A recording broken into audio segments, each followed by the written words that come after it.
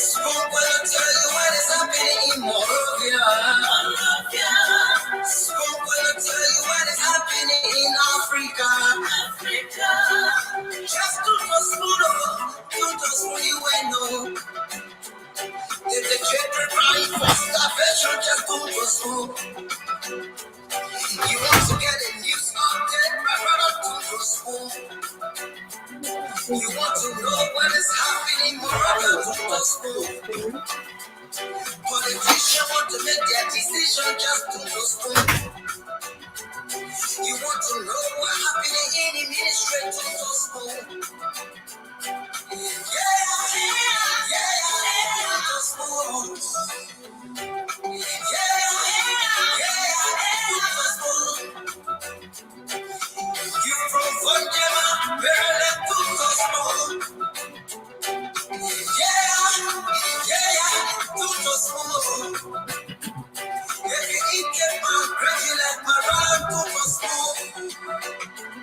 You got a small TV, you got a small radio, to the school. To the school.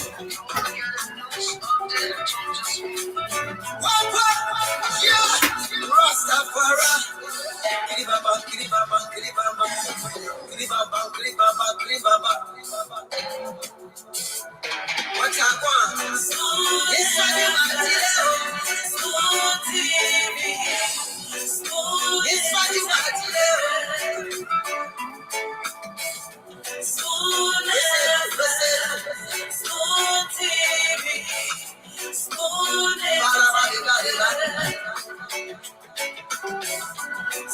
Okay, folks, I tell you right, what a way to welcome you to another edition of the program Spoon Talk. We're here tonight again, live on Spoon TV on Facebook. We're live on Fabric TV and Super TV as well. We're also live on Facebook at Spoon Talk Live, and we want to say welcome to this edition of the program. Spoon Talk is where you get authentic information about Liberia. You get to know all of the major happenings in the country. And of course, this is just one edition of the program that you can't afford to miss. I'm Nelson Colette. Let me bring in now Dr. Richardson on this edition of the program. Let me say good evening to you, Dr. Richardson. Nelson, how are you doing today? I'm doing well, Dr. Richardson. I'm doing well. I'm okay. It's good. We are here again I don't know, I can't see myself on the screen. Are you guys seeing me? Oh my, yeah. Okay. Great. I think my sister's a bit slow today. Well, it's another great day. We are here today. We just want to be thankful to God that we can see, smell, listen, hear, and be here at Spoon Talk to get all the information about Liberia and to be able to make the best decision that we can for our beloved country. So I'm glad to see you today, Nelson. I'm always happy to wake up in the morning. Yeah. So what's going on in the country? Yeah, so many things happening in Liberia today. So many happenings. Well, first of all, Liberians woke up to this information about the passing of the former deputy speaker, James Bashu. He served in the 53rd legislature. That's an information that's been circulating today. My heart goes out to the family and to those who are mourning in Liberia. It was sad to hear, that year of his passing. I understand that politically he was a member of the Liberty Party, but then more recently he became an independent person. And it's so sad hearing how, about his death. Yeah. That's something that and tributes have been pouring in today from different locations, online, offline. Some people going back to his track records, his contribution to the country. It's just been that way throughout today. and that's one of the happenings in the country today. Yeah. Yeah. It's a big blow for Bassa and Liberia at large. I remember 2017, I was in Bassa. Uh, I believe there was, talk about his name just seemed to have rung, it was just ringing a bell. Everybody was talking about him. And later on, subsequently, everybody was talking about him as well. So, Yeah. we tell them sorry and Namaya. Yeah, sure. So another one, Dr. Richardson, is that let's say last evening there was a great show, and there was a discussion that popped up about Representative Yeka Koluba. He raised some concerns about he supporting Ambassador Boakai, and then in the face of that, Rescue 2 Senator Jeremiah Kuhn, he's also in support of the based on the fact that he's supporting Ambassador Boakai, has a son in the very district where Representative Yeke Koluba is, and he's contesting. He's called Yeke Sekwi, and so following the spoon talk on the late night politics last evening, he appeared, and there was an interview conducted with him, but that interview has taken the discussion of as well today. There are lots of conversation around that particular interview. Well, some of the folks think that Representative Yeke Koluba is crying too much. And even after the interview, even today, I bumped into a couple of conversations that people were having in the district regarding that particular interview. Some thought that that based on the work that Representative Yeke Koluba has done, he should not be concerned about whether Yeke Sekwi is contesting or not, while others think that it is going to undermine his quest to be re-elected, based on the fact that someone from his district, from the same rescue camp, is going to be contesting. There are others who also see this as see Yeke Sekwi as someone who has been planted within the CDC just to take away some votes from Representative Yeke Koluba as well. So there has been some conversation around that throughout the day today as well. Yes. Yeah, I actually have some reflections about that. First, beginning of this show, when Senator Kuhn called, and I kind of felt kind of disappointed that he kept on cutting me off as I was trying to speak. As if it isn't the Liberian people that hire him. There's this thing in Liberia, like just because you're a senator, you get to behave, any kind of way disrespectfully to the people who hire you. Number two, I asked him an interesting question, and he said that he has spoken to his son, and that his son, like everybody else, wants to run for, some kind of legislative or some kind of political position, mainly representative. And he, I asked him, I said, do you not, in my thought process, I was asking, do you not think that there's something is wrong with somebody just wanting to run because they want to be a representative, as opposed to what can he do better than Yeke in the district? What can he offer to the people in that district? And that's the answer I was looking for, but I didn't get that answer. And I think Yeke feels betrayed. I really do. I think it's a sense, or it's some sort of feeling of betrayal. Here it is. Yeke is saying, I support the rescue, or I support anybody, but I don't know if he's taking a firm position, but he supports the rescue mission.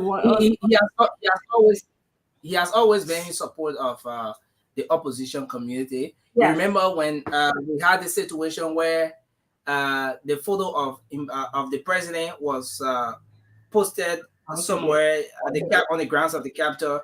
He then, in reaction to that, went and printed banners containing the photo of Ambassador Boakai and Mr. Cummings. Yes. And he also went and posted it very close to where the photo of the president was. So he did that, indicating that he supports the two individuals, the fact that they're in the opposition, he's firmly in support of their quest to take on state power. Absolutely. And that's why I feel like he feels betrayed, because the opposition community, especially the Unity Party, he feels like the son of somebody who he supports is kind of running to possibly take away votes from him, even though he's doing his best in the community. And we weren't getting any kind of firm kind of answer from Jeremiah Kuhn. And there's this theme of betrayal that is happening within the Unity Party. So maybe he feels like he's probably falling victim to that theme of betrayal. So that's why I was thinking. I was just wondering as I was reflecting on the issue today. I think Jeremiah Cohn has more questions to answer on this issue. I really do that. I think that when the panelists come on, we're going to probably hear more of this information. I did kind of, as I was doing reports, typing out psychological reports last night, I was watching you guys and I saw him come on.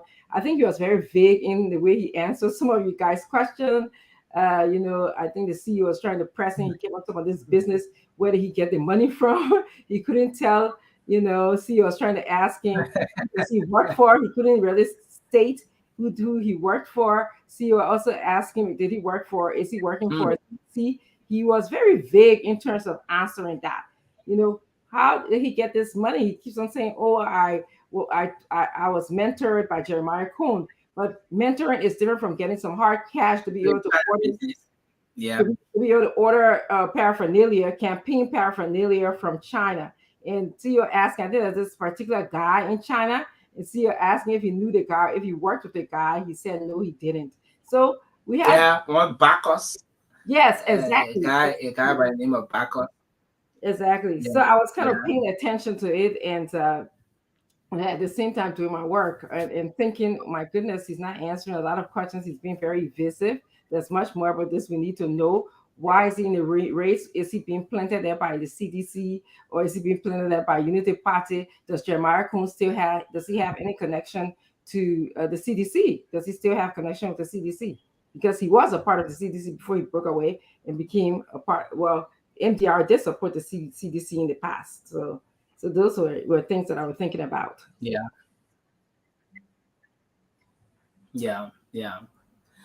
So today the CDC appreciated our partisans as well for showing up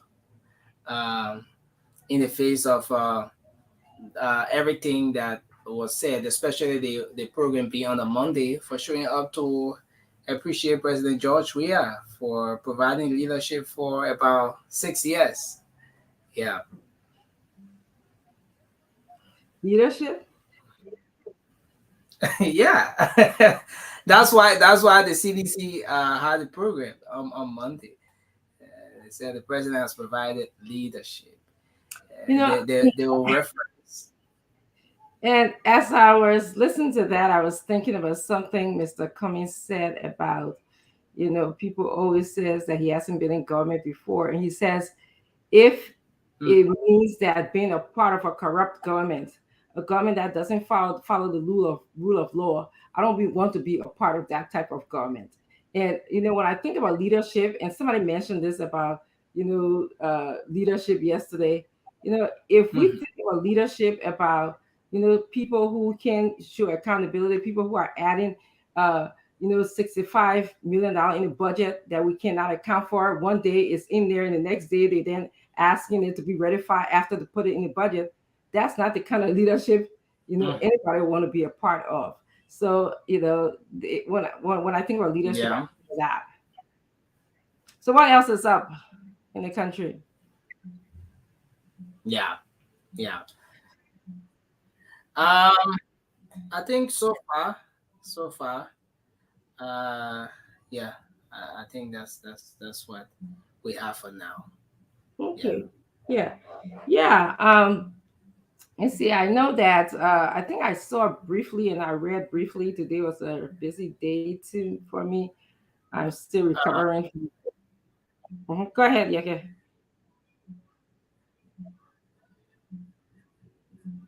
Yeke, were you saying something?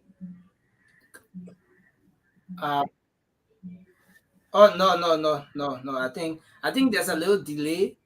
There's a little Oh, delay with okay. you getting me and we both coming in. Yeah. Yeah, Yeah, I saw something yeah. about the Blue Carbon Company. I believe there was an agency that was asking the government to be very careful as they go into this blue carbon agreement to make sure that they respect the land law, which asks them to get consent from the community before going into taking, the forest and the land from people who have been owning their land for many many years. So I think that uh, the government has just been warned by a strong organization like Bureau to make sure that they do due diligence to the people who own the land, because the government has a habit of just going and taking people's land without respecting the people in that area. So I hope that they will follow all of the land laws and respect the people who own the land and the people who live near the forest. They will engage in some kind of social responsibility to make sure uh, that people are just not forests are not just being destroyed without any proper consideration for the people who live in the area. Yeah, yeah, yeah. And the issue about land in Liberia has always been a major concern that the rich is in, because um, from the aspect that has to do with the right over land. There was one point where even women having ownership of land, women having the right to own land, all of those things, uh, was an issue. Yes, the civil society organizations and different other organizations have been working tirelessly. Significant progress have been made Mhm. towards that. But even with there are different aspects of the land issue that, like here in Liberia, still remains an issue. Uh, for example, the acquisition of land. Mhm. Someone purchases land here today. Before you know it, that same land is being sold to another person and another person, and there's a whole court process. Quite recently, there was a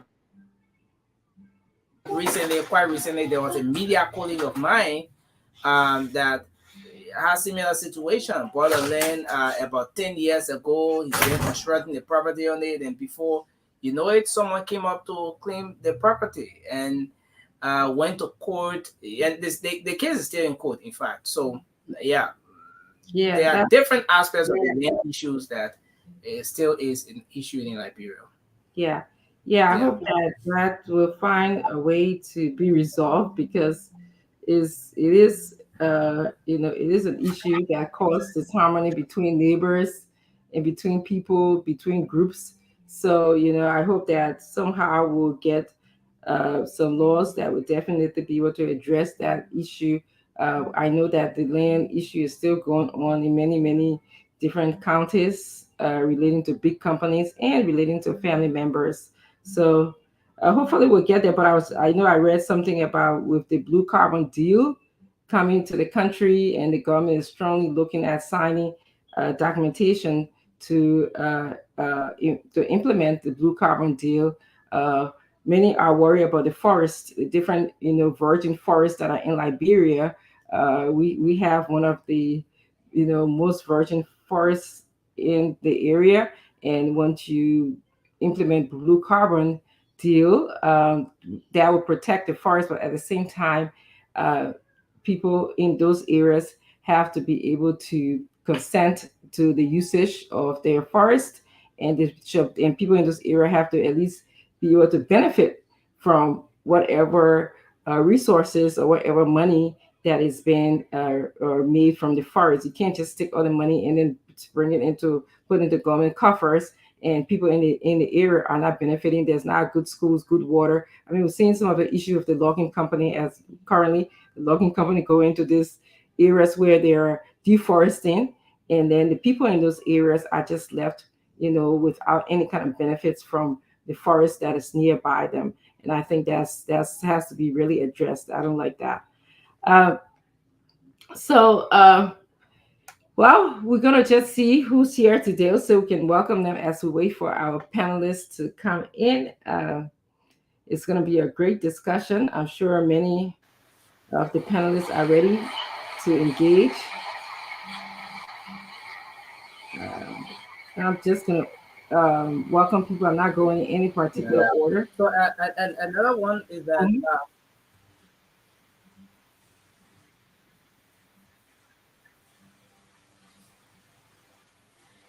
okay. Okay, so note that originally, since you've already started Oh, recognizing the go ahead. speaker. Go ahead. I didn't start. Okay, so the agriculture minister recently paid a visit at this rubber processing plant that is being constructed Hmm. by the jetty, the jetty trading. So he was a consulate in Liberia, but at some point came back. He's a Liberian businessman, and over the time, there has been this concern in the country that we export rubber. We have Firestone and other companies operating here. Liberia produces rubber, but things like tires, as simple as tire is, we will have to import, and most of the tires we use here are used tires. Maybe if you were to purchase a new tire, you're going to be purchasing something very, very expensive. So, and over the time, that concern has been there. So, uh, Jetty has been constructing a rubber processing plant in my in Bon County, somewhere we are in Bon County, and so the agriculture minister paid a visit there, and during her tour, she then used that time to encourage Liberians and even the foreign residents to consider uh, venturing into the economy, come up with competition and see how best they can invest. Now that you have a huge investment going towards rubber processing in the country, other Liberians, even out of the country, or some of those foreign residents here should consider sparking that competition that will be able to boost the economy and create job. And she says it's a win-win situation. So as they do that, they too will be getting some returns as well. Yeah, absolutely. I like the idea that we'll be able to produce from our natural resources. Firestone has been in Liberia since the 1920s, and they've just been taking the rubber, Yeah. out of the country, and of course to develop country where other things relating to rubber like tires are produced. But I would appreciate if we could produce our, from our iron ore, our logging company, our rubber, and rightfully, the more that we produce in our country, it sort of boosts our economy, and also, hang on a second, okay? I'm gonna just hang on. Yeah. Go ahead, Nelson. Okay. Yeah. Yeah. And this plane is expected to take off or start full operation by the 24th. Uh, by the 24th of this year. So that's next month. So by next month, uh, this rubber processing plant, the jetty rubber processing plant, will commence full operation, and you know, by the following year, it will begin manufacturing rubber products in Liberia, including car tires, surgical gloves, and a lot more. Yeah. That's good. So they're set to begin operation by August. August. I'm happy to hear that, Nelson. There's some confusion about the link. Could you please put the current link in the chat room? Because some people are on the previous link. I think there's two links we have. Can you put this current link in there? Oh, okay. Yeah. So we have some colleagues, some panelists in the other I room. don't know. Okay, okay. Let me send it to you because I'm not in that other chat room. So let me Okay. send it to you. Then maybe you could just share it. Yeah, Okay. yeah. I'm doing that right now. Mhm. Yes. Okay. I've done it Send it. already. Okay, good. Let me Send it to you just. on Okay. WhatsApp. Mm-hmm. Yeah. I'm sending it on. So let me put it in the Yeah. chat so others can join us. Got it. Thank you.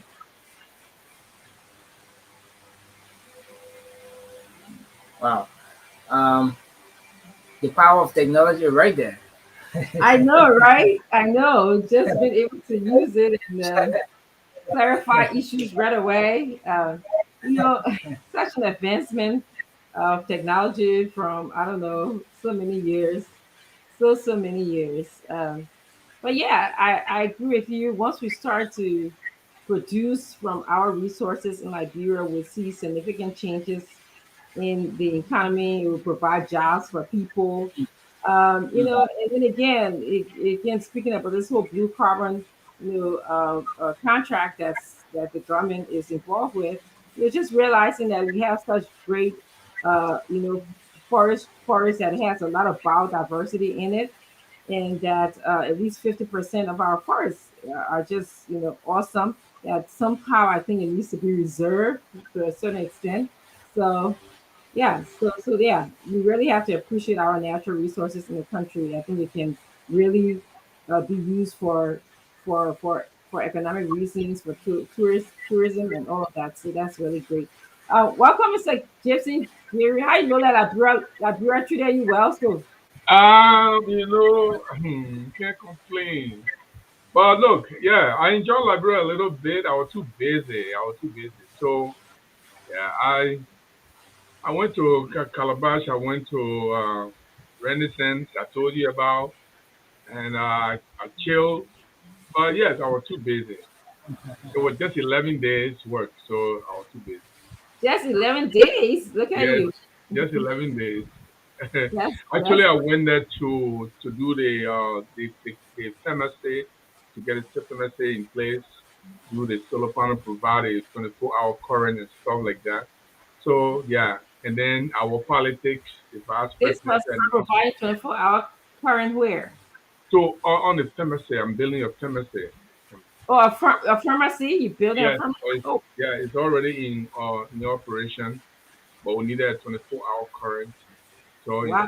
instead of buying the generator, we do the solar panel and provide 22 kilowatts of electricity for daily electricity. You my kind of man, talk and do. You don't just build a pharmacy, just talk, talk, No, talk. yes, yeah, yeah. Contributing to the country, you doing something, you employing people, you I don't want contributing. the people to take power and say, my man, you didn't have money. Why you bidding all of these things now? Mm-hmm, mm-hmm. So that's good. That's good. Congratulations and thank you and welcome back. I miss your voice sometimes, so it's good to Yeah, have no. you. Yeah, yeah, Sometimes I want to come on. No way. yeah. You guys, I know. I but know. yeah, you guys been holding on very fine as usual. So yeah, thank you Yeah, for holding up. yeah, thank you. I wasn't here for the past couple of days. I was involved with my Bong Education Center Alumni Association Oh, okay. convention. I hosted it at my home. Uh, so it was just a dynamic weekend. You know, it's nice to have a group of friends who share the same vision as I do in terms of contributing to Liberia, want to give back. You know, many people come leave Liberia as whether adults or children, only Right, right. for where they came from. And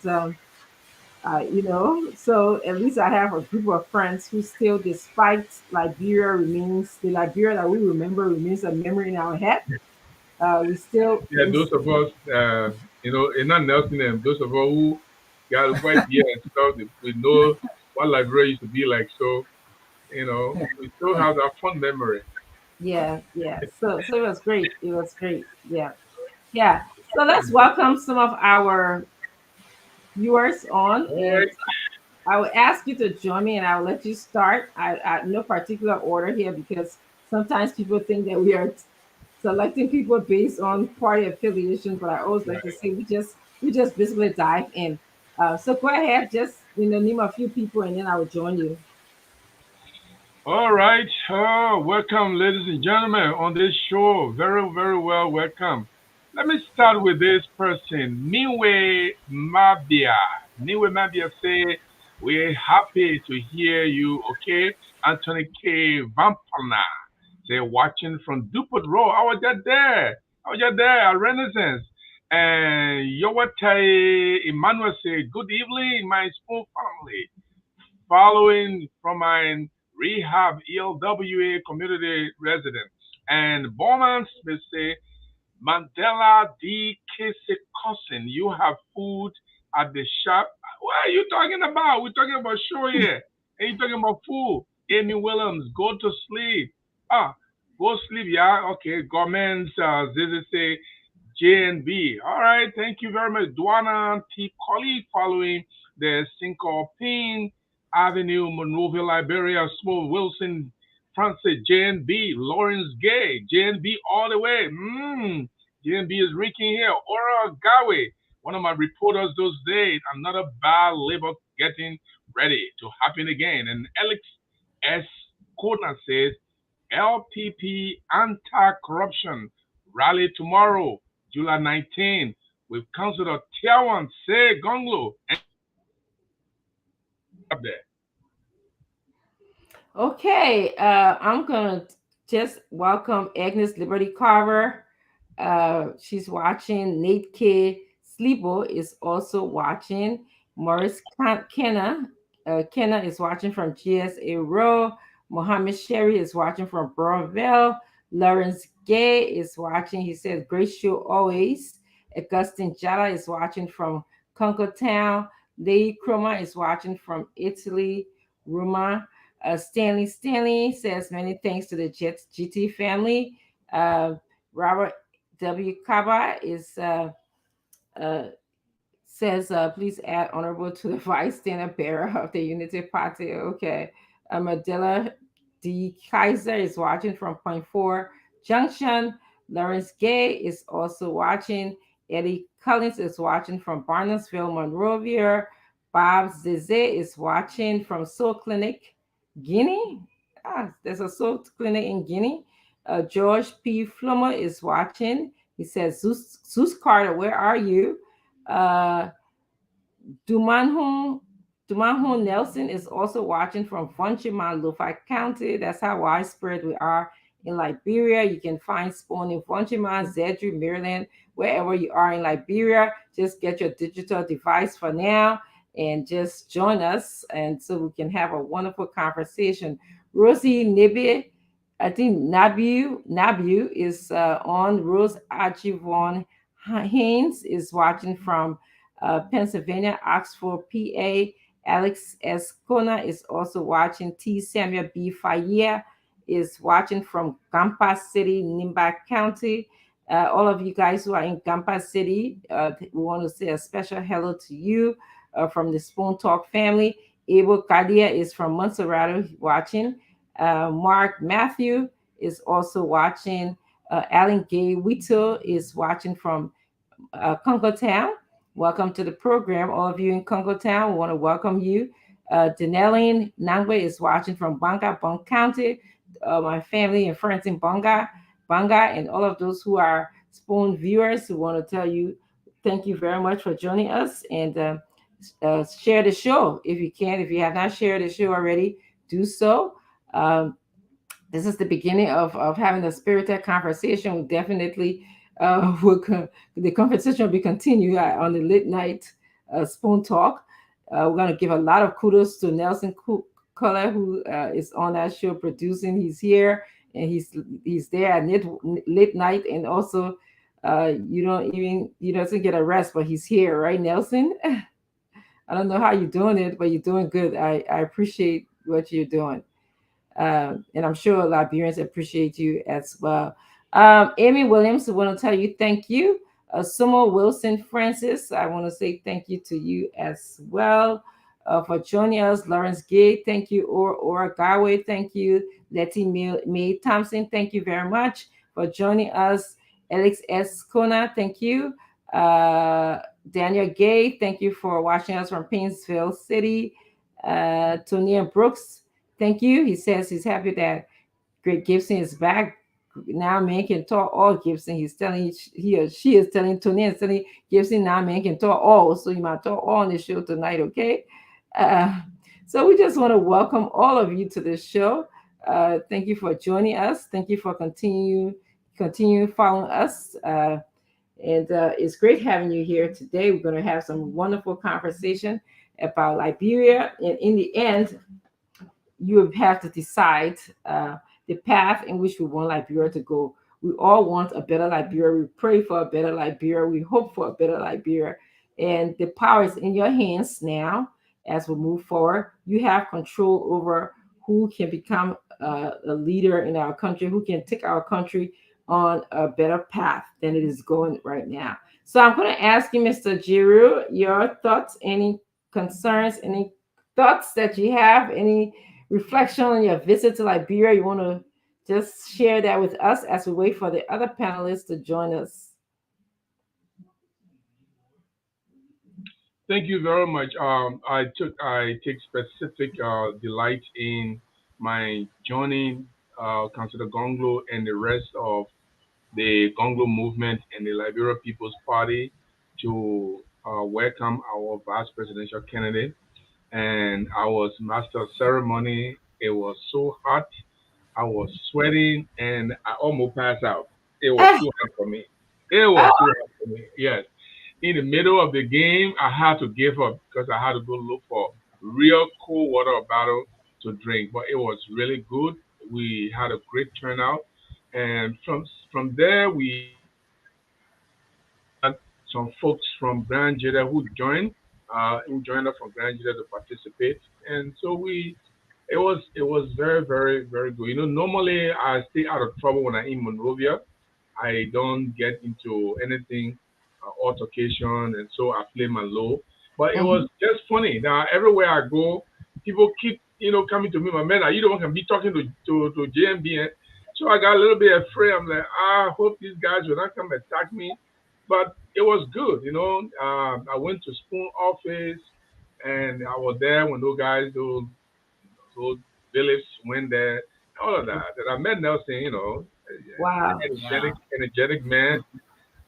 We didn't have the time together, but next time when I go by September, I will take him around too, like I took the other guy around. And it's good to be with me, bro. You, Yeah. Nice. but it was good, and I just specifically feel bad that um, you know the politics in Liberia, Liberian people. When you see the people everywhere you pass, you see the visible sign of desperation, see the visible sign of suffering, see the visible sign of want, and the visible sign of neglect. People have left them on the wayside. Everyone you try to talk to, they want small things. I met an old lady in Banga, very old lady. She's a Mango old man, and she was picking all the bottle of water that I was drinking. And when I put it down, she took it. So I said, Oma, what are you going to do with it? She said, I'm going to put my alcohol oil inside to sell it. So I got interested. So I said, okay, Oma, how much do you sell a day? She said, I said, do you make like $500 a day? She said, no, it's too much. So we came down, we almost like came down to $50 and so $100. So I said, okay. I took all the $20 and I gave it to the woman. I'm telling you, Dr. Richardson, that $20, the old man, she was so happy. She went, she left, she came back again to tell me thank you 3 times, and I felt ashamed because I wasn't expecting that. I just felt that she would just go away. But that tells you that people are Wow, another round of appreciation. oh yeah, but I was feeling shame now because everybody's sitting there around there, and the Oma will catch you can't buy them to me. I'm like, Oma, stop buying that, don't do that.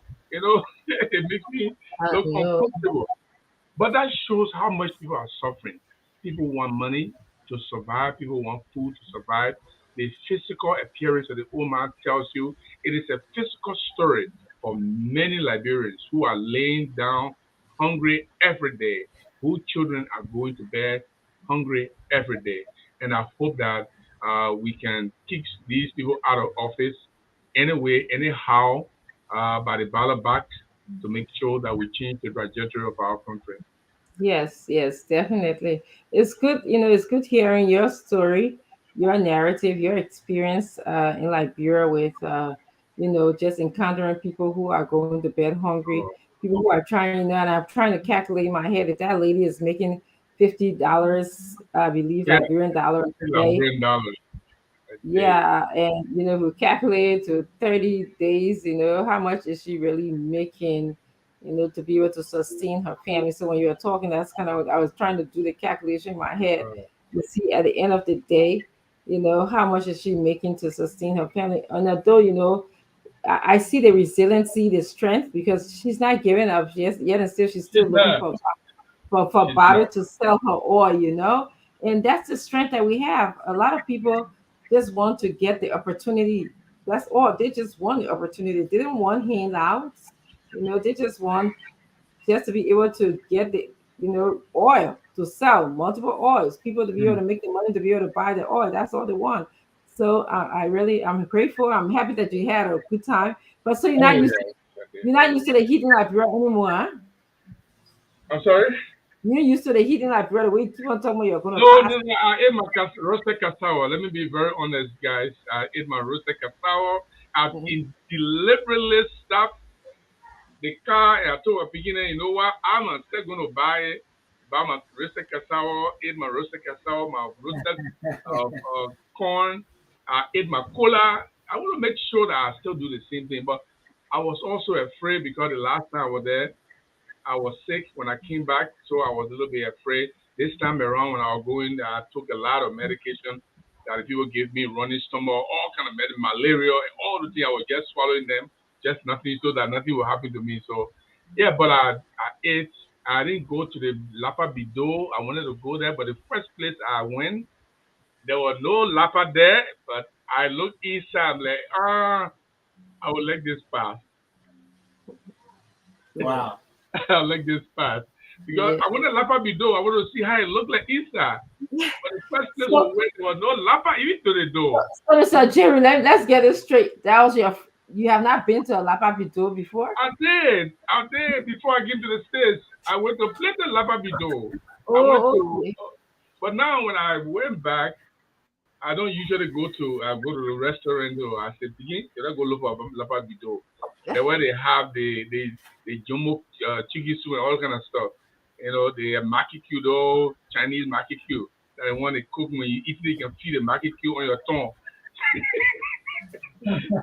But the Lapa Bido, when I entered the first place, there was no Lapa. And I look inside, I said, okay, German, let's pass by the one. Let's go to look for another one. But I didn't get to eat there. Unfortunately, next time, maybe by September or when I go back, I will do Lapa Bido and see how it feels inside there again. Yes, It looks interesting to be in that place. And eating with my hand too. Usually I eat with my hand in the restaurant. Everywhere I go, I don't like, I just use my hands. So that's good. Wow. Yeah, I have a method to eating my roasted corn and cassava in Liberia. I always wait until when I'm coming back, just in don't let case. it pass. Yeah, just in case if my stomach trying to act out, that I'll be on this side of the world where I can get medicated and stuff like that quickly. So, but I can't resist not having my roasted corn or my roasted cassava. But I wait until like maybe the day I'm leaving, and then I'll eat it and pray not to get sick on the plane. So when I get here, if there's anything, but I've been good. It's been good to me. I've been really, really having a great If you time that I if, have if you leave, if you don't take the roasted cassava, you come back, you can regret. Say, damn, yes, yes, I didn't eat my roasted cassava. You can feel so bad that you didn't do these things. You yes, know, yes, the yeah. only thing I didn't eat, they had the thing, how you call it, crayfish. I saw it, I know, that one I let it go. That I won't go because I think roasted cassava better than that one there. I don't know what. You talking Uh, about the roasted crayfish Yeah, on the stick? I saw the coffee, the look, I started the coffee, I won't buy it. I look at the thing. I said, okay, I think I will stay with the roasted cassava. Let it one go today. yeah, roasted corn and cassava. Yeah, Because yes, our stomach is open now. We those things we used to eat it. When those sickness come, those diseases come, when they see their men inside of them, when they play pack, you don't leave from here. But now when it comes, this whole play empty. It, my man, I really play the label. Nobody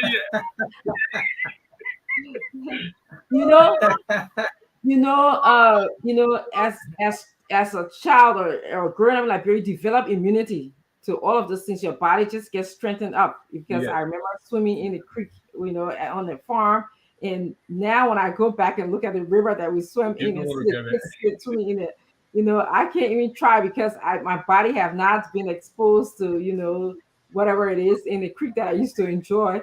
But and of course, as we get older, our immune system is on a decline because it's just your metabolism is just kind of slowing down a little bit. So we really have to be careful. But I want to welcome Samuel Sakara Johnson to the show. Welcome, Mr. Johnson. We're just kind of chit-chatting basically about Mr. Giroux's trip to Liberia. We're going to get into it. We're just waiting for you guys to come on in so we can start the show. I'm waiting for, other panelists to join us, but I'm just gonna what's on your mind? Is there anything else that you'd like to talk about, Sakara Johnson? What's on your mind?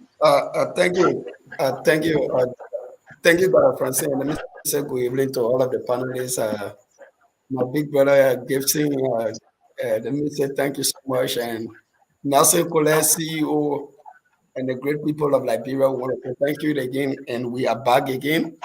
And I enjoyed the chat just now. I know how Gibson feels years back.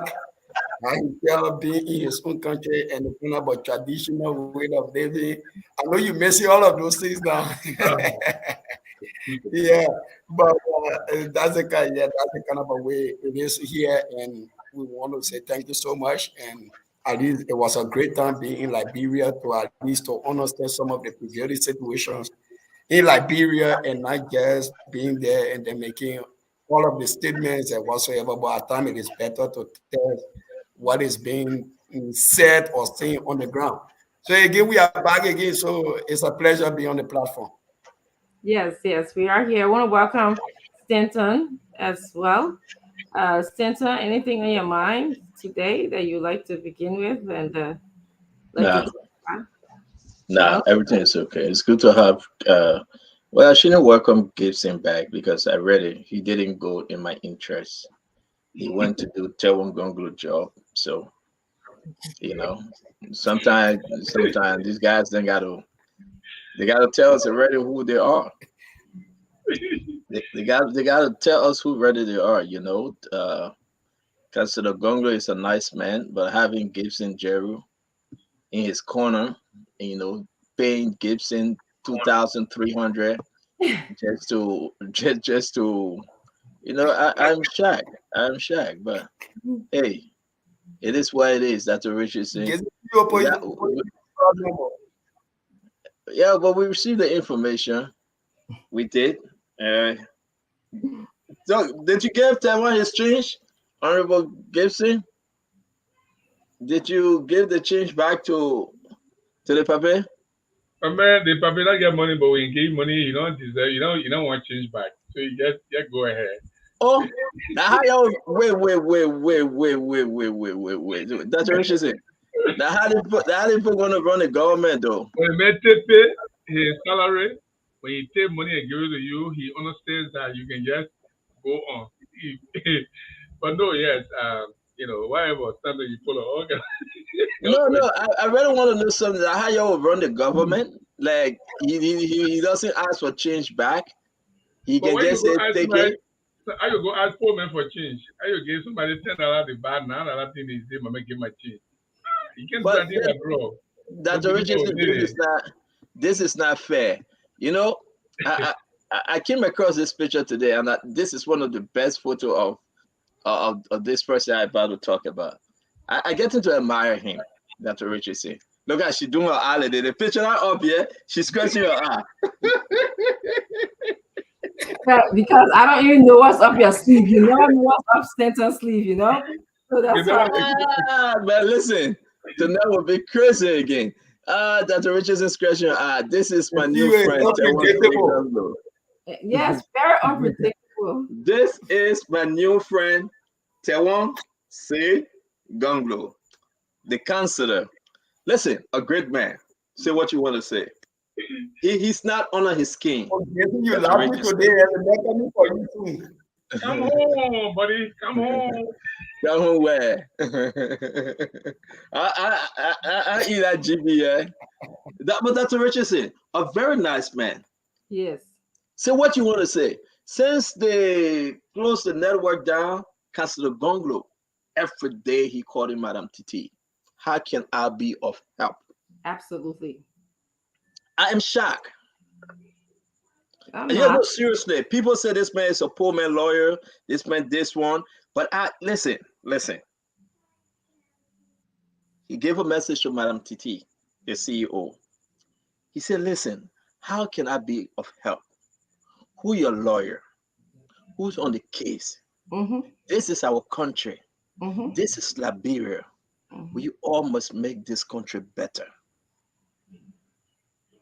Madam Titi was in Ghana. He kept on calling. She returned to the country. He kept on calling. I'm shocked.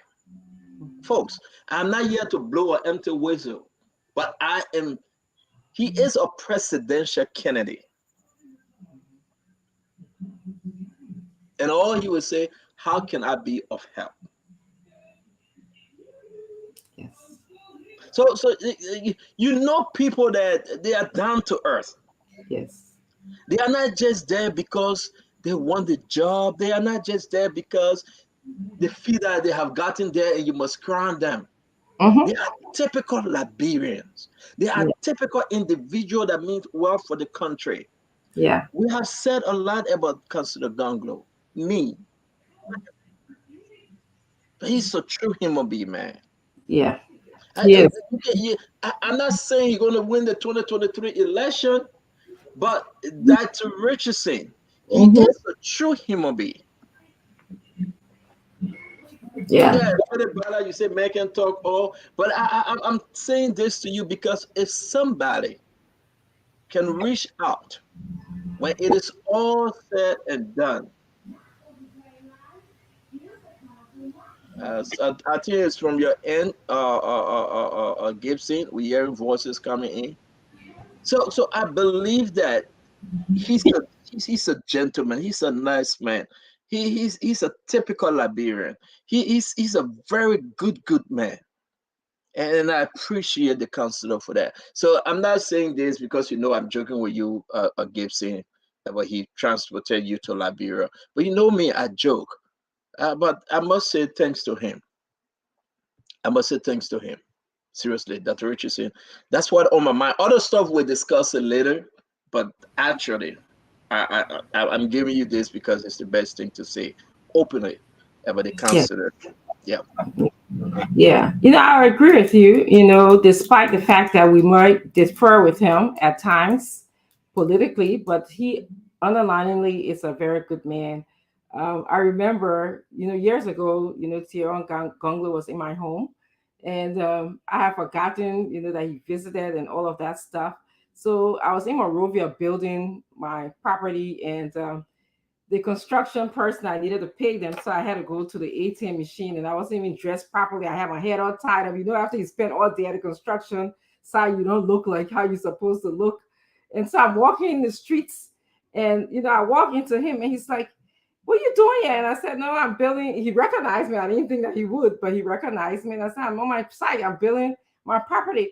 He said, "Okay, just want you to know that I'm here. I got your support. If you need anything, just call me. Anybody give you any problem of land business, call me." And that was great. I mean, this is after many years after, I had entertained him in my home. They weren't even thought that he would remember me, and he did. So we may differ politically, but underlyingly, he's a good man. He has some good qualities about him. So yes, I can see him calling Miss Titi and saying, "How can I be of help to her?" Listen, somebody that just say, you know what, forget politics. Let's do this, because this network has served a lot of folks out there. I give it to him, that Richardson. I do.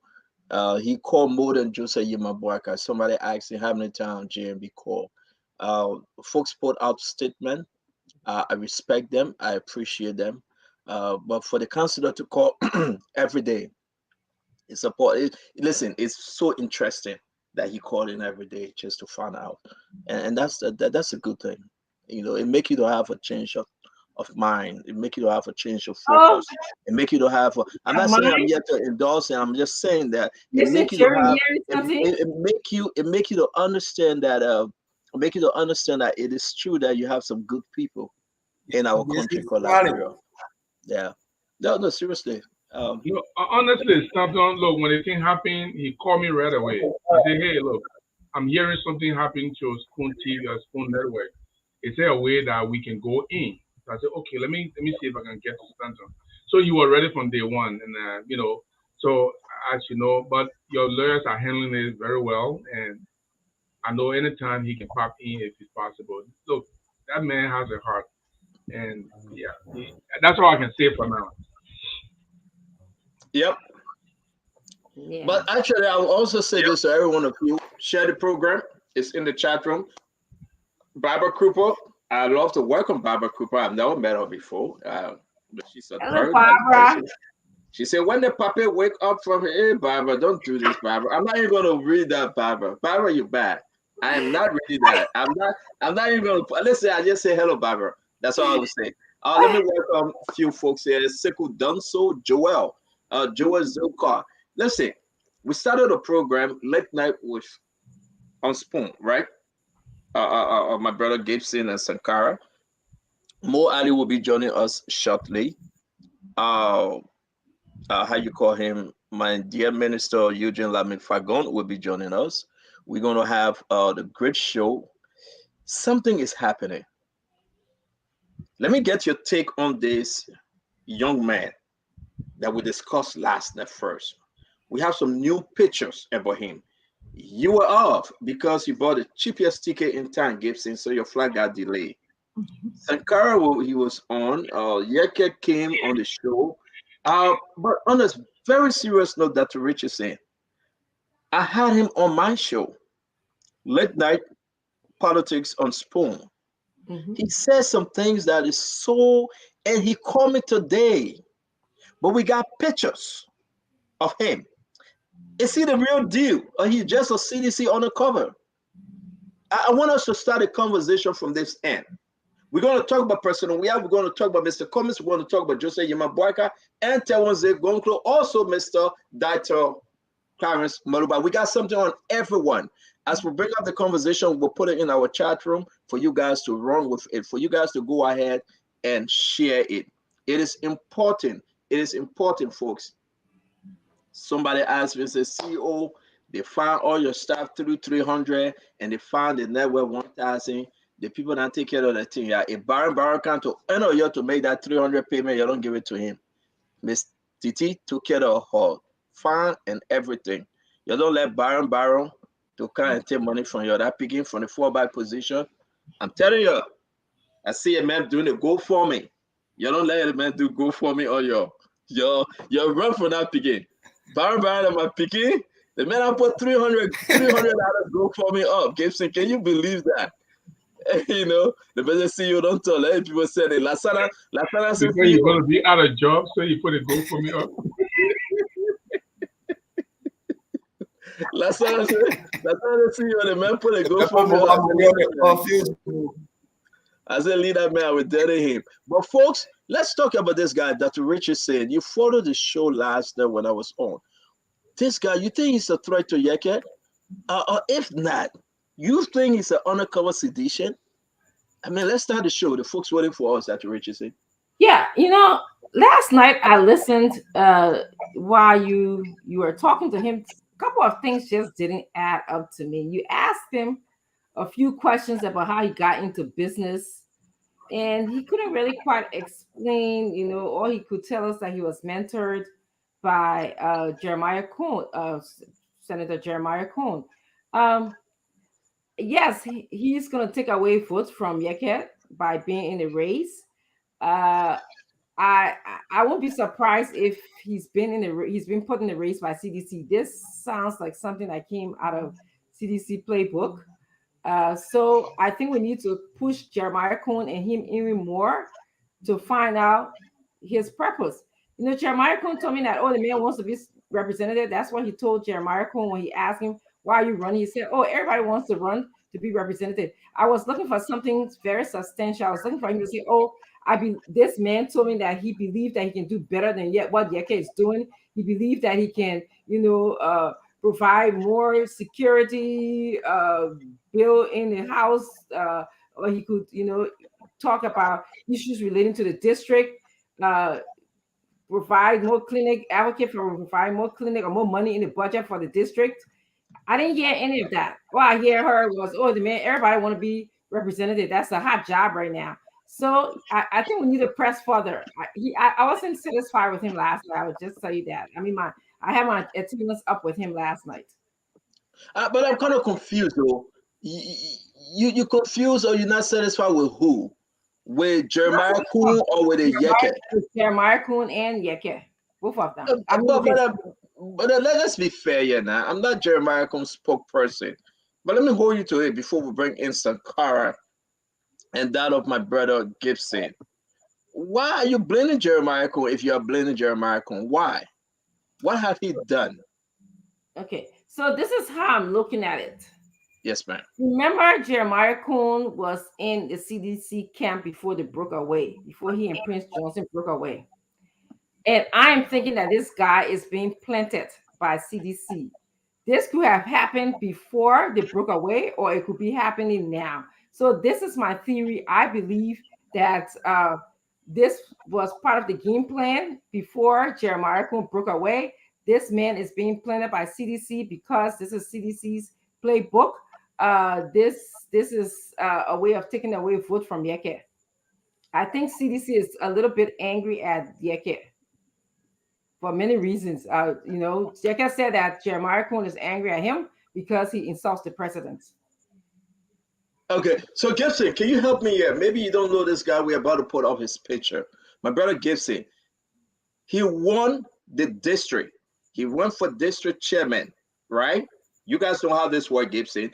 He won Yeke person, the individual that was running against him from the Yeke camp. As he said last night, he beat that person over 9,000 vote.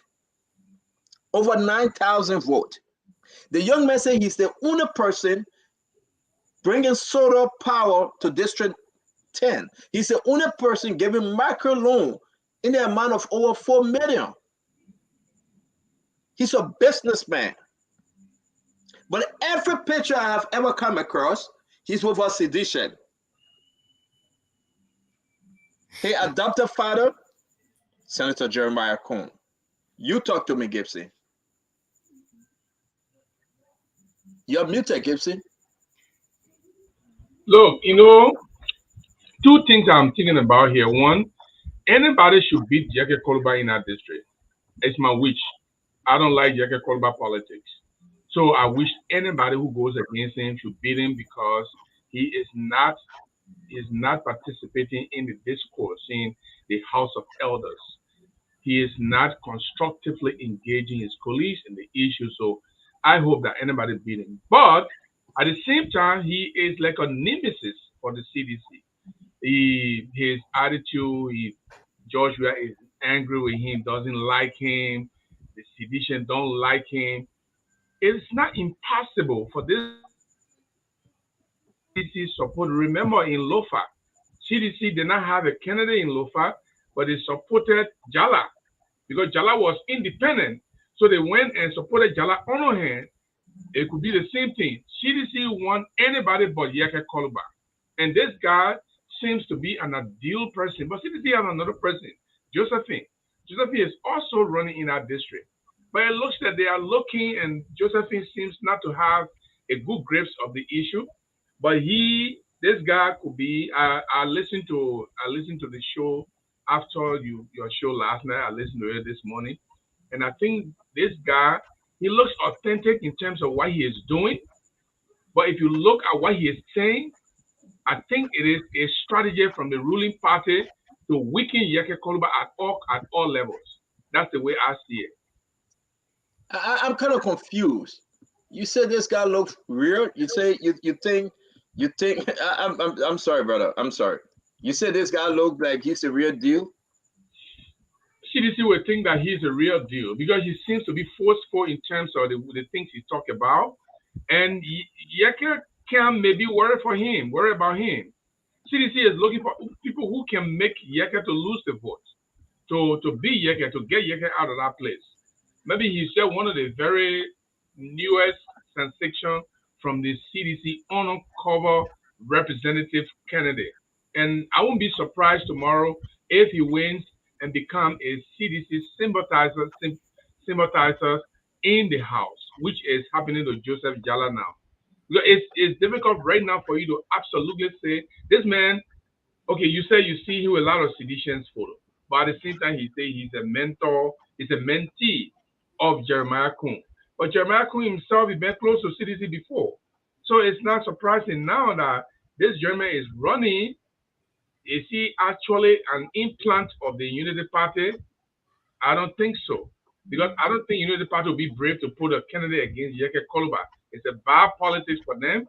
But Unity Party, real quick, Unity Party said through this campaign spokesman Mo Ali, who will be joining us shortly, that this young man does not represent them. They Absolutely. are supporting 100% Yeke Koluba. Absolutely. And I think Yeke Koluba should lose as Stanton, to be honest with you. Well, yeah. I'm not That's my opinion, but yeah. this German will have to team up with Josephine to be able to beat Yeke Koluba. And that I see that their votes is going to be distributed between them. Do you think, real quick, before we get to Sankara, though, and I think I will be calling this gentleman pretty soon, because folks need to hear from him. With these pictures that we're uploading, do you think this gentleman now going to pull votes away from Yeke? You're going to pull vote away from Josephine, not Yeke. Not Yeke? No, not Yeke. How so? Because Yeke has his fixed votes already. He has his vote. Because what is happening right now? Josephine is going against Yeke. Everybody want to remove Yeke, so Yeke has his votes that he depends on. Maybe make more. Folks disagreeing with you. They say he will pull more votes from Yeke than pulling votes from Josephine. But if he can only pull vote from Yeke if he represents one of the opposition figure or opposition party. Is he actually an opposition, or is he an implant of the ruling party to maneuver Yeke out of the position? And in that case, the sympathy go to Yeke. The district sympathy, the follower sympathy go to Yeke. Oh, everybody want to remove him. In fact, I'm going to vote for him. Yeke maintain his vote. All right, let's bring in Sankara. Sankara, man, it's something it doesn't right. You know, in the sense that a lot of people here complaining that, listen, this guy is a bad deal when it comes to his politics in the district. A young man, I'm not trying to, pin him down like he's a winner, but the district people, they voted for him over 9,000 for their community chairman. I mean, is this not concerning, Sankara? Sankara. We're not hearing you, Sankara. All right. All right, go ahead. Yeah. Yes, so see you at yesterday with the topic yesterday, and I think I was Dr. Francis a bit. That is, personally, I was not really satisfied with most of the context for which Senator Kuhn spoke with regards to this matter, and knowing very well that somebody for which you nurture brought them up, and I don't think anybody in their right mind will want to disrespect anybody at that level, especially no matter how your political appetite may rise, and then to this extent that you will not want to talk. And at the end of the day, look, let me say this, CEO. There is no way that somebody will convince me that Senator Kuhn is not supporting this particular young man. And I'm privileged to have been living in a dominated Nima terrain, and this topic popped up today. And there were a lot of young people in the close range of Senator Kuhn that told me clearly that there is no way that Senator Kuhn will throw that boy away because they have come from a long way and whatsoever. And at the end of the day, he's supporting this young man undercover, but may not go publicly to tell him that yes, indeed, I will be able to support you in the trenches and whatsoever.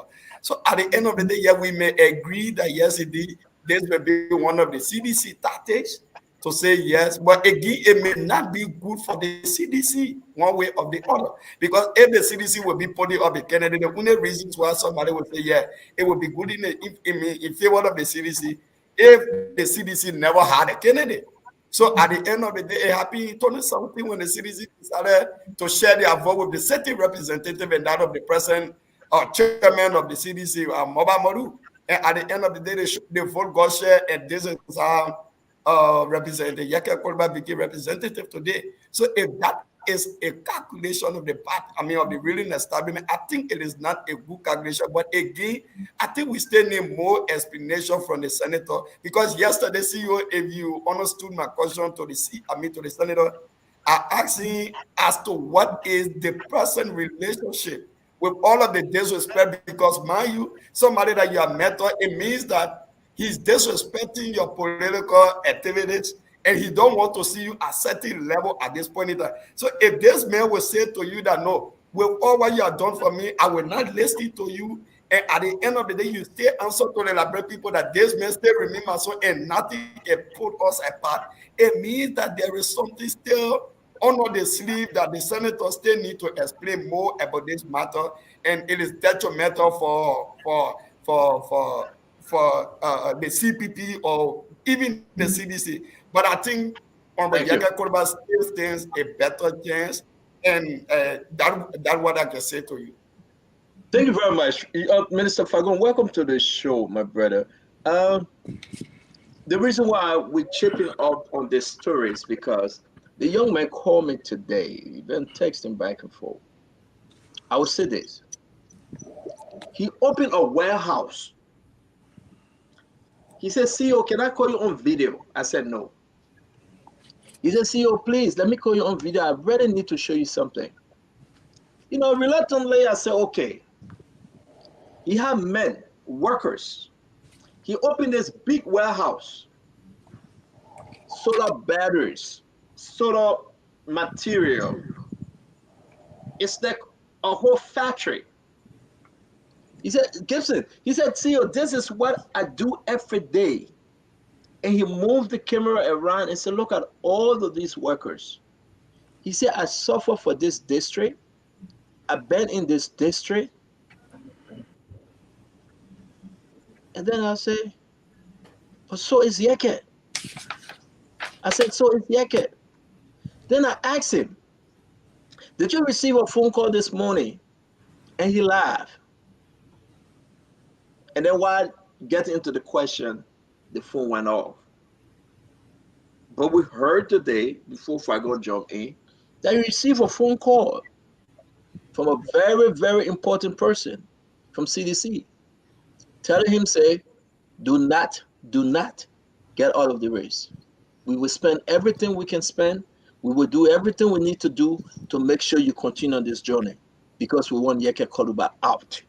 And he received that phone call from a very, very, very, very sad. We heard that he received a phone call from Joe Weah, personal Weah.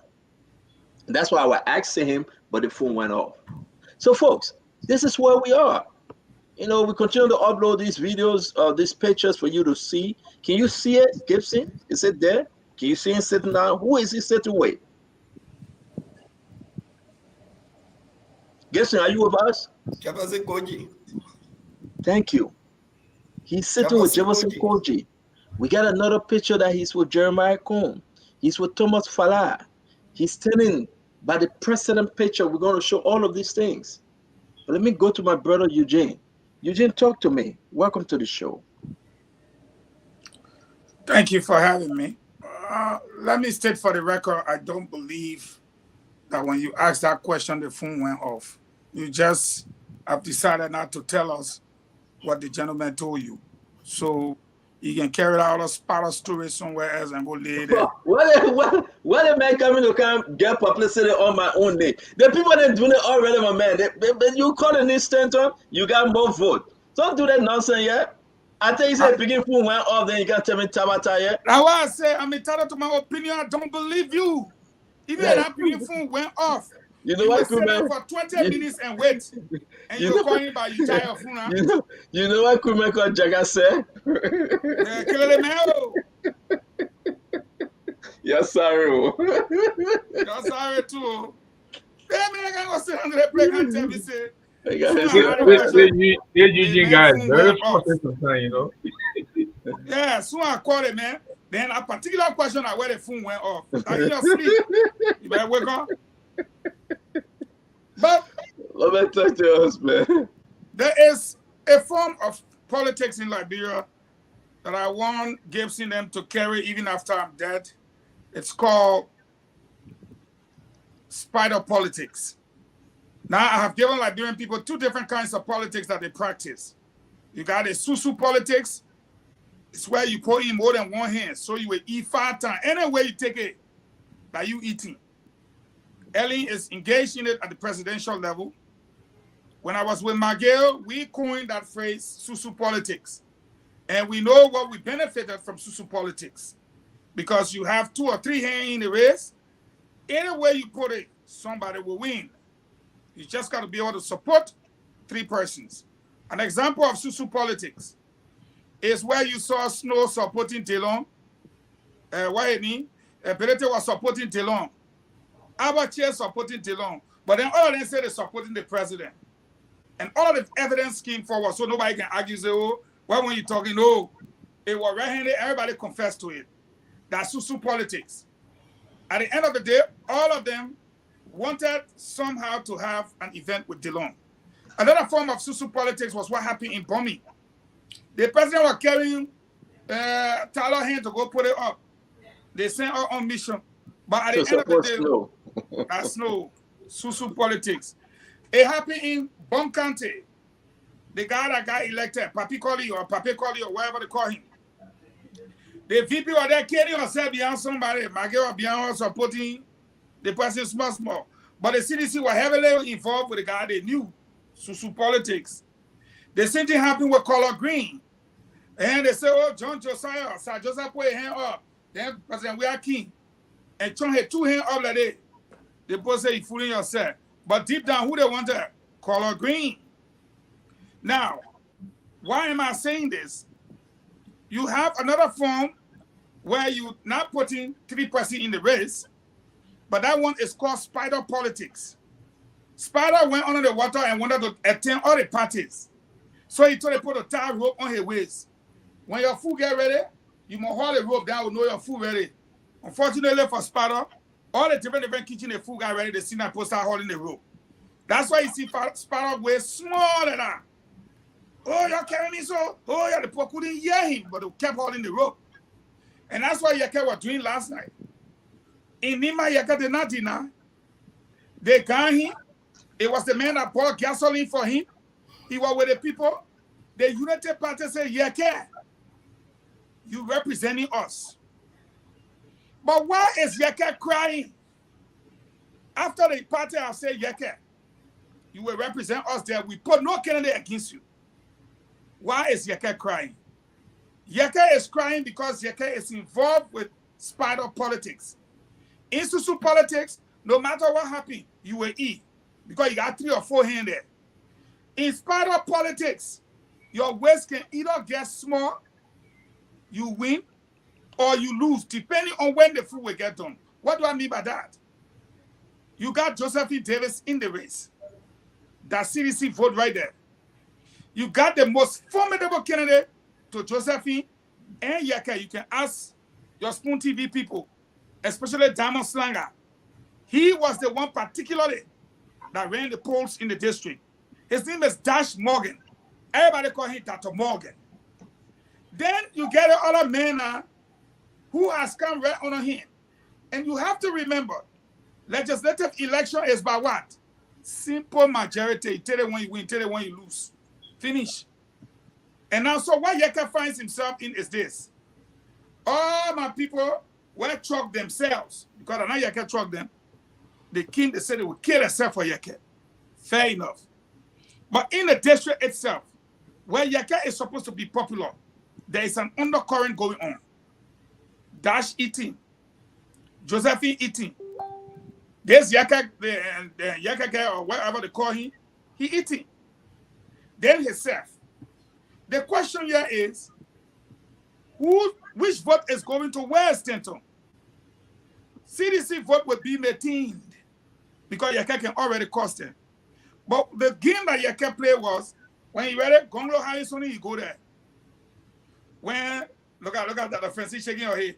CPP ANC Harrison, he go there. UP Harrison, he go there. And spider on the water right there. Everybody not tie rope around his waist.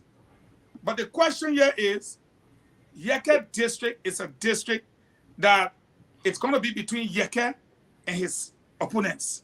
So, Senator, here is the question that making Yeke cry. Josephine, what kind of vote she taking? Dash Morgan, very popular guy. Ask them. Then the other guy. Then where do I stand? You know why Yeke is asking you, Stanton?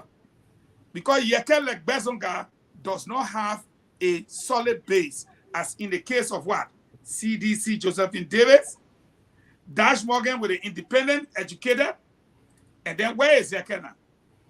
With the UP people, UP say we get you Yeke. Even Gonglo, I know Gonglo got somebody there, sir. But it's scary. Because everybody got a chunk of base. Yeke say, I get everybody. The reason why Yeke scream is because Yeke does not know that everybody he got who really there. Because from the way things looking, look at the way Dr. Francis looking. They won't want to join all our party. We show him. Now, he joined all the party. The UP people say, but I may not declare for her. He not supporting Joseph Boaga. That trouble. We started. No, Fago. Is that what UP saying now? No, what I'm saying is citizens themselves now. Has Yeke openly endorsed Joseph Boaga? He's endorsed nobody. Yeke said, and I quote, I'm running on the Liberian People Party, I represent the Liberian people, which makes him a popular candidate there.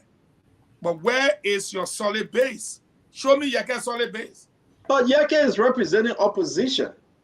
That's what I'm saying. But opposition is not defined in the context of Josephine Daly.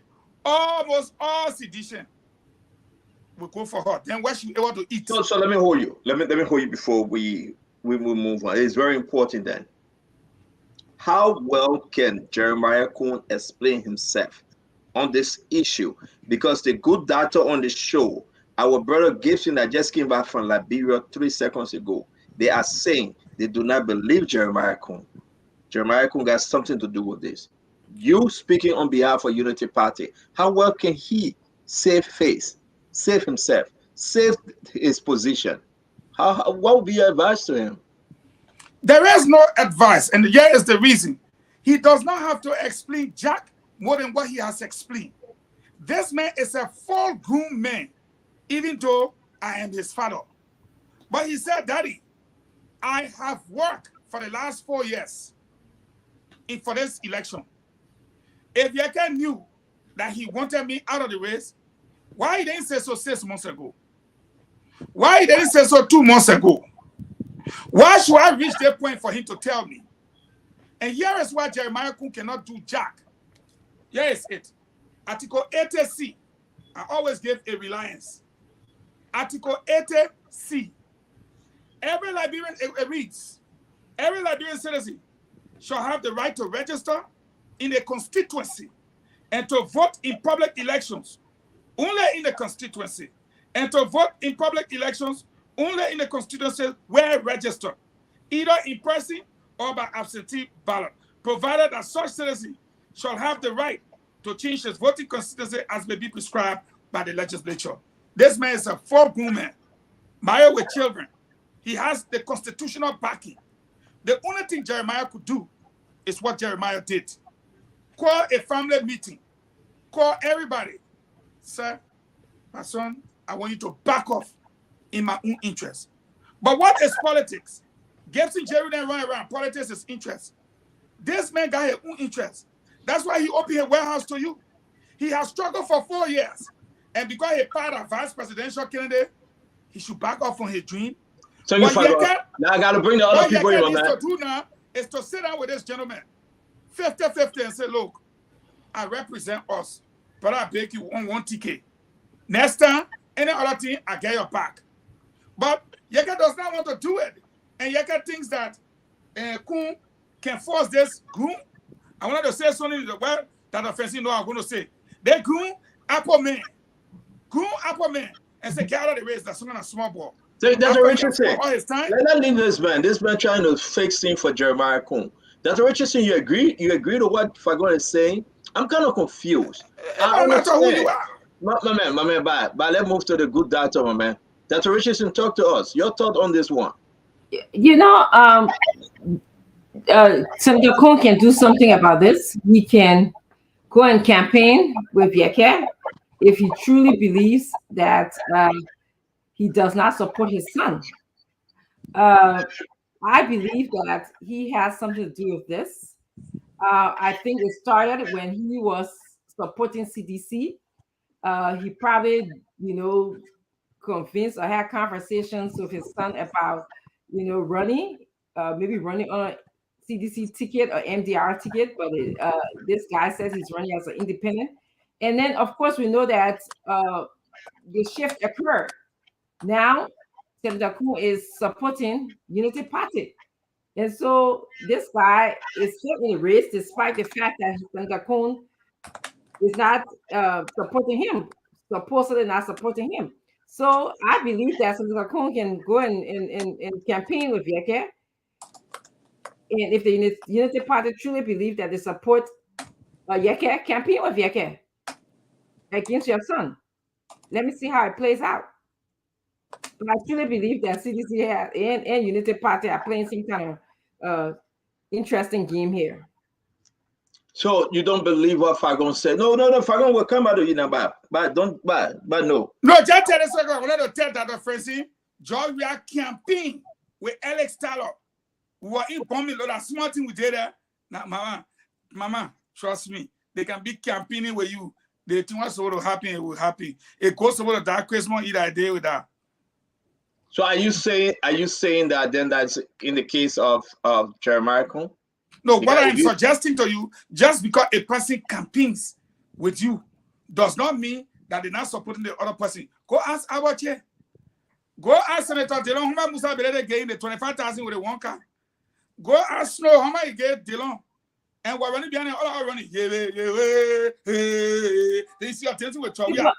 But Honorable Fagon, Senator Kuhn came here and said, and the spokesperson for Unity Party, they're saying they're supporting Yeke. That's it. It's official. That is the official position. Just how Joshua stood on CH2 feed that day and said, don't mind him. And he came to me, I gave him small rest. We left. Then he said, I'm supporting him. This is the man I support him. But you get a man small rest with Lepo. You don't get started no small rest with Lepo. So are you telling us officially they are supporting Yeke, but unofficially they are supporting the official position of the party is support for Yeke. And what Yeke needs to do is tap into that position. But Yeke, have you heard Yeke organize any rally and call JMB or call Kumis? But Fagon. Yeah, but Fagon, let bring in Gibson. Gibson, how Yeke? You call Gonglo. Gibson. I don't understand Fagon trying to protect and defend Jeremiah Kuhn in this story because something is just not being right. Gibson. First of all, right after I spoke, someone who knows Yegezi very well just called me and told me that he is a business protege of Jeremiah Kuhn. He's not just an ordinary person, he's a business protege of Jeremiah Kuhn. But somehow, the Unity Party people, they have a pattern of doing something one way and saying another way. People will say there's one happening and it doesn't happen. For instance, let me give you an example. They say, our representatives and senators will not vote for 65 million. They all voted for it. They say, we gave Liberty Party, Steve Zago, the right to contest in Lofa, but they are putting No, but let's set the record straight. Sorry to interrupt you. They didn't say our representative and senator.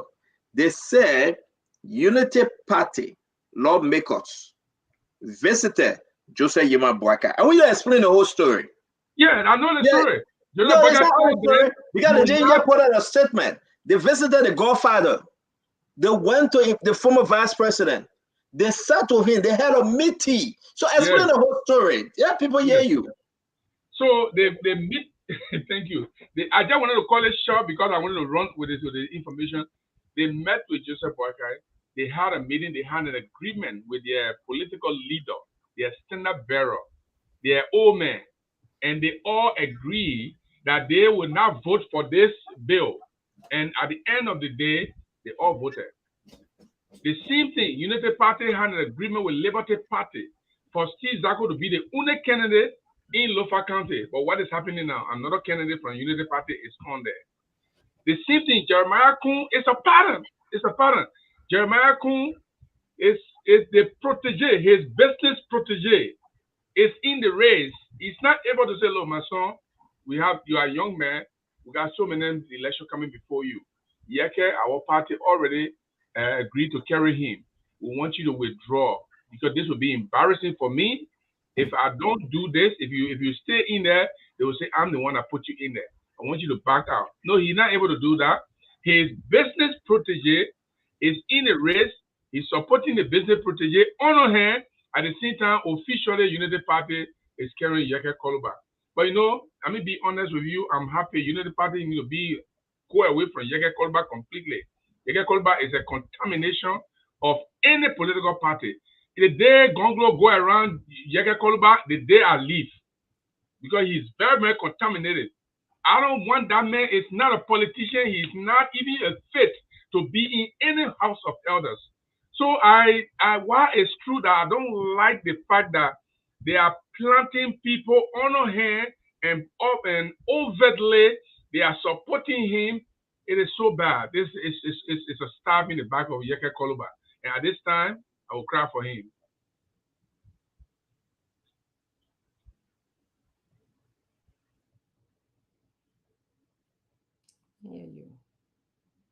We're not hearing you, Stanton. Yeah, I'm sorry, Dr. Richardson. Gibson is confusing me too. He got a change your heart. Why he wanted Yeke to go, but now he want Yeke to stay. So where are you, Gibson? You just said Yeke will go. I'm crying for him. Right. Yeke don't do that. Now you making Fagon to laugh. Let me take off my shoe, man. You making Fagon to laugh now. So where are you? Put it on your head. Yeah, I'll put my shoe on top of my head. You making Fagon to laugh at you. You want Yeke to go. Now you want Yeke to stay. Where are you? No, Fagon making it difficult for Yeke. I want Yeke to go, but I cry for him. You know he can hate somebody, but he still cry for them because of the situation they go through. It can happen. Yeke is the worst person to enter Liberian House of Parliament. The guy is so confused. Now you're going back again and he's the worst person. He's the worst person to enter the House of Parliament. I'm sorry for him. I'm sorry for him. The people he depend on, they have the dagger. They have the dagger at his back. And that is not true. Like Eugene Fagon, they announced the man publicly. That is not true. That is not true. I would say this though. I would say this, guys. Let me say this. We have asked the guys to upload all of the picture of Yeka. I know we got to. Sorry if I'm not pronouncing his name right. I want to call him. I'm tempted to call him. That's what Richard saying. Before we bring in our sister Kuhn, this thing can go down easily. People just not going to agree. Yeka is hurt. Yeka felt within himself, I will use the word of my new brother, Gibson Jeru, the man that requested Kuhn phone number when he was in Liberia. I was use his word. That it is important. Look at you laughing. It is important. It is important. Have anything to do with right. For funny thing, Yeka in my head. Just forgive me, my man. Thing like right in my head. But Dr. Richardson, though, it's hard to believe that somebody from Unity Party not behind this thing. As much as they say CDC behind it. Talk to me, man. So Yeke said on the show that Senator Kuhn is behind this thing because Senator Kuhn dislikes the way that he abuses the president. So, and Senator Kuhn didn't really defend himself. All he said was he couldn't stop his son from running. His son is a grown man, which is true. His son is a grown man, but he didn't say my son can do. I asked him, I said, so your son didn't tell you any other reason for running besides that he just want to run because everybody else is running for representative. He said, well, yeah, everybody else is running for representative. That's what my son wants to do. But as you show these pictures, we are seeing that this guy has connection to CDC. Senator Kuhn was a part of CDC before he broke away and joined Unity Party. So I'm thinking that maybe this was in the making before Senator Kuhn broke away. So this is what I'm thinking. All right, go ahead. Dr. Francine, Senator Kuhn answered the question the right way, man. He said that that's not true. He said categorically that that's not true. Senator Kuhn said, as Yeke, we worked in the house together. We had a fun working relationship. Even Yeke myself, he calls me in-law. There is no way I said that Yeke can cause the president. No. Even when Yeke went to Nimba, I was very hospitable to him. So yes, he did not say that, madam. He did not say that. So, he did not say that. So are you hearing me correctly? Yes, I heard you correctly. So what I'm telling you that Yeke said that Mr. Senator Kuhn does not like the way that he abuses the president. Yeah. And Senator Kuhn, and you said Senator Kuhn did not respond to that, and I said no, correctly. That's what I said. I asked Senator Kuhn about the conversation he had with his son. And Senator Kuhn said, let she finish, please. Everybody wants to run for representative or political office. That's what his son told him, so there's nothing he could do about it. And I was asking, do you think, wait. I asked him, do you think that your son, did you ask your son, is that a good reason for somebody to run for politics? Just because they want to run just for representative? Do you think that your son can do anything better in a district that Yeke is not doing? I didn't get a proper answer of that. That's what I was responding to. And that's why I'm saying you did get a proper answer. Yeah, the two proper answers. When you said number one, he did not do anything about it. You forgot when he told you that he called a family meeting and tried to persuade him, and you say he must explain what happened in the family meeting. I didn't. I said, give me a summary. Okay. Bottom line is he did do something. To me. He did do something about it. That's the point I want you to know. The second thing here is he answered the question that, hey, that's not true. I did not say Yeke cannot be somebody representative because he causes the president. As a matter of fact, we had a good working relationship in the place. He called me in-law. So I'm saying to you, Dr. Francine, you made 2 points, but the points are absolutely... The only person who can answer that question, whether Yeke is telling the truth or not, is Yeke himself. Senator Kuhn said no, but I'm not with you who said Senator Kuhn said Yeke is lying. Yeke is saying he's telling the truth. So who do we believe here? You believe in Kuhn? You believe Yeke what Yeke said. But what Yeke said is not a matter, and Senator, I beg you, what Yeke said is not a matter about who you believe. It is a matter of explanation. You say he did not answer the question properly. Because number one, you say he did not do anything about it. I just corrected you. He called a family meeting. And in that family meeting, he explained what happened. You said that Yeke said that Kuhn said he does not want him to be president because he can abuse the president. Again, you say he did not answer the question. Kuhn said that's emphatically a lie. He and Yeke has been very close. And he went on to catalog the closeness, including what the hospitality, how he refers to him, and everything. So the point I'm making to you, if you want to be on Yeke's side, that's fine. But you have to say exactly what Kuhn said and what Kuhn did. All right, so Mr. Fagon, thank you. We're going to let Dr. Richardson speak. Then from there, we'll go to the others. Dr. Richardson, please, can you wrap up on this? If you want to be on Kuhn's side, that's fine. But I'm just explaining to you what Yeke said. So there's Kuhn's story, there's Yeke's story, and I'm just... So do you agree that Kuhn did something about it? You got to give her a chance. Let the woman finish. I beg you. What I'm saying to you is Senator Kuhn did not answer the question to my liking. His response is, oh, everybody's running for representative. So I talked to my son, and my son told me that he wants to run for representative. And I was shocked because I'm thinking he's the father, he's the leader. If my son came to me and said, oh, I just want to run for a representative because everybody running for a representative, I would say, wait a minute, that is not a good response. Tell me, what can you do differently that Yeke is not doing? Let's talk about it, son. But that's what he told me. And that was not a good answer to my liking, that a son would tell a father, and a father would say, well, I just let him go. He's a man of his own, and he can do whatever he wants to do. So that's what I'm telling you.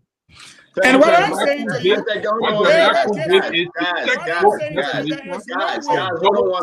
Dr. Rich, Gibson, wait, Fagon, please. I thought you said 10 seconds. Yeah. We will give it to you, but it should be 10 seconds. We got to move on to That's the other. all I want. All right, then go ahead. Wrap up on the 10 seconds. Dr. Francine, this is politics. You are from the ANC CPP. Even if Jeremiah Kuhn tell you, say, I love Alexander Cummings, it wouldn't be to your liking. You will go on air and say, he won't come do something in our party. You are opposed to our party, our leader, our man. We don't expect you to like, L-I-K-E, like anything he says. So I tell you, hey, yeah, you are talking. That let he finish. Let he finish. I beg you, let he finish. You are talking to Simon, shut up. Yeah. We got I'm happy that you said he did not answer the question to your liking.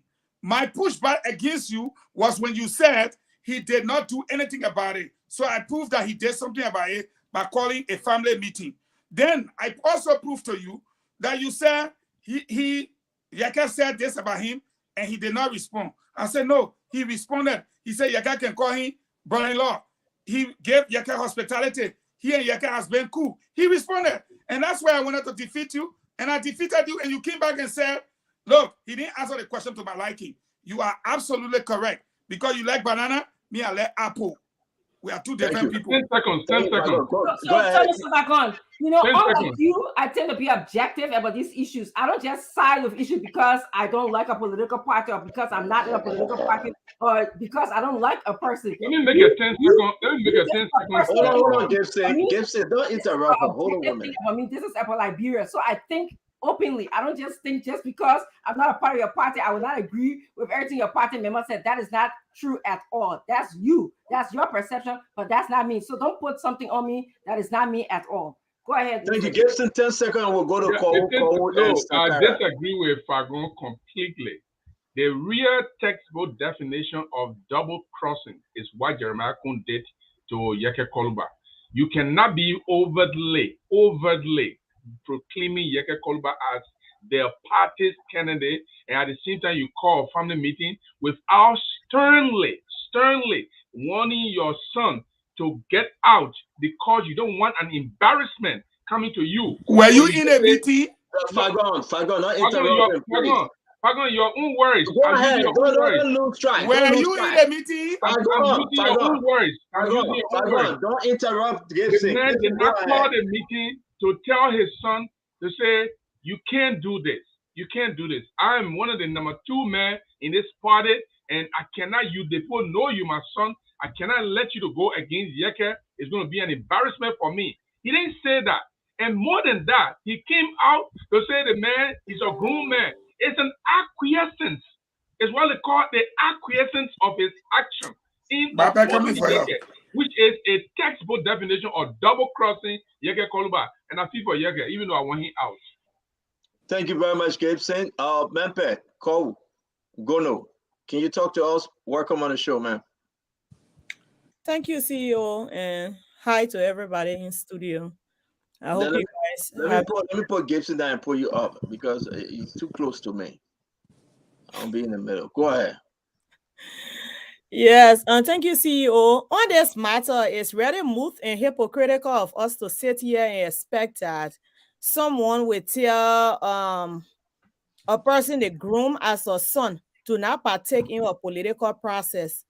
The fight that we're still discussing this show that we have no issue to discuss, because I tell you this, he gave a classic example yesterday. Former Minister Wosi and his biological father fought in the same district for the same seat. They made Give me chance. Different scenario. Different scenario. You were not. No, they top election. You were not cutting off. Scenario. You were not cutting off. Or you have to listen. That's what I'm saying. How you can do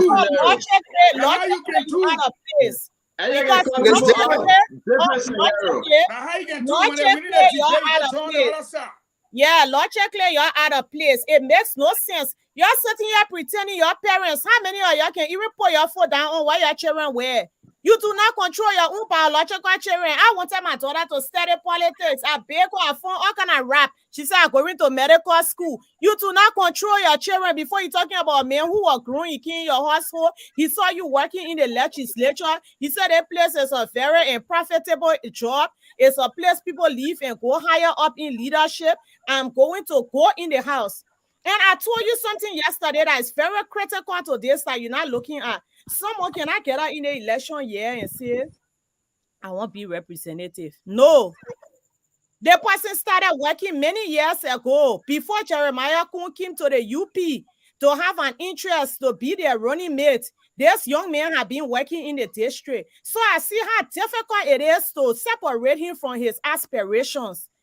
I do not believe that the Honorable did not try. His own interest is at stake. But what I heard from him yesterday and what the Liberian people saw from him is what a great leader he is. He's not petty. He's very magnanimous. That even though this man refused to listen to him, that's not going to change the father-son relationship. We all have prodigal children who will not listen to us. And politically, when people interest is at stake, the whole game of politics is about interest. This man does not listen. This man not listening cannot be blamed on Honorable Jeremiah Kuhn. What is important is that the UP supports Yeke. The UP is not putting a candidate against him. The issue you're talking about in Lofa, we see it in Nima, we see in every place that you have major political parties. People are still going to follow their own aspirations. When the party deny them, see, you know, some of these small parties who don't have people. Let's wrap it up that you get 10 more seconds. No. Kowu, don't say give me a chance. You get 10 more. Kowu, we are not falsing. Yes, but let me tell you why you do not have the clear understanding, because many of you who belong to the 2-3 people party do not have that kind of competition for your party endorsement. Legislative endorsement, so you don't know what it means to compete. Which party is a 2-3 people party? So small party. I don't have to call them. What's the name?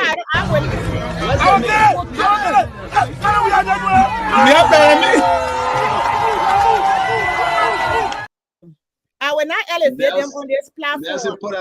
Pikinini, they call it Pikinini party. I will not elevate them on this platform. What I'm telling you, they don't understand the kind of contentious primaries people having, how people live better and still want to pursue their dreams. So this topic is belated. I don't think so. It's not belated. But the topic is not belated. Thank you very much. Why you can't get primary? Thank you very much. Let me go to Sankara. I think Unity Party has never had primary. Unity Party has never had primary. Why you don't understand what it means? All right, guys. I will end up muting everybody, please. I will end up muting everybody, please. Sankara, go ahead. Sankara, talk to us. When it is the Unity Party, it is belated. When it is the Unity Party, we should go beyond closed door and discuss it. That is comical, I think so. But let me say this. I think I have said time with our numbers that there is no way that anyone on this platform from the angle of the Unity Party will tell us here that, and I will buy into the argument of Big Brother Gibson, right? There is no way that you will go publicly and tell the people that, oh, I will support Yeke, but then you call it from the meeting behind the house. Who know what he is discussed behind the house? And you can't tell you say, but I'm talking to the men not listening to us. No, you can't buy into that. So at the end of the day, and this very same man that is claiming to be disrespectful to you, you are still in bed with this man, you're in the midst still moving around, and you publicly admitted yesterday that the man remember so and nothing can stop it. Yeah, even though the man is detrimental to your political life. No, he's not petty. That's what you said yesterday. Let him better speak. Let the brother speak. We know this thing very hard for you and Fagon and the rest of y'all, but we speak on it. There is It's no very way hard. that this. The man I That told you man the memo party just But let the man don't have speak. problem. Sankara is protected. Sankara said the memo just because of Sankara politics. is That's protected. But you know the party said never happened. You know the party you have primary. Go ahead, You know the Sankara, party speak. you Don't have ask him primary. question. We make Sankara, do not ask question. Just speak. Just speak. We end up an alliance. If you don't we know, have consensus. You couldn't count on consensus. Sankara, speak. No, what You I'm are saying, protected, what I'm Sankara. saying in short is that that this is the ironical point of the Unity Party, right? Because if you will want to deep into other political institutions, and at the end of the day, when it gets to you, and this is where even yesterday we went back to back with more Adi said, no, let's go beyond it. Even though you could not administratively handle it on the basis of responsible leadership, but when it comes to the problem, when we want to discuss it, you say, no, let's go beyond it. No, we're not going beyond it. We're discussing. So we are saying to you, there are more things that Senator Kuhn needs to tell the Liberian people as to this particular board, because he's still in bed with this man and he's supporting the man against Yaka Korba. That's what we can say to you. It's something. Thank you, Sankara. Cannot draw the Sankara, thank you. between son and political support. Son and political support, two different things. You can't all right, Mepe, thank you very much. Sankara, let's move on. Dr. Richardson. Sankara, hold on. Dr. Richardson, I want to bring you in because yesterday we were very soft on this story, right? Look at this. Look at this. I thought we were discussing the Euro recording. Look at this. Look at this. Mepe, please come down now, please. Look at this young man, Dr. Richardson, Sankara Gibson. I'm not talking about the other two people. You can tell your son, look him in the eye, the two-eye boy, and tell him, so this is about Liberia and our political future.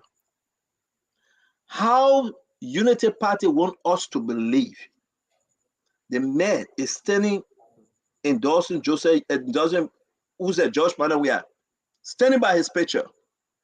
We received information today that President Weah called him and said, you will stay in that race. We will support you to the fullest. Liberians need to be afraid that if, look at the other picture, Jefferson Koji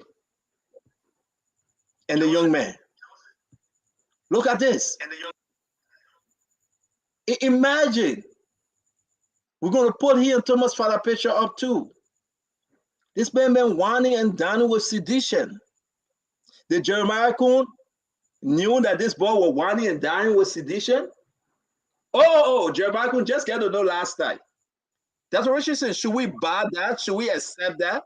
That this guy, all his life, well, come on, somebody please mute. We'll get no feedback. But this MDR was in a marriage to the CDC. Go. I know today is a rough day for you, but you will please help. It can never be rough. I have not seen the panelists here to make it rough. You will please help us. You will please help us mute ourselves. Dr. Richardson, let understand this. The Jeremiah Kuhn today just get to know that this boy was whining and dining with CDC.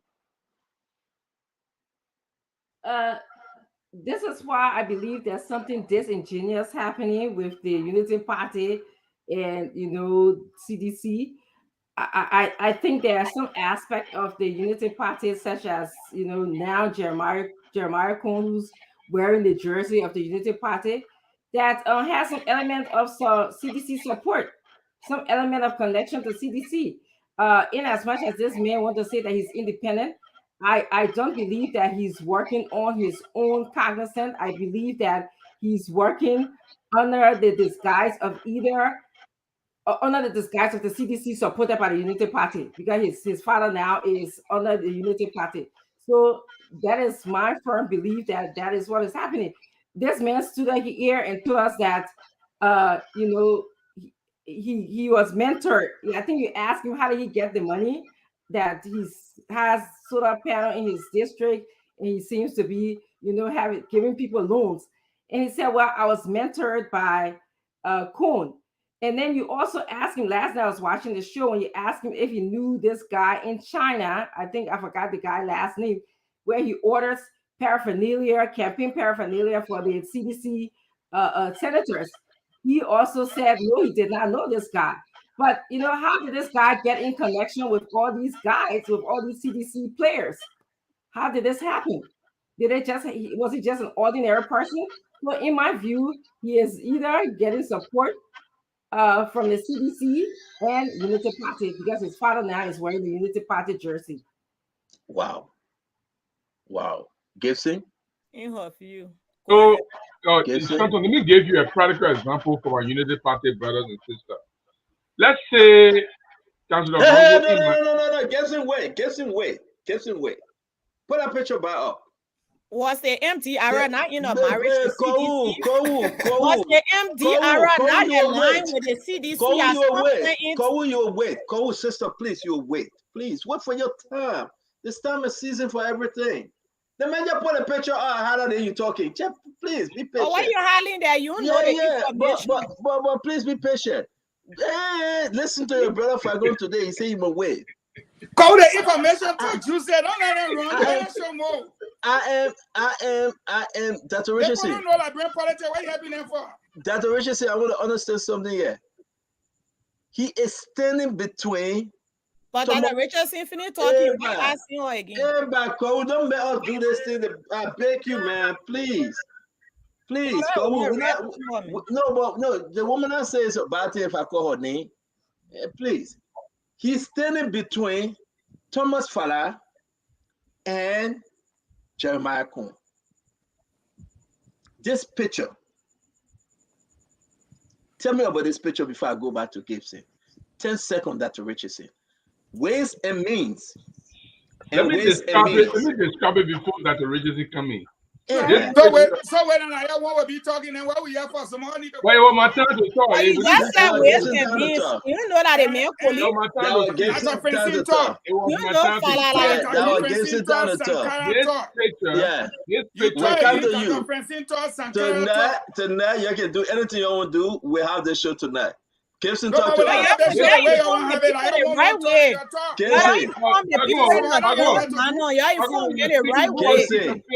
Gibson, please stop. Gibson, please stop. Please stop, Gibson.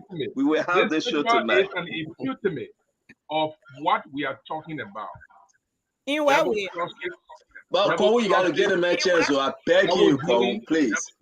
Double crosses, double dealing, double dipping.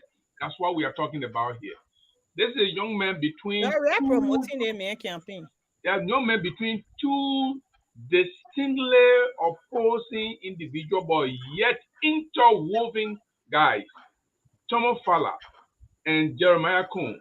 They are so interwoven, but they are so diametrically opposed politically. And this young man is in the middle of them. This is what we are talking about. These people know exactly what this little boy is doing. CDC is supporting this man to unseat Yeke. Jeremiah Kuhn is supporting the man because Jeremiah Kuhn does not believe in Yeke Koluba, and so he believes that Yeke Sekwi must be the one to remove Yeke Koluba.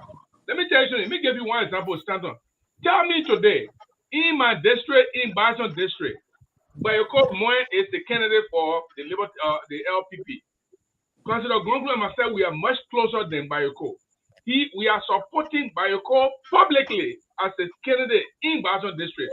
But Councillor Gongo come on hand and encourage me to go and oppose Bayoko in the same district. Look, this is the politics that people that's play. not what happened. You are comparing apple and oranges. It is akin to the Unity Party politics.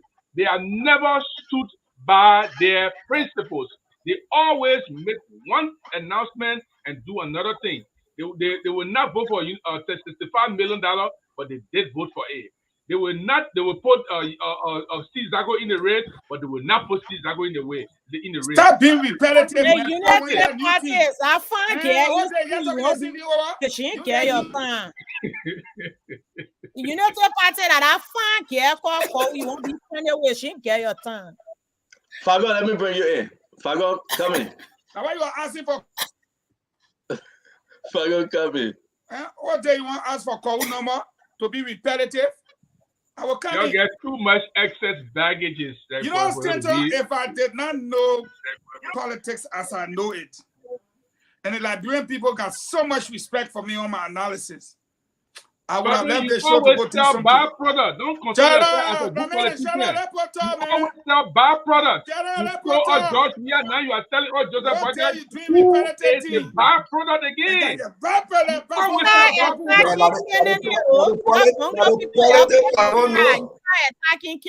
Now, here are some basic facts, and I'm going to do this free of charge. I'm going to educate you guys free of charge. You don't have to pay me. Look at what you guys are promoting here. Teach us, Rabbi. Teach us. You understood that the second job we had. Rabbi is a Jewish word for teacher.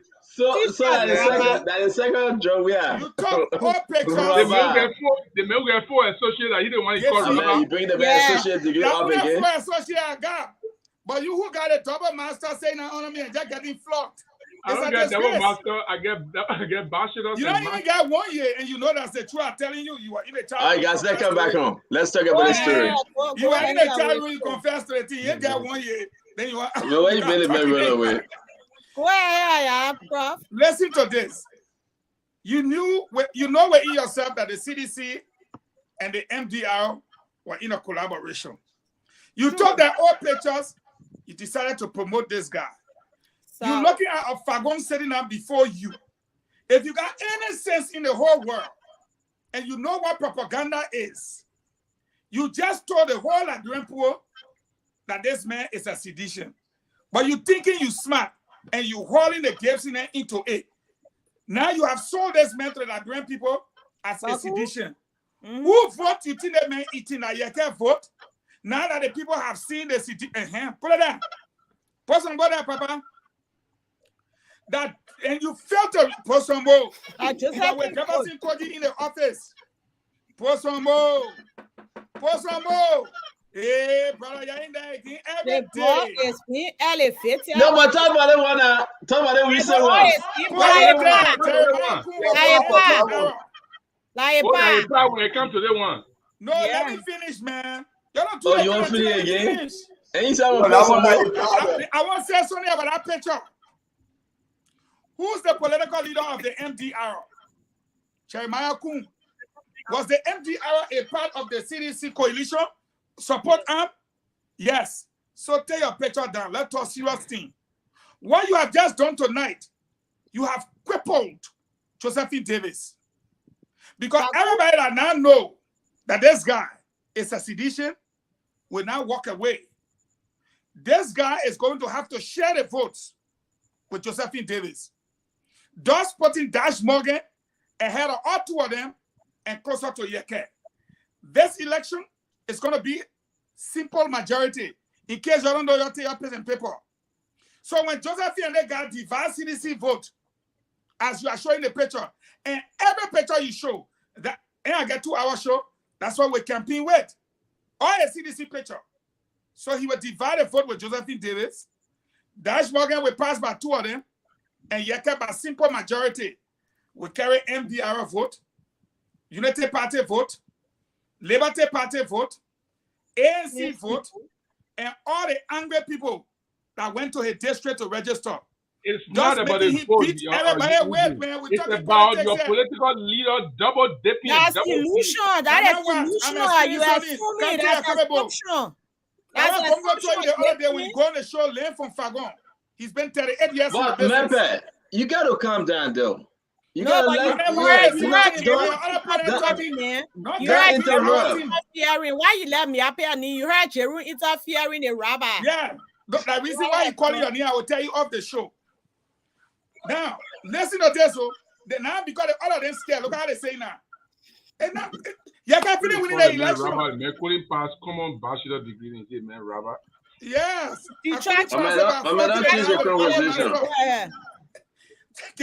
I'm paying the tea so long, you can't get on my skin. So now, I'm concluding on this, Gibson. What you did to the young man, you didn't do it to him. You did it to Josephine Davis. It's a CDC vote that he and Josephine got to divide. The election is not 50% plus 1. And I leave you with this example. in District 9, when Muna Youngblood passed away, she told Frank Foko, succeed me. You have seen what I did. So at the end of the day, complete it. Frank Foko said, okay. But at that time, the election was hot. What happened? James Diba joined the race. Fubi Heme joined the race. If Fubi had left her with James Diba, today Diba would have been the man. If Diba had left her with Fubi, Fubi would have been the man. But they went and divided the one compacted vote. And what happened? Foko inch passed them by inches to flog them. So that thing you're talking here, that two sedition and running, you cannot get nothing to do with it. All you can needs to do, organize his rally for Kuhn to carry his district. Organize his rally for Gonglo to carry his district. Organize his rally for JMB to carry his district. After what Perusia, you think Gonglo can attend it far with him? Gonglo will stay good. Gonglo don't listen to Gipsy. Gonglo don't play that Gipsy era to get phone number for women. But stop, man. Stop. Let me serious. Every day, Gipsy behind Stenton, that who other person, what a phone number. That's not true, but man, let's come back on course, man. So we come back on course. I'm saying to you, these are the categories of people that will, even though you can make me a Stenton verse. Stenton forgave him. I'm forgiving. I will deal with him at my own level and pace. But the truth of the matter is, who will Liberty Party people vote for? Yeke. Who will UP people vote for? Yeke. Who will the very Gonglo people vote for? Yeke. Who will Dr. Francine people vote for? Yeke. Yeke is sweeping every vote. Now, independent and some of the same people might vote for Dash. That's why the poll show. But all CDC Uno votes will be split now between this guy and Josephine Davis. If he continues in the race, it's a split vote. Josephine Davis can go up on that. Now Eugene Fagon. She can never win. They are splitting the vote. And they need to learn from the past. And I just thought to give you that education Stanton because you just destroyed CDC and you thought you were happy. Now all the pictures you put is what we're going to use. As soon as he put a picture up, that all they will put up. Look how many times this man went to Jefferson Koji office and you took that kind of picture and put it up. You put it in yellow, you put it in blue, you put it in jumpsuit, you put it in sleeping shorts. Oh, so what you did to him now? So let me say this. There's a message that just came in. Dr. Richardson, we will be moving. Dr. Richardson, there's a message that just came in. Listen, no, we're coming to the Boulevard meeting, but let me close on this real quick. They said the young man, he is CDC preferred candidate. This Yeke man. Exactly. Right? He is CDC preferred candidate over Josephine Davis. But I want a rabbi just. All right. Let me beg you now, Mama, please. I want people to hear us well. Over Josephine Davis. They're trying very hard to gain the Yeke vote. And CDC will do everything more to support this young man than Josephine Davis. But understand, it's a poor calculation. CDC made a similar mistake in 2017 with Moba Molu and the late Julius Beren. As a result, Yeke won that district. Yes. So they call him the rabbi. From today, I will call him the rabbi. Teach us, rabbi. But yet instead, rabbi. But hold on now. But yet instead, Dr. Richardson, I disagree that this is good for Unity Party. Because the individual Yeke Kaluba, he's not happy. What would be your advice to Jeremiah Kuhn? But we haven't spoken on the issue though. We who done you did. You have not spoken? No. On the show I spoken once. But I told you against you. How much time was against you? He can be against me, but this is a political discourse. We must have our time to speak. Let me tell you something. German Shepherd. I scared of the door, but not him. Let me tell you something. My advice here to Honorable Yeke is relax. We will be in your district. We will support you. The tag team is very structured in our district, the JMB tag team. We will How many people in the tag team? 5. How you be no, structured about in the district? 50,000 people, man. Come on, Yeah, how we you get structure. You want to 50,000? discuss? Oh, we got leadership structure all over the country. The tag team, the biggest political auxiliary in the country will be there. We will support you. You are going to win. And what I got to say to Honorable Kuhn, as a parent, I have great admiration for your fatherly instincts. You've advised this young man, but you can draw the dichotomy of a parent's love from a child's choice.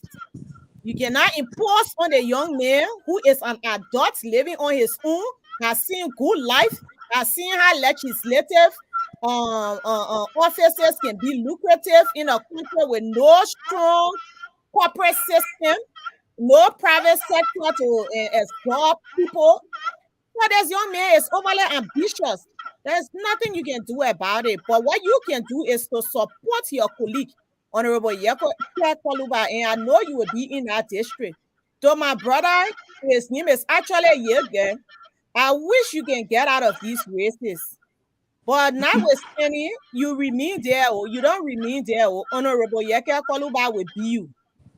Just what the rabbi has spoken, it shall come to pass. And Gibson, I know you don't understand the matters. You didn't have any kind of argument about state in your party. You don't understand this, but you will understand it better by and by. Thank you very much, Cole. We want to say thanks on this conversation. I'm shocked, my fellow Liberians, before we move on. I'm deeply shocked to see that this, and I will speak, I hope I won't be interrupted. He is now sitting between Unity Party and CDC. He is not the middleman. Unity Party under the MDR, they are supporting him, and CDC supporting him. That's what a lot of people say. Can I, Cole, please. And I think the best thing that people will see this and they will understand. But I would advise, and let me advise seriously. I hope Jeremiah Kuhn doing everything he can to distance himself from this young man. I hope he's doing everything he can to separate himself from this young man. This is politics. Exactly. It would be in the best interest. How many days do you come on the show? 2 days a week, Cole? Or 3 days? We have 8 days. No, I think she come only 2 days a week. But it will be in the best interest for Jeremiah Kuhn, the VSB, to JMB, to distance himself and put out a statement. We want to see Jeremiah Kuhn in the district with Yeke Koluba. You will not get no statement. We want to see Jeremiah Kuhn in the district with Yeke Koluba, putting Yeke Koluba hand up. We want to see Jeremiah Kuhn engaging in that district and saying that I am not and I will not support Yega, my adopted son. That's what we want to see. We want to believe Jeremiah Kuhn, but we should believe him in principle because but wait till hold on now, for real. You making me frustrated. I beg you, Mama, please. That's what we want to do. I beg you, please. And I can handle Fagoma, I can't handle you because you're female. I don't want to be presenting myself like Then don't wear a Tony in the P1. Storm. Yeah, the Tony Storm needing the money. So the best thing is that it's for us to say that. But if you compare that picture to this picture, then you say, wow. This is the gentleman that called this guy and said, we want you, this person, we are calling him this morning. I heard what happened. You must stay in the race. We will support you. We'll give you everything you want. Gibson, the president of the republic, calling this young man and begging him to stay in the race. And begging him to stay in the race. Imagine that. But we got to move on. Yeah. And I want to bring, and I know tonight, tonight I was telling you. Tonight we're doing our recording. I predict that Yeke Koluba rally will be the biggest in the entire elections. In Montserrat, yeah. Gibson, I cover up. Then they try to face it down. That topic. Away from discussing the Kuhn recording. That's what Richard said. Dr. Richardson. The party did not have primary to pick Joseph Boaga as candidate. Dr. Richardson. We discussed Dr. Richardson. he said today that was cover up. Hold on, my pet. Dr. Richardson, that cover up, right? Guess what happened? We'll be the biggest in the district. You're not messing that up. I saw see you not join our party. The way I see you. And I do what? Your hike for internet. I would join ANC when Mr. Cummings' house home is completed. He's still building it. I'm sorry, Dr. Richardson. I'm sorry. For you. Oh man, I'm sorry, Dr. Richardson. But today something happened. Today something happened. I really want to get off my chest. No, I beg you will. Hold on 1 minute, Gibson. Gibson, hold on 1 minute. Gibson, hold on 1 minute. Gibson, hold on 1 minute. Gibson, move on here. Gibson, but Fagon, can you bring us up to speed? You did a podcast today, Fagon, about a meeting that was held at Boulevard Palace today. Fagon, can you bring her up to speed? That includes Bernard Ure, Samuel Twe, Eugene Lane Nangbe, Thomas Fala, Bernard Ure, and Momo. Theodore Momo. If it said they went to Boulevard Party, room 309. Samuel Twe paying for this room. He paid for this room at Boulevard Palace. One of his guy by the name Emmanuel, that's where he lives. Samuel Twe paying for it. They called a meeting, but if I'm gonna bring it up to speed, and I will finish this up. Hello, my man, I really want you to find CDC. Get one white man on CDC. Sonny man, one white man. CDC got what part is in now? You are the program, yeah. Yeah, you are at the program. How home you him? Joe, we win. We got our 5 Liberian American women. Y'all see it.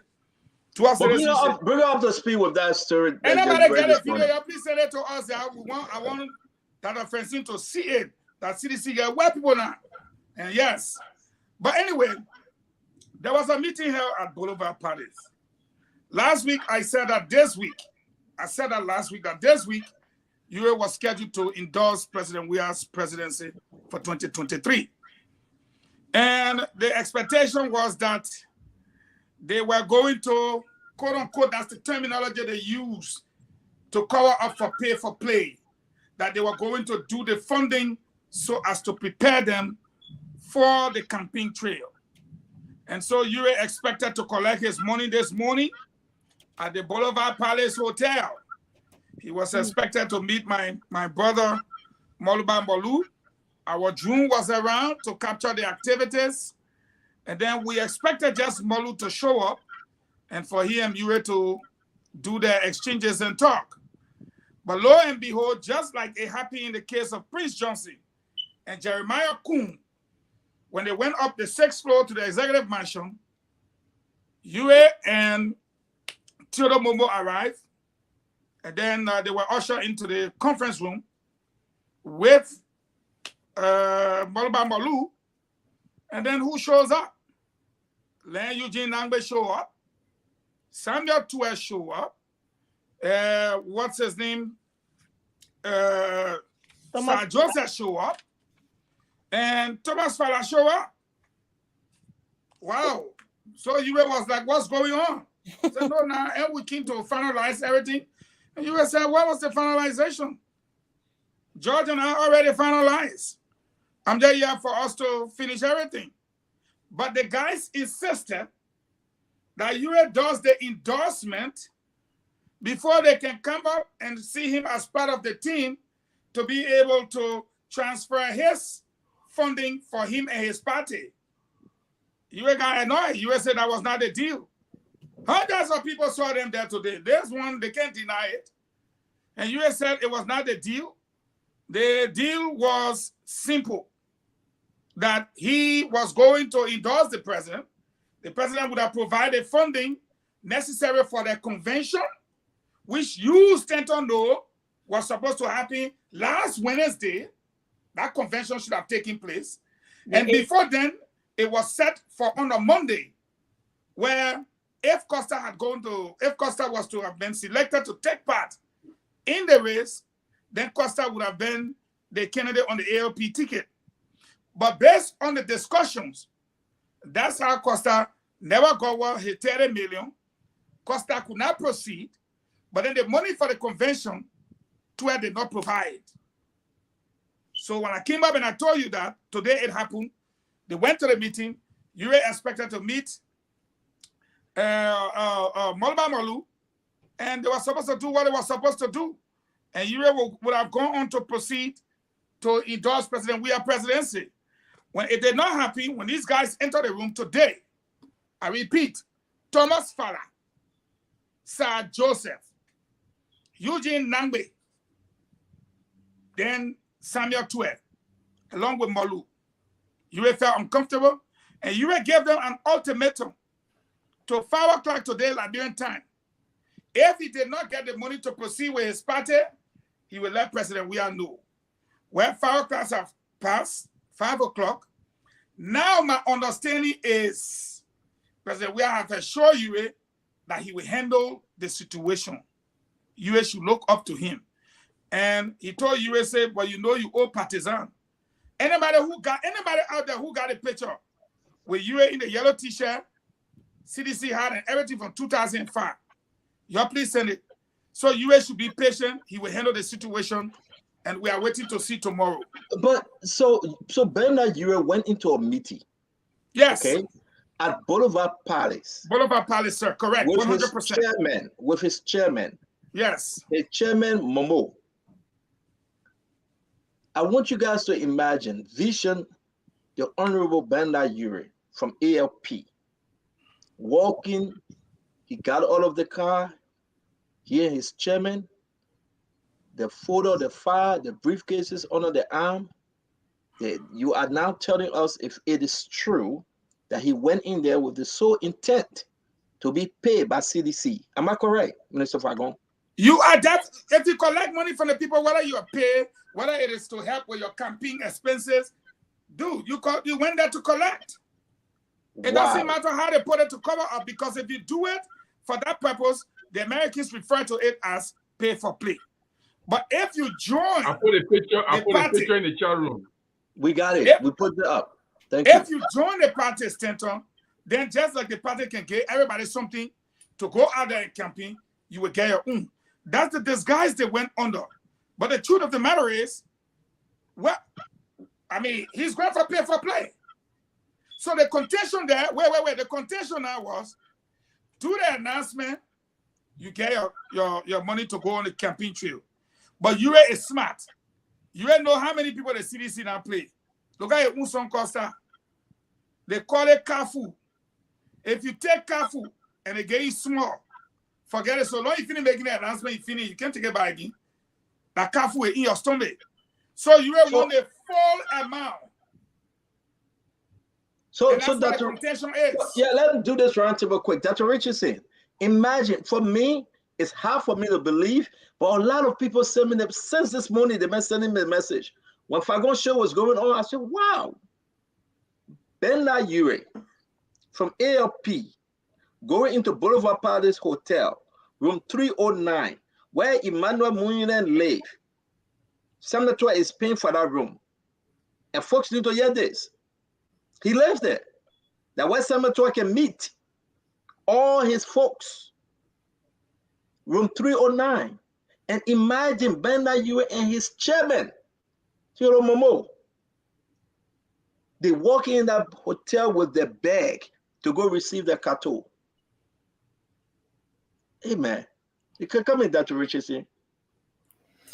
You know, it saddens me really to just learn that if it is true that Ure is meeting with the CDC, campaign manager and, higher ups, it just saddens me, that Liberia is in trouble. People are not, looking out for the best interests of Liberia. It's all about personal gains. And there's nothing much I can say about this because, again, I don't know how true this is, but, everybody's out to, Liberia is the big meat now. Everybody's out to get their own share until we get a leader that has the ability to move our country forward without looking at personal gains. A leader, any other person than the US or the Weas, or the Buckeyes, because to me, everyone in the same kind of book, the same kind of book to get the country divided into pieces. It's all about who can get what from Liberia. So if it is true, I don't know how true it is. I didn't follow the story, but it's as I hear it, I feel sad. I feel this is a sad times for Liberia. Yeah, when this, let me do the round table. Sister Cole, you want to come in? I am, something is happening, and I'm getting more information on this story now than this morning. Sister Cole, are you with us? Can you come in on this story, please? Yes, I've seen similar message myself. But these are election times. I know their party is not contesting. Their party has not formally, the ALP has not formally endorsed any of the opposition parties that registered.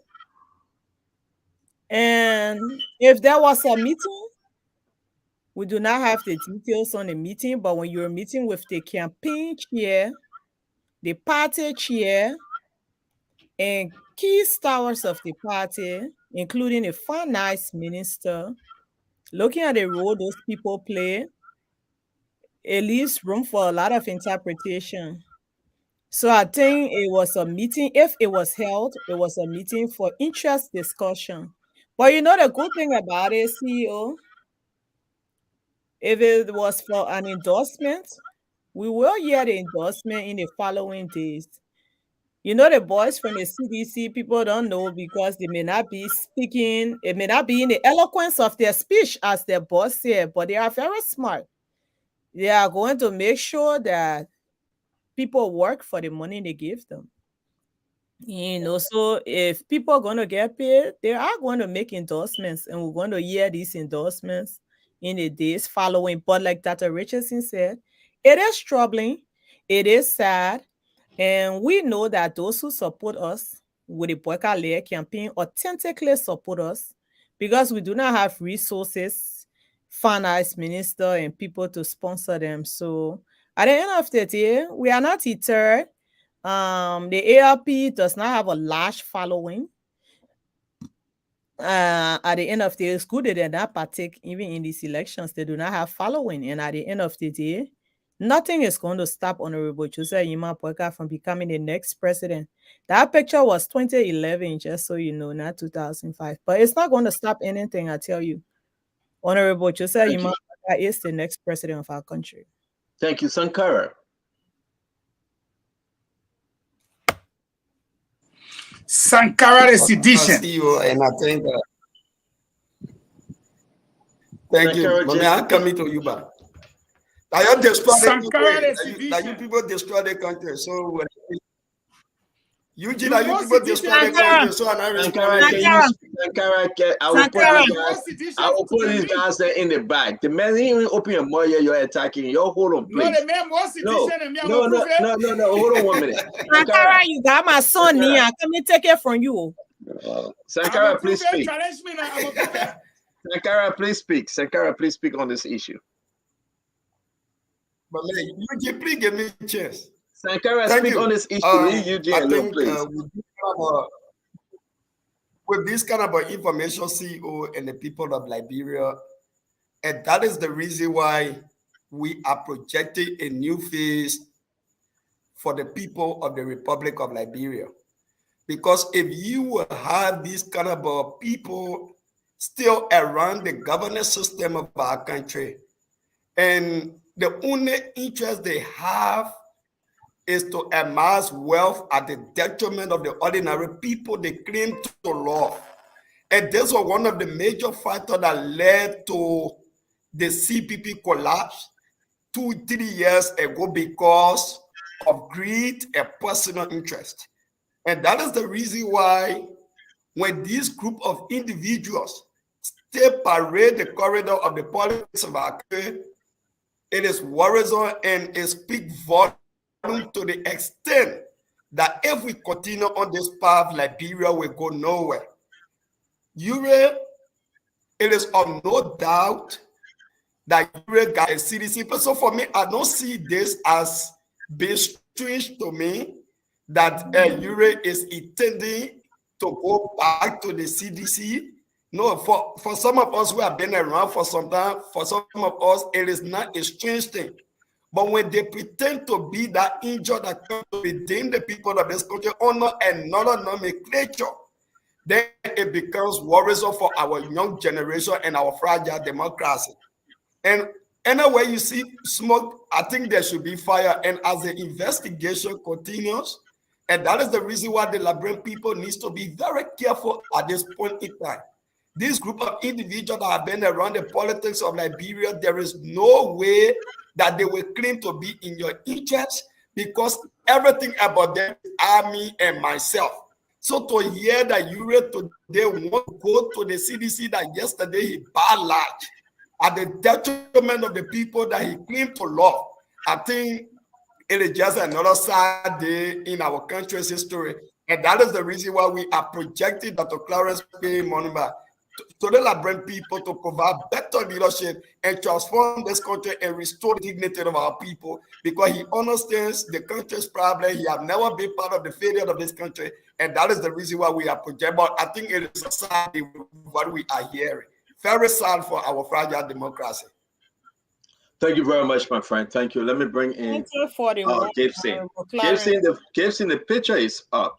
This photo here, you get the cap, the polo t-shirt. Man, he was on the campaign for CDC. Is it strange what you heard today, my brother Gibson? Is it strange that Ure is now coming out? No, it's not strange at all. Ure, the best word to describe Ure and his action is scheme. He's a schemer. You know, scheming in politics is one of the dangerous things that anybody wants to do. Ure is, you know, the likes of Ure, the man who was used as a spear for Joseph Barker in the CPP to destroy Cummins. The same man who was used as a spear for Charles Taylor to bring in arms and ammunition into this country, enrich himself. But why would CDC even want to go in bed with this man? He doesn't even have votes. Only him, his son Costa, and his daughter Telia are the only voters they have. I don't know why they want to go in bed with him. But that's what happens if a desperate man is grasping onto the straws. You know, like somebody is drowning and you see the leaf over the water and you want to grab the leaf to save yourself. That's what Ure looks like. His politics is done. He's done. So it's not strange. He's a big schemer. He got no value in the Liberian political system. Nobody's going to vote Ure.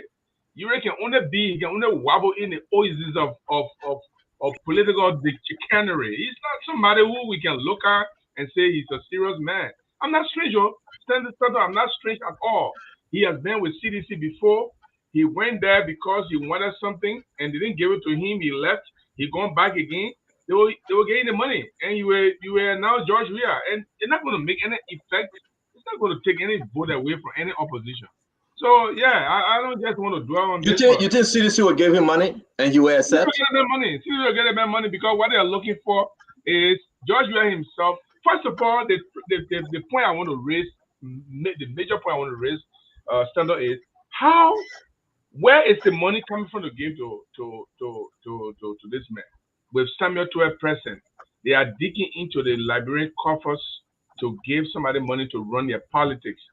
Same corruption, same line of stealing, same line of chopping. It's the same thing. Joy, we are not going to take his personal money and give it to Ure. Samuel 12 is not going to take his personal money and give it to Ure. Sir Joseph will never take his personal money and give it to Ure. George, we are going to tell Samuel 12 and say, go to the central bank, let the people give you 250,000 or 500,000 and give it to Ure. Let Ure go and help with campaign. That money is coming from the Liberian poor coffers. That money is Liberian poor money. When you see Samuel 12 present, that money is Liberian poor money. That's what we should be concerned about. Not a man, no. Let me tell you. If a faceless, scheming, chicaner human being like, come on, don't make Ure any popular than what, don't make him notorious than what he already is. It's unfortunate, but yes, the money is coming from our coffers. It's what Samuel Twain and they are using to give to their political allies to go and make name for them. Announcing George Weah as a person that they endorse, just to put George Weah's name out there because endorsement has its own spirit that comes with it. But there's nothing in there. Only 3 people are going to vote. He's going to convince Ure's vote, Costa's vote, and Telia's vote. Fagon, can you help us understand? Do you think, as it is right now, Ure would take the money?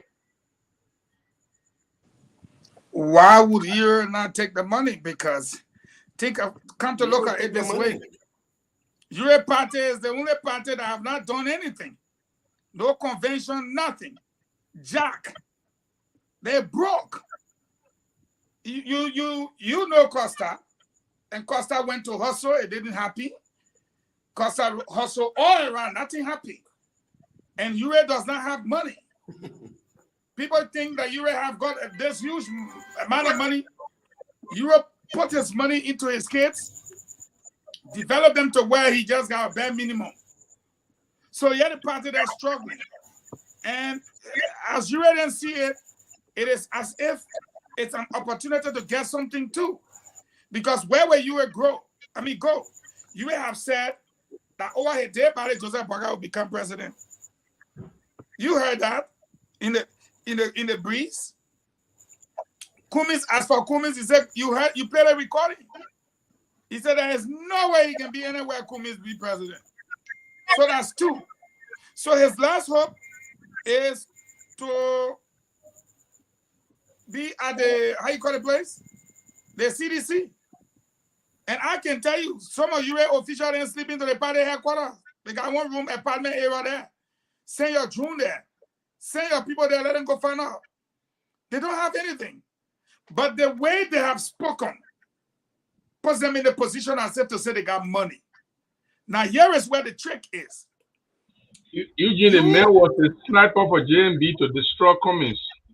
You saw the vice chairman for administration resign. You also saw the Secretary General of the youth wing of the ALP resign. Let me get you the other breaking news. Une Ure, even Costa, say what you want to say about Costa. Costa say not falling behind. Tilia. No, hold on 1 minute. No, hold on 1 minute. Are you saying that Costa is saying he's not going with Ben? Nope. He's not going with Ben now. You to CDC. Costa that just gave a press conference and said we will come back. We will come back. The ALP will come back. Yes. And now if Ure is going to Boulevard Party room 309, where he going to meet Emmanuel, Eugene Lin Nambe, Samuel D. Twe, Thomas Fala, Sir Joseph, where he back under his arm, the chairman coming along with him, Theodore Momo. And you are telling us after Bender USA, bear with me, I'm begging you, that he does not trust Mr. Cummins because Mr. Cummins money that audio money, but now he begin to trust CDC money because CDC money. No, why am I saying that? Let me just play this in. Let me add all in all. And let me tell you something. The whole myth about the man with money are so hard. Yeah? Because the man told me when we went to that meeting to Joe Porter House last night before the last, you know, he said he doesn't want to put out any candidate because he doesn't have money. I tried to plead with him to stay. He says, look, Banana, I'm going to work to make some money. I got 2 board meetings. Each of them will give me $25,000. I need money to come home with. Then I asked him, oh, man, what happened to all the money they say you got? He said, Banana, you in the corporate sector. Okay, they say you got shares in loans. Your shares worth $100,000. Does it mean you got money? I said, no. But you talk to a lot of people will tell you the money they man lie, he ain't got no money, he ain't got no money. He ain't got no money. But look, you my son, you know you want to do what you gonna do, it's up to you. But as your father, it's my duty to warn you. All right. And I want to talk to you also about this senatorial thing, so you might find me no more here.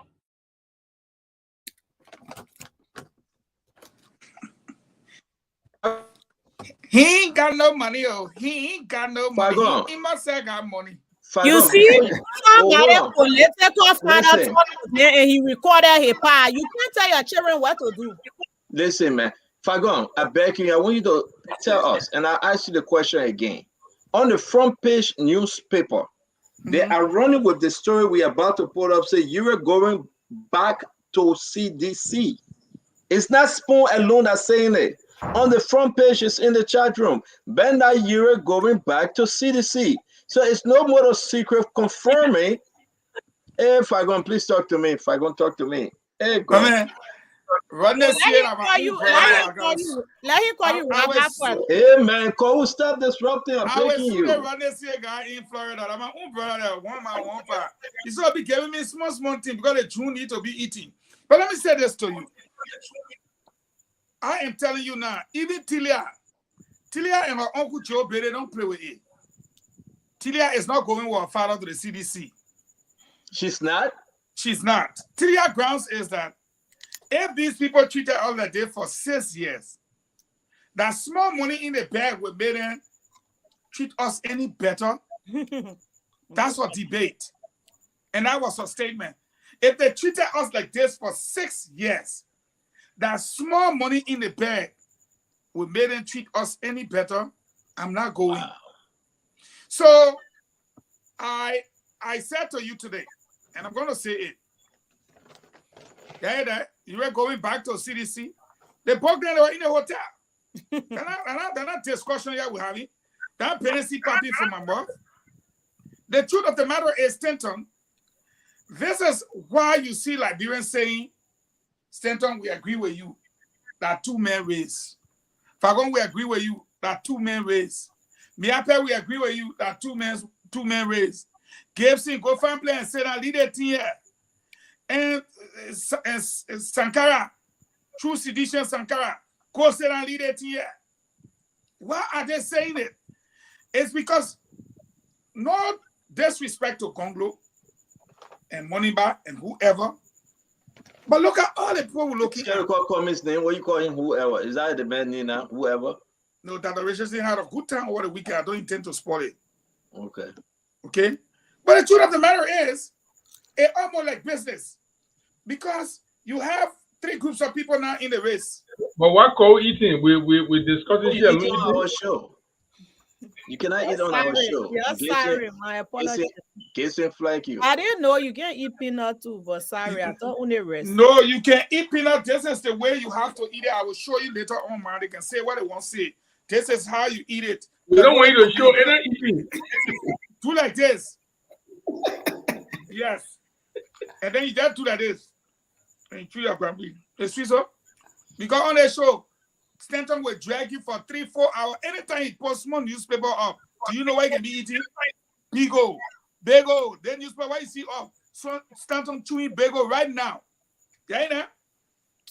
That's what Richard saying. Let me come to you. Now it's on the front page newspaper. It is important for us to now say it is confirmed that you is in some kind of transitional mood going back, but what are the prices right? Going back to my roots. It's really hard. Yeah. It's really hard for me to fathom that, someone like Yuri is a leader of a political party and that he tells Liberian people that he has them at heart or he has the best interest for Liberians. It doesn't reflect any of that in terms of him moving from ALP to CDC the last time around, and now he's doing the exact same thing. So it just tells us that his interest is more in money instead of in the Liberian people. And again, like I said, I'm still waiting for the details to unfold. But again, someone like Yuri or the likes of him, it just tells us that he's only interested in his pocket. Can we meet ourselves, Sankara, please? As opposed to, what is happening in Liberia. I can't for the life of me think about anybody who wants Liberia to progress being in bed with CDC. I just, knowing what CDC has put Liberian people through, knowing the fact that we can't eat, there was one of the few times in our history that we couldn't get our stable food to eat, knowing the fact that, money are allotted in the budget that goes to different things that we never see, knowing the fact that people are amassing personal wealth, and then someone like you come around and join CDC. So it is not in the interest of Liberian people. And the more reason why Liberians need to think about this election coming up, they really need to think hard about who are they going to vote for. Do we still want, the likes of you around to, to take our country backward? I'm really stunned, and it really saddens me, just kind of watching and seeing everything that's happening. But I am. Thank you, Dr. Richardson. Teron, I'm not sorry us to call you Teron, Mr. Gibson, Jeru. I am surprised. I'm surprised that we are seeing this. I'm in shock that we are seeing this. We are even saying this. You remember Bernard Yure was the one that was doing everything when you talk about JMB since 2017. But now here we are. He's going back to his root. He's taking the party with him. Front page is saying that, this is what front page said. Folks familiar with the meeting indicate that Yuri and the representative of President Weah present at the meeting were unable to reach a consensus on the mutual benefit. On the mutual benefit, they were unable. So is this pay to play, or you consider this just an everyday election something? It's not me now, Rotten see on his paper. You went for something. Fagon was right. He went for something. Rabbi. He is party chairman. And they are now saying, Eugene Lin Nambe, Thomas Fala, Samuel Twe, Sir Joseph, along with you and his guy that carrying his bag, Momo, they were unable to meet to come up with some kind of agreement. You again, oh, that you again. That you again. I could have called this strange bedfellows, but it's not. I think it's familiar bedfellows, because Yuri, since he has been on the side of the CDC in the past, campaign for and with CDC, been part of the wound, the regalia of the CDC, all of those things. So it's not a strange bedfellows. I think I'm beginning to think that Yuri's effort to destroy the CPP was an inside work, because it is Yuri who actually helped JMB. Oh, now you know about Agent 4, Agent 1, Agent 2. It is Yuri who helped JMB to destroy the CPP. JMB encouraged Yuri to sue Cummings. JMB did not do any such thing. But you don't interrupt now. If I'm going to beg you, Mepe, I beg you. Let's give Gibson the chance. This is very important. Our people need to hear this. Absolutely. Listen, if Benada USA, your party issue a separate statement to deny that, Benada USA admitted. He said JMB told me to sue Benada Ure. Did any member, any press officer, tech team, public relations, propagandist, did you issue any statement? Did you hear that from Ure Muff or Costa Muff? Ure did not say that. All right, guys, we will protect Gibson. No, but we gotta protect Gibson. He got right to speak. We shouldn't interrupt him. No. I don't want to do this. We shouldn't do this. Let the man finish, and you have your time to speak. Gibson, go ahead and speak. Let the man finish. These JMB people, they got thin skin. They say all the thing about Gongo when you talk about them, then they want to cry. Don't cry like babies. We know JMB, JMB in mastermind mode to be removed from the party secretariat. JMB mastermind for Ellen Johnson Sally to be kicked out of the party. JMB mastermind for the CPV to be broken apart. JMB instigated Bernard Ure to do what he did. Look, Bernard Ure is a steer of JMB. So let me go further than that. But before you go further than that, so now, can this story now prove Mr. Cummings right? Of course. Because that's exactly what I'm going to now. As much as we say anything about, but can this story now validate Mr. Cummings' argument? No. That this guy is not just in the interest of the Liberian people. No, I'm not asking you, Mepe, I'm not asking you. We'll get to you. I'm begging you. Let Gibson answer this question. Go ahead, Jerry. Right all along. These people, they only there for the power. One of them believed that they were born to be president. They must be president. The other one believed that he has a tinted record. Nobody will elect him. So he will use himself as an arrow and spear of the men who think he got a birthright to presidency. Cummings have been right all along. These people don't mean anything for Liberia. These people want power. Only power they want. They are not like Gonglo who wants to reform. They're not like that. These people, all of them, if I go in government, if I go do the same thing. So we gotta move on. Now you called him Fagon, then we gotta move on. Dr. Richard say he's your stand-up bearer, Mr. Cummings. Do you think, seeing what you're seeing, hearing what you're hearing, Cummings is going back? I mean, Ure is going back to Ure now. Does that validate? Does that prove Mr. Cummings right? That these guys were in it for themselves, not the Liberian people?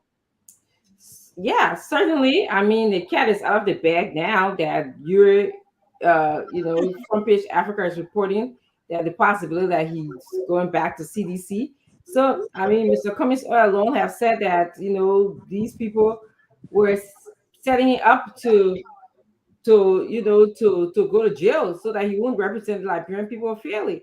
So, yes, it does validate what Mr. Cummings has said. Ure was part of this whole plan to have Mr. Cummings put in jail and to lie on him. In fact, it was Ure who wrote the letter who said that Mr. Cummings intentionally, maliciously altered the document. He was the one who wrote that letter and took Mr. Cummings to court. So all along, there was a plan for him to probably be working with CDC or a plan not to have the Liberian people interest as to him. A plan for him just to enrich himself. As many have said already, he's a businessman. His goal is to get money in his pocket. I know you're not from Unity Party. Before I get to them, I will ask you the question quick. Do you think JMB is regretting his relationship up to the time you were back away with Bernard Ure? Well, I mean, I think he should, but it appears to me, based on what I heard recently, that he had divorced Ure during a meeting quite recently. But I'm glad that he had that meeting where he divorced Ure. But I believe that he probably has some regrets due to joining Ure in terms of taking Mr. Cummings to court and destroying the CPP. That was the original place where collaboration, where opposition should have been united. And Ure came in that now that he probably came there to destroy it. And I don't know if JMP didn't see it coming.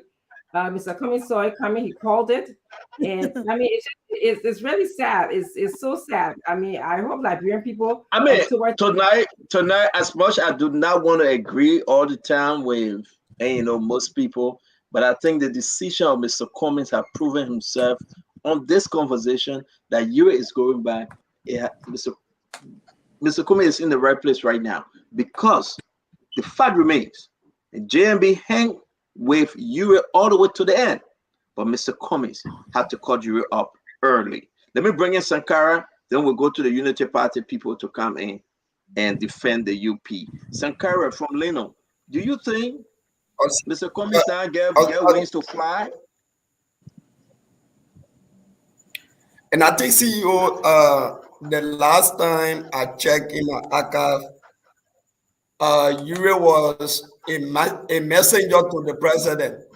And during the coronavirus time, when people like UJ Fagone orchestrated that scam food program for the Liberian people that did not materialize, while the opposition were questioning the legitimacy and the credibility of that food program. Ure was heard in a press conference that he was called by his best friend George Weah to carry beefy bucket, soap, chloride to the people of Carisburg. So when I said to you that this is not strange, and that was the point for which I spoke from. But again, this is the reason why we continue to say, look, I think we need to get rid of these older people from the politics of our country because, mind you, they are bringing nothing to the table.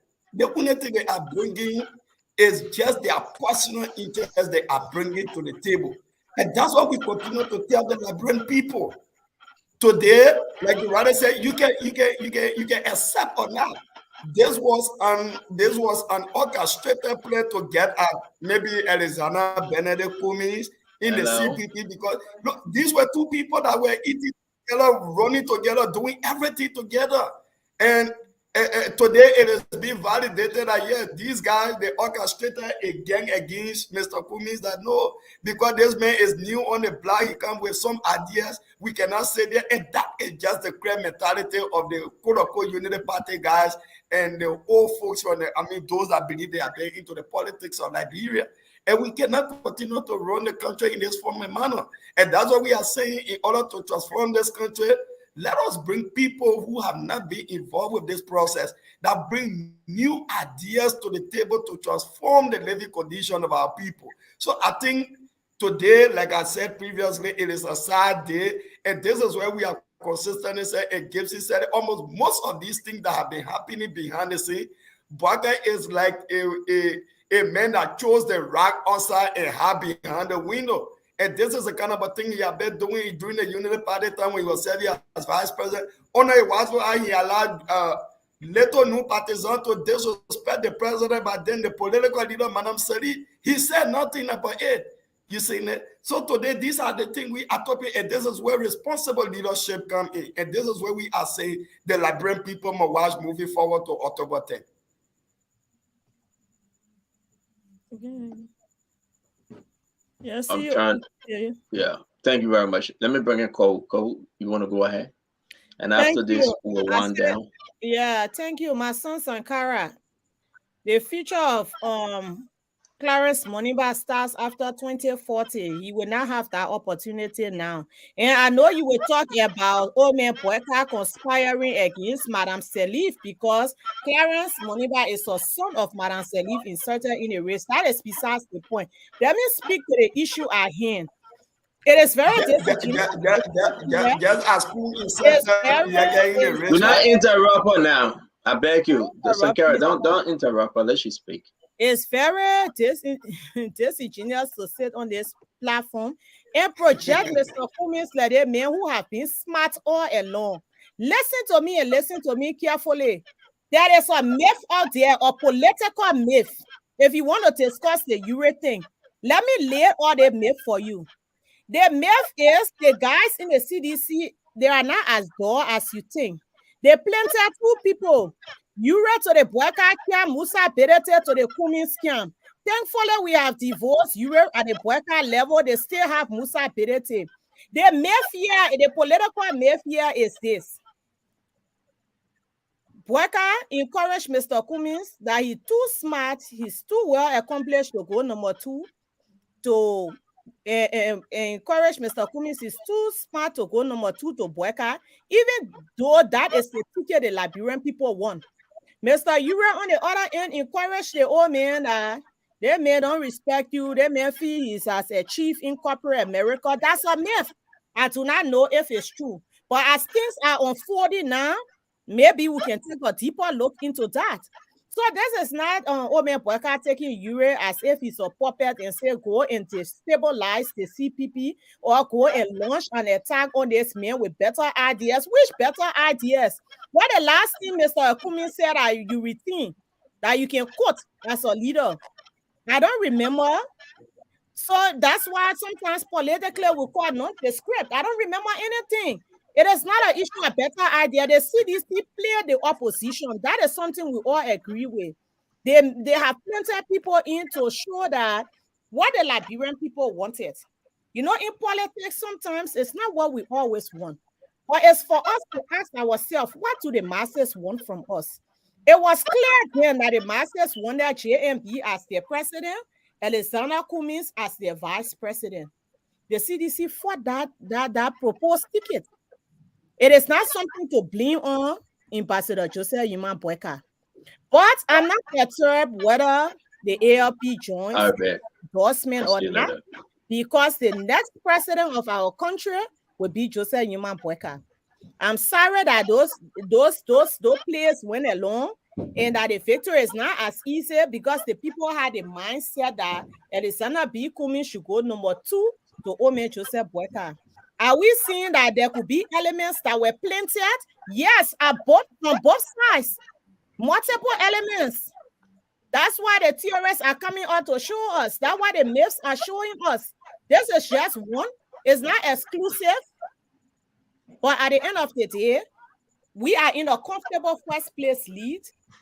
Looking at the polls, followed by the incumbent leadership, and I want to believe thoroughly follow closely by I want to project this time the Gonglo ticket. So we are not better. We're in a comfortable lead, and we should know these things because people have to give endorsements so we will know who supports who. You know. So at the end of the day, CEO, we are not perturbed. We have a solid ticket. We have a stellar campaign to unfold. Yes, and the man has the right to support who he wants. Our train is moving forward. This is nothing that Mr. Kuhn caught up on. This man was never in support of him. This man was not assigned to him. Musa have been working with the Kuhn side. Mr. Ure has parted ways. We might support the CDC. So be it. But we stay in a comfortable first place lead. And these elections are definitely for the Liberian people, and they are in our favor. Thank you very much. And seriously, no one interrupted you. I even stopped Sankara from speaking. So we will do the same for everyone. Let me bring in Eugene Lamy Fagon. You know, Sankara used the word little known politicians. JMB instructed them also. Sankara, when was the last time you visited your own Facebook page, the one that I'm on right now that says Samuel Sankara K. Johnson? That's what I'm looking at right now. When was the last time? It has Money Bar and Grace Bank picture on the top, and they have you there with your radio stuff. When was the last time you visited our page? You may not know, but you are a planted sedition with Money Bar. And the sooner he catch you, he will come to himself. If you say Allah, let him go look on your page right now before you leave the studio. Everything on your page is nothing but a promotion for the CDC. And besides, may I read to you your large pledge and give you the date. April 1st, 2022, Samuel Sankara K. Johnson. On this day, I officially resign from the People's Liberation Party and support the re-election bid of Dr. George Weah. And I'm Benesi Papi from my mouth. I don't want to read the other 12 I put in the chat room for you. But why are you coming after Sankara? No, because Sankara said it is. No, Sankara, you will speak. It is false. Sankara, you will speak. It is false. It is false. And I challenge you. Sankara, you will speak. And there's nothing in the chat room for Sankara. Sankara, you will speak. Again, I will have to mute everybody. Like Sankara, you will have your time to speak. Hold on. Fagon, go ahead, please. Why are you coming after Sankara, Fagon? Gibson, if you did not go in the chat room right above the front page Africa, all the pictures you see there, I put it there, get +3 on it. I told you to change that goggle you using calling their glasses. People get money, you just cheap. There's nothing in the chat room. Everybody now see the thing in the chat room. Only you. What's your problem, man? Wait, Dr. Richardson, is there anything in the chat room, Dr. Richardson? Are you seeing it? Sankara, I'll tell you, beginning when you can't show leave Fagon alone, I will leave you alone. But they don't listen. I owe Sankara page right now. Now, let me say this. You say, why are you coming after Sankara? Sankara, you came to toy your team. And we Instead of talking the team, the first thing you say, Sankara, hold on, Becky, you wait. Eugene Fagon brought a scam, full business.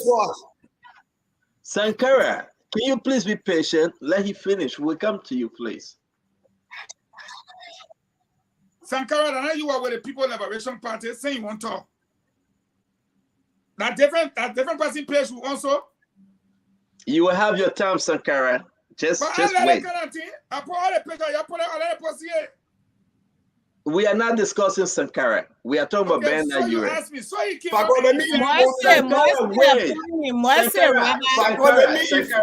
Sankara, wait. Sankara, listen. Sankara picture in the chat room. No, guys. Sankara, wait. Jason, wait. And after 7, we got to go. Why are we discussing Sankara? If I'm going to finish up, we got to go. You got another 10 seconds. Yeah. You see Samuel Sankara K. Johnson. Samuel Sankara K. Johnson. Let me get in here and focus on the issue. Yeah, focus. Now, let me correct everybody. I was one of the chief strategists of the CDC. When I came up and told you that we had Agent 1, Agent 2, Agent 3, and Agent 4, that Belensi were popping for my mouth, that offensive will tell you if I'm going to be on the team forever. They said on April, go look that you will see, I said, all agents have been requested to return to base. That code I was giving so because I know the code. These people, Belete was planted in the CDC because he owed, in the CPP because he owed $6 million. Can any one of you question that? Even up to the last 2 weeks, the LRA still confirmed. And he was going to be put to jail. Our in-market compound when the order was passed. Sifa was supposed to jail. We settled. He was planted. Agent 2 came about. Agent 2 that Miape brought up. I don't even call it name. He's been supported and taken care of ever since. Agent 2, no, I know. Agent 3 was Ben Sanvi. Ben Sanvi, after I came on your show and he tried to do jobo with me. Now, how they told me, they said, bring the 45,000 D also. By the time I brought the 45,000 D, he stuttered. When he started, they told him he would pay. What about Ben taking 45,000 from to pay? Now, how they said, Ben, Jack Kuhn will organize it. And you and I know Ben came 2 months later, he started making people. I pay. I only got small remaining. Ben became Agent 3. Agent 4 became Ben Ayure. When Richmond Tobe worked on bringing the Australian cell phone company, because we have fiber optic, where the Ayure knew straight his business was done, we would have been giving cell phone to people for as low as $15 a month, $10 a month. Hear me and hear me well. Ayure did not want it. Ayure went to see a brother, if you know what I mean. He went to the president. They stepped on it. I told you the story personal before. And Ayure became Agent 4. You either do, you will call it political blackmail, that's your business. Do what we tell you to do, we'll get you what you want. We'll tell you not to do it, you do it, we take from you what you want. It was the deal. Ayure became Agent 4. Do you think Ayure going to CDC? No.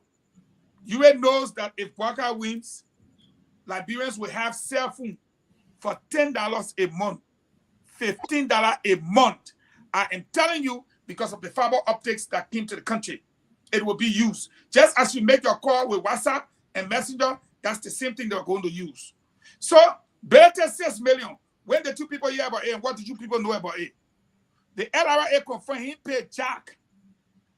So where are we? These agents, Dr. Francine, were planted. I was a member of the CDC. Their job was to do what we tell them. To think that Ayure was told by Joseph Boaga, I beg you, you don't know the story. Vive, I just told you a passionate story about Ayure gone. How he called one day forget that story. UA does not do what UA is told, the cell phone will come. And UA Lone Star MTN will have to disappear. Orange will have to compete, but Orange is in a better position. I tell you, and I tell you now, take it to the bank.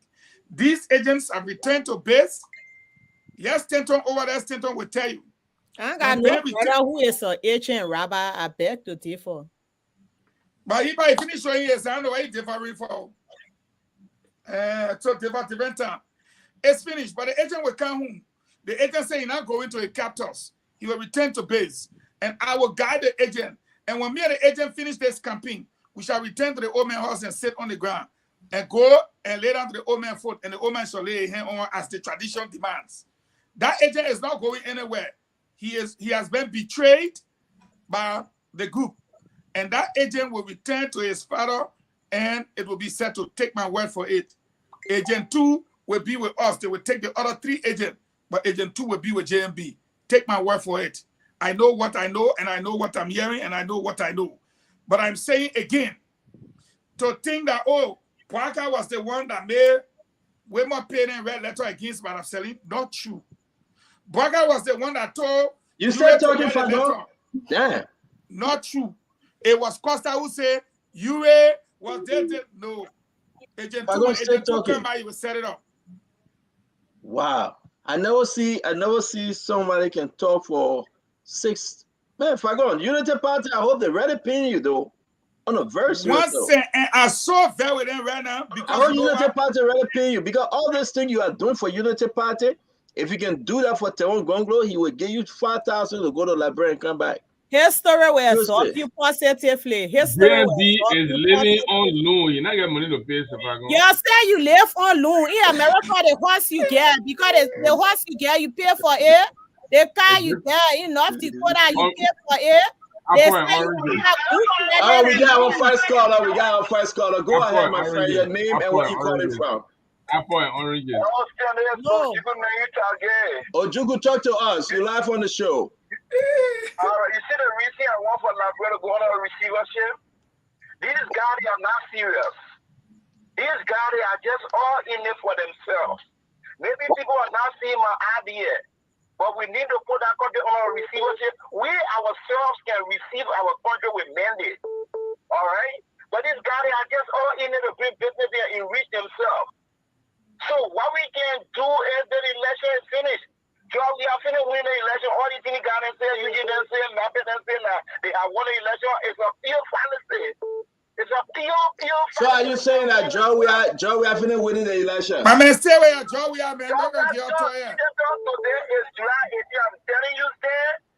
By the 12th of October, I'm going to call you by the grace of God. If you and I stay here, I will call you and say, Stan, I told you. But where you going?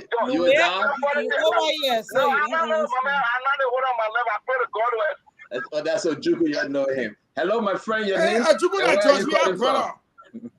You know Ojuku, brother. What's your name? Kofina, talk to us. You're on Spoon. Yes. So, if all the information is clear, then we are waiting our time for President Weah is the next president. If you didn't knew all of this, and then you will see, it's any jet talking, we call that free talk, right? That's just free talk. It's a rope. If the party is a rope, when they in your cap, your money for that rope. But when they go on the other side there, they are bad rope. Kofina, which state are you calling from? I'm calling from Minnesota. Thank you, Kofina. Thank you. Let me bring in the next caller. Your name and where are you calling from? My name is Justina Garte. I'm calling from New Jersey. Justina, talk to us. You see, the deception in our country. This is the reason why the ordinary people. Justina, talk to us, oh. Hello, can you hear me? Yes, Mama, go ahead. That's the reason why our country is not going anywhere forward. You see, so you want to tell me Mr. Ure put his daughter's life on the line. Talia almost got killed. Innocent Liberian got wounded in District 15 because of his daughter. and he's here to protect. Is this what we want in our country? Is this Justina, let me hold you there. You're making a very good point, though. Let me go back to the panelists. Don't hang up. Dr. Richardson, Sankara, Gibson, Cole, Minister Fagon. We remember that story, that dark day in Liberia, when you were going to find his daughter, when her car got involved into an accident. And today, if it is true, you will say he's going to support CDC. I want you to come in, Cole. Let me start with you first. Imagine Tidia in that district. We know the story. And you were calling all over, trying to find his daughter. But he has passed all that now, though. He's going back to those folks that were trying to get his daughter and do what they wanted to do with her. Amen. Cole, talk to us. I agree with the caller. That is very sad. Knowing it is, for me, it is an affront to the ordinary people who put their lives on the line as a shield to protect her at that moment, who form an alliance and say we will not allow this to happen, and who risks their own lives. But again, as a politician, it comes back to the personal interest in politics, where people will say, I want this, I'm going to do this. It doesn't matter who talks to them. Whether you the governor, you the governor. It's just personal interest for people. Yeah, Justina, go ahead, finish up. You brought a good point up. Finish up. So as I was saying, Stanton, and let me use this opportunity to speak to the Liberian people. Real quick, Justina, you got 30 seconds, please. Thank you. I want the Liberian people to think about themselves. Think about the future of Liberia. Think about what you want your children to be tomorrow. I want you to realize that when you see all the big politicians, when you see all the money eaters in the country going against one political leader, it is because that political leader refuses to give them what they want.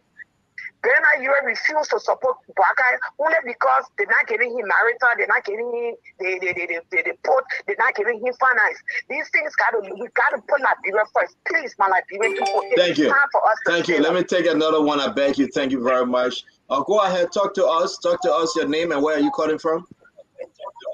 This is Kuhn. I'm calling you from New York. Talk to me, Zaquan. Stanton and the panelists, I want to tell you thank you for the show. But come to the point. Jeremiah Kuhn should leave YKC quick alone. He should leave young guys who supported him to become what he is today. He should leave them alone, let them excel also in life. You go back in Lima now, Jeremiah Kuhn is telling the former chief of office staff, Nelson C. Tate Bryan, not to become an aspirant or a candidate to run in Ghana. He ran to his bare ball, the ball who was holding his bear. I worked at the Capitol building before. I know Jeremiah Kuhn, I know Yeke, I know Nelson, and the rest of the guys who work with him. Why is he stepping on young people? Thank you. Why is he stepping on young people? That is unfair. Thank you. He needs to stop that. Thank you very much. Thank you. Let me take the next one. Your name, sir? Your name and where are you calling from? This is Tom Marshall. I'm calling from Virginia. Talk to us, sir. Yeah, the U.S. story is not a new story. I just want to pay my own quota to this show. You guys are doing very well, and my own brother Eugene. I mean, you follow it. He knows the Liberian politics very well, and he follows it very well. The information of the U.S. story is not a new story. Thank you. Thank you very much. We'll take the next one. Thank you very much. Your name and where are you calling from? I'm James B. Kuhn. I'm calling from Minnesota. Brother James, talk to us.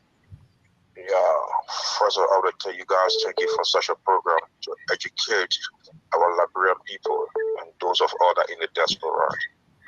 So I really want to appreciate those that own the platform. But I think it was good that Liberian people selected George Weah to know who he is, because George Weah denied so many good people becoming president for Liberia to bring change because of his popularity and the love that Liberia have for him during his soccer days. So by him displaying his character and his inability to rule and to lead our nation have come to light. Thank you very much, my friend. Thank you for your 30 seconds. We appreciate you. Thank you. Yeah. Thank you for your 30 seconds. Right. Let me bring in this person. Your name and where are you calling from? Yeah, this is Hassan. You said what's your name? Wait. What's your name? Hassan Dokle. Oh, Hassan Dokle. Okay. Yeah, calling from Minneapolis, Minnesota. Talk to us, sir. Yes, Nathan, this is really, very saddening to our people.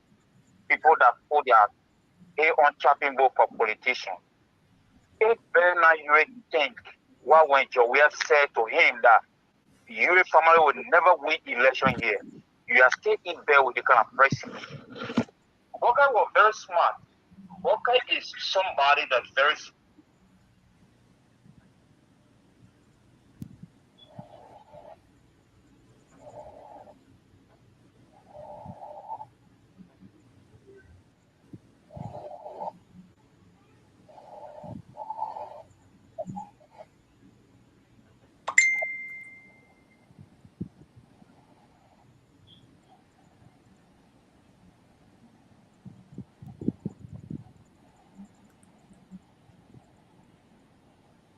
We're not hearing you, Stanton. You muted. We can't hear you. Is it better now? You can hear me? Yeah. All right. Thank you. Thank you. Hold on, my friend. I'm going to bring you on. Hold on 1 minute. All right. Go ahead. Talk to us. Hello? Yes, you're live. Talk to us. This is Angie. Angie, talk to us. Yes. Where are you calling from? I'm calling from New York. Talk to us, Sister Angie. You know, I have not called on this show before, but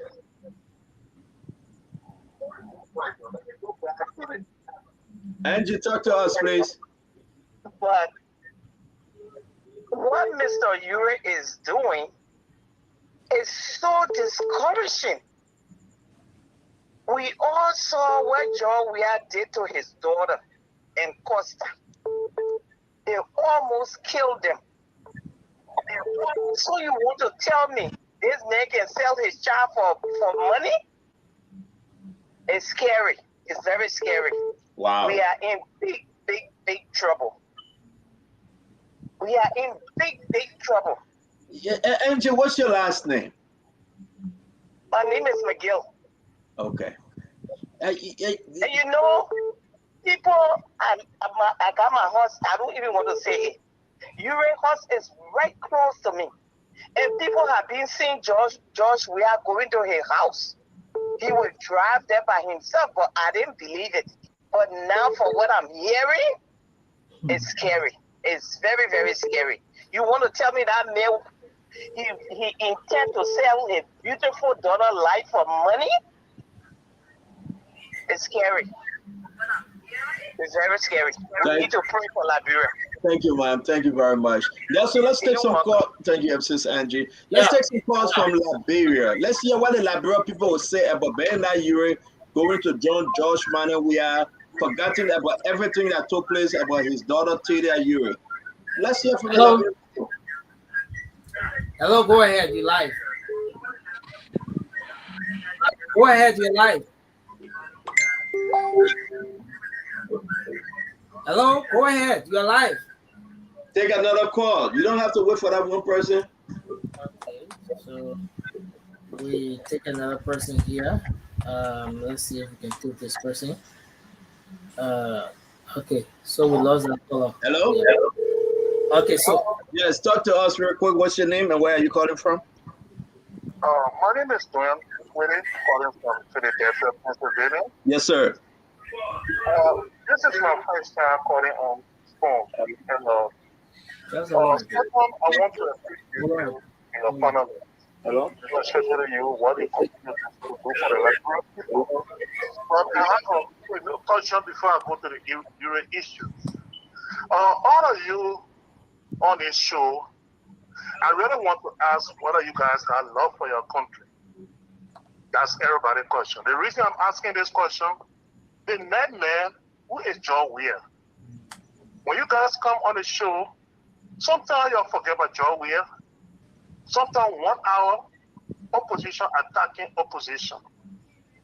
Look at what went on yesterday in the country. The behavior of John Weir from Sunday. Dividing money on people in community, collecting their voter registration cards, up to on social media today, fighting one another for money. Thank you, brother. You know, so I'm coming on. So we don't have enough. I beg you, my friend. We don't have. Okay, for the Euro. Yes, I beg you, please. Yeah. This is my first time. Give me 30 seconds to end, please. You got 30 seconds. All right. For the Euro issue, I think the old man was very smart to go away from him, or else Euro will have killed him. Because he can do that to his daughter, he can do it to anybody. And I beg you that when you come on the show, opposition put together and fight John Weir and leave one another. John Weir is a net man. It is John Weir that we're fighting to get out of power. Please. Thank you very much. Thank you, my friend. Thanks. Go ahead, Nelson. How you doing, sir? Go ahead. The people here around here. You say now that because President we are President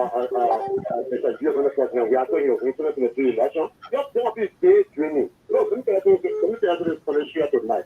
We are prepared for what we are correcting or towards things. You say in Morocco, while we in the community, we go down to the discussing our people. The way power is what Joseph is not brother. No, my life. I'm telling you, straight over my life.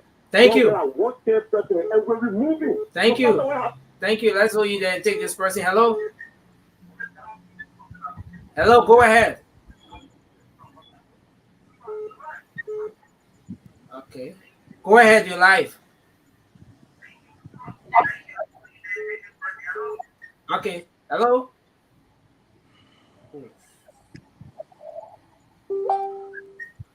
Okay. Go ahead. You're live on the show.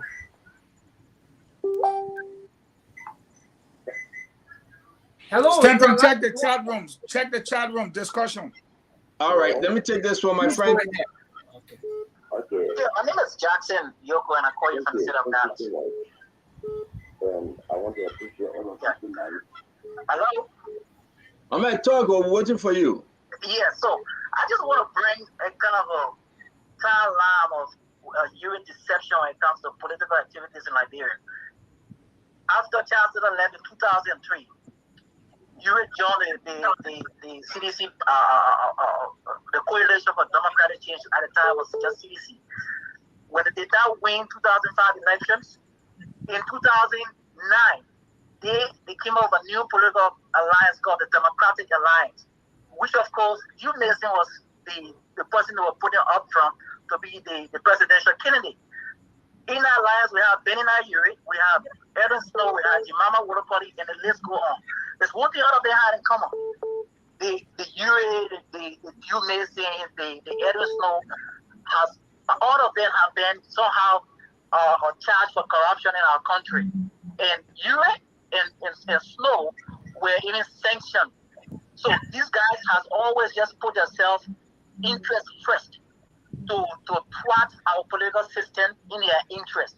So when Democratic Alliance did not work, then Europe went back and established its own party. It was the All Liberian Party now. So what I'm trying to say is that these guys, we have to be mindful of them. They're not going to change. Their attitude is going to remain same. Thank you. You know, thank you. Thank you very much. Nelson, can you take a call, please? I got okay. Hello. Go ahead. You're live. Hello? Yeah, go ahead. You're live. I'm from Bon County. Okay, from Bon County. Go ahead. But I don't know. Those who are in America, I don't know how to see it, but we are living in Liberia. I'm very sorry for Egyptian Jews. He's very old. No, please, hello, please make a point and don't attack anyone here. Let's just leave it as it is. Okay. We are prepared for October. Thank you. Thank you. Hello, go ahead quickly. You live. Hello. Yeah, go ahead. Let's hear you. Yeah, my name is James. Speaking with you from Petrol, Pennsylvania. Go ahead quickly.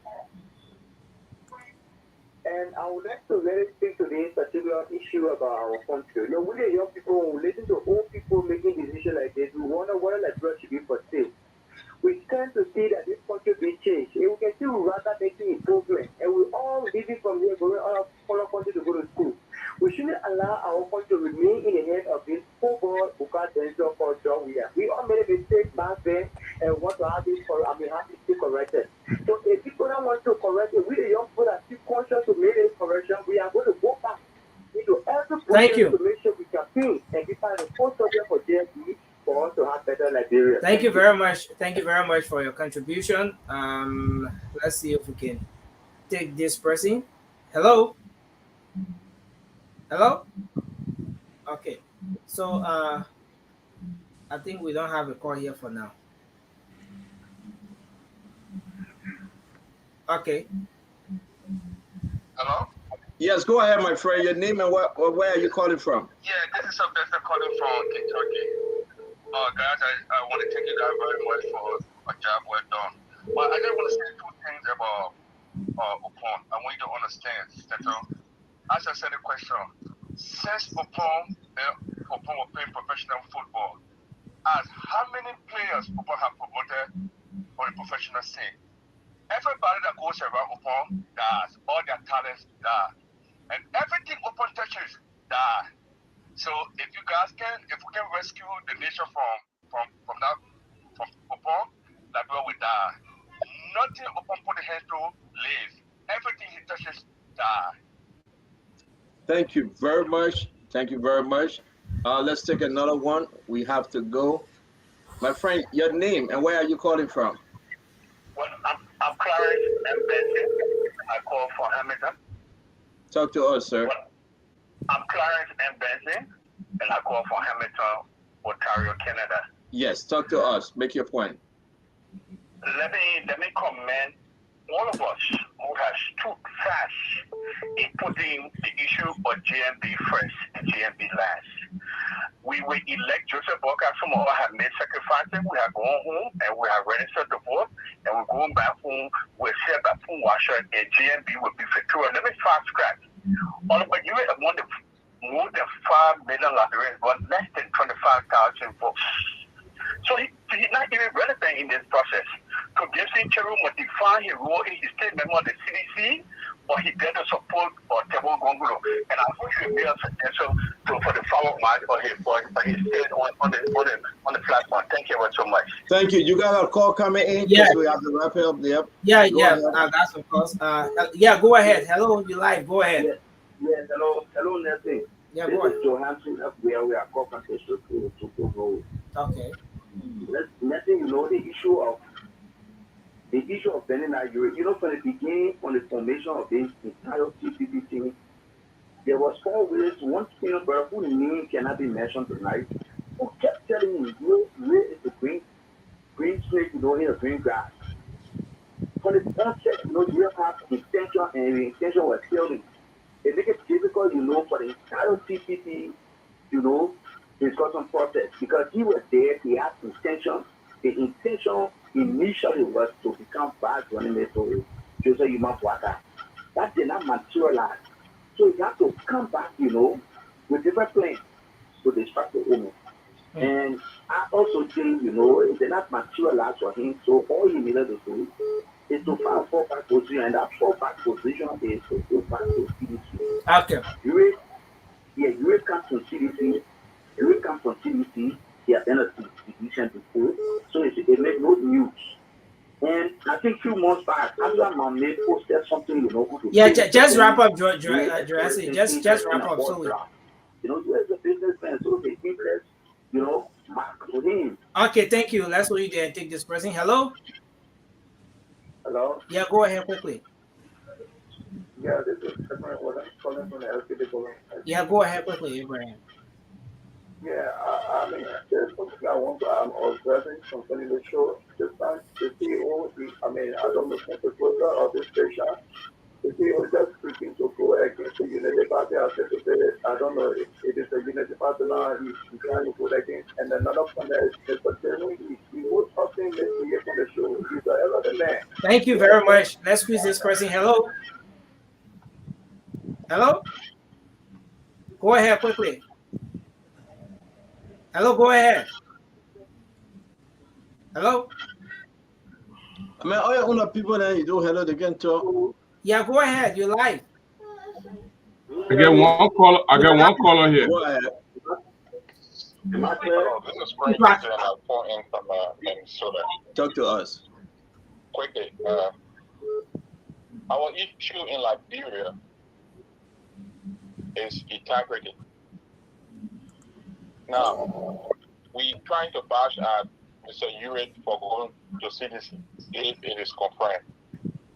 So what happened with Eugene Fagon, former minister, bashing at JNB from the CDC to they going back to Waka, having him on your show? What happened? If we are discussing a new Liberia, should we be discussing Waka in the picture? I said no. Waka has been part of a failed generation. We have commies. Why don't we talk about commies? But every time I see on the show, we prioritize Waka. And we calling for the new Liberia. Are we serious? Are we really serious? Let us put our self-interest, individual interest aside, and put Mama Liberia first.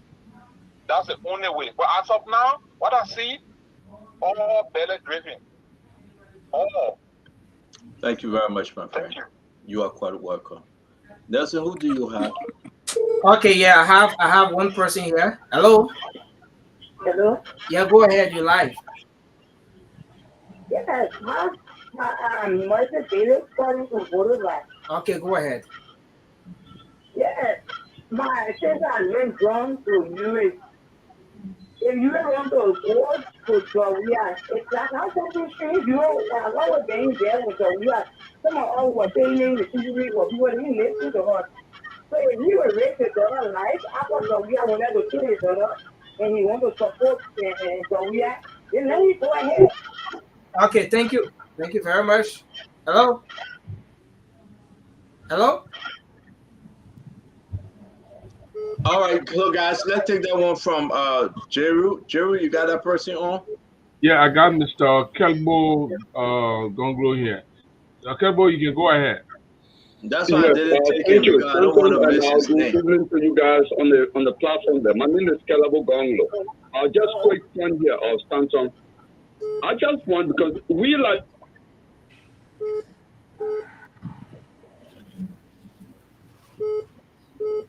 Why Fagon black in the man? Come on. Hello? Kelbo. That Fagon black in the man. Why? Kelbo, I'm begging you. I got nothing to do with that. Kelbo, are you there? Can I take the person from here? Hello? Fagon hike the man. Hello? All right, who's speaking?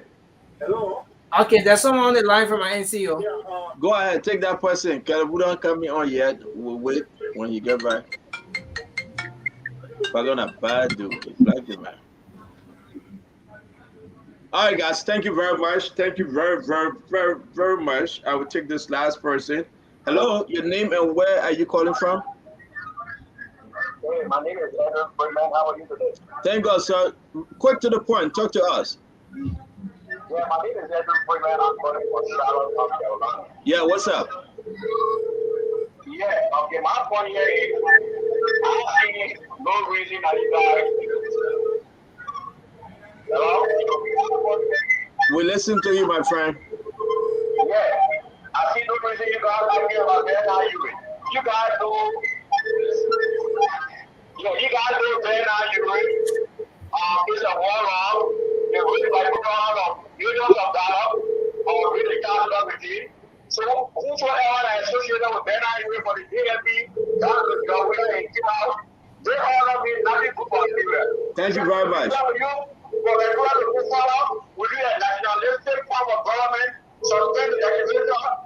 constitutionally and for the council and rule of law for 10 years. Thank you. Thank you. Thank you very much, folks. Okay, Kabo is back in the land. Kabo is back in the land. I beg you to bring him in real quick because we're past our time. Okay. Santa, I'm sorry. I don't know what happened. But like I was saying, let's watch a video, Fagon versus Waka.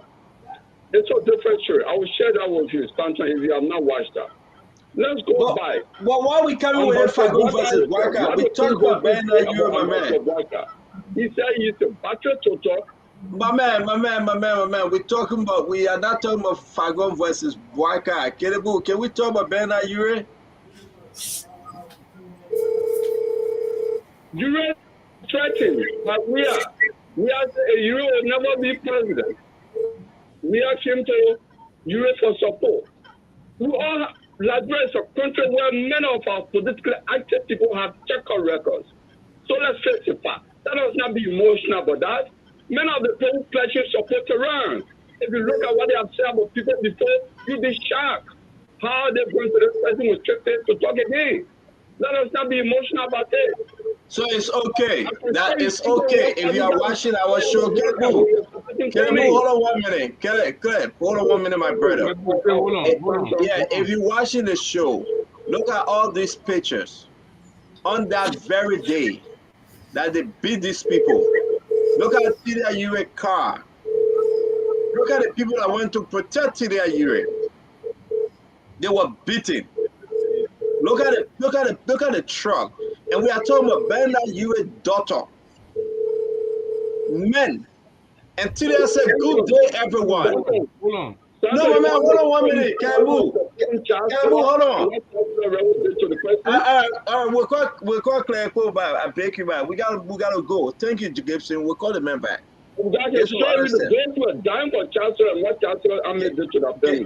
Gibson will call him back. Thank you. Let's read this, folks.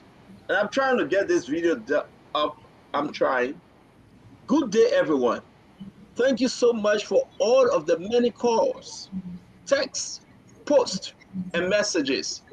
I am truly grateful. Let me meet ourselves, Nelson. We're not taking any more calls, please. I am truly grateful. And this is Tidia Ure, whose father went into that meeting today as per front page newspaper to negotiate and turn his party over to Bernard Ure. That Bernard Ure turning his party over to President Weah, and they will endorse President Weah, and they will support President Weah, but forgetting to know that day, his daughter Tidia Ure was going to be RIP. I'm truly grateful to have such a strong support system. Yesterday was a very painful, angering, and sad. Over 15 of us were terrorized and injured. 15. But we thank God for our lives. We will be having a press conference today at 4 p.m. to give further details of the ordeal. You can tune into most major radio station and Facebook Live pages, including mine and KMTV, for coverage. We will give you details and let you know our planned action. Look at these folks. We are not saying it's bad to choose a party, it's bad to move to another political party. No. But an individual or party. And when this went before the president, George Weah, what did he say on that day? I will bring in the former Deputy Minister of Press and Public Relations, Minister Eugene Lami Fagon, because he was there. What did he say, Eugene? We got a clip. We got a clip. What did President Weah say when he received the news? When he received the news, that people were being terrorized.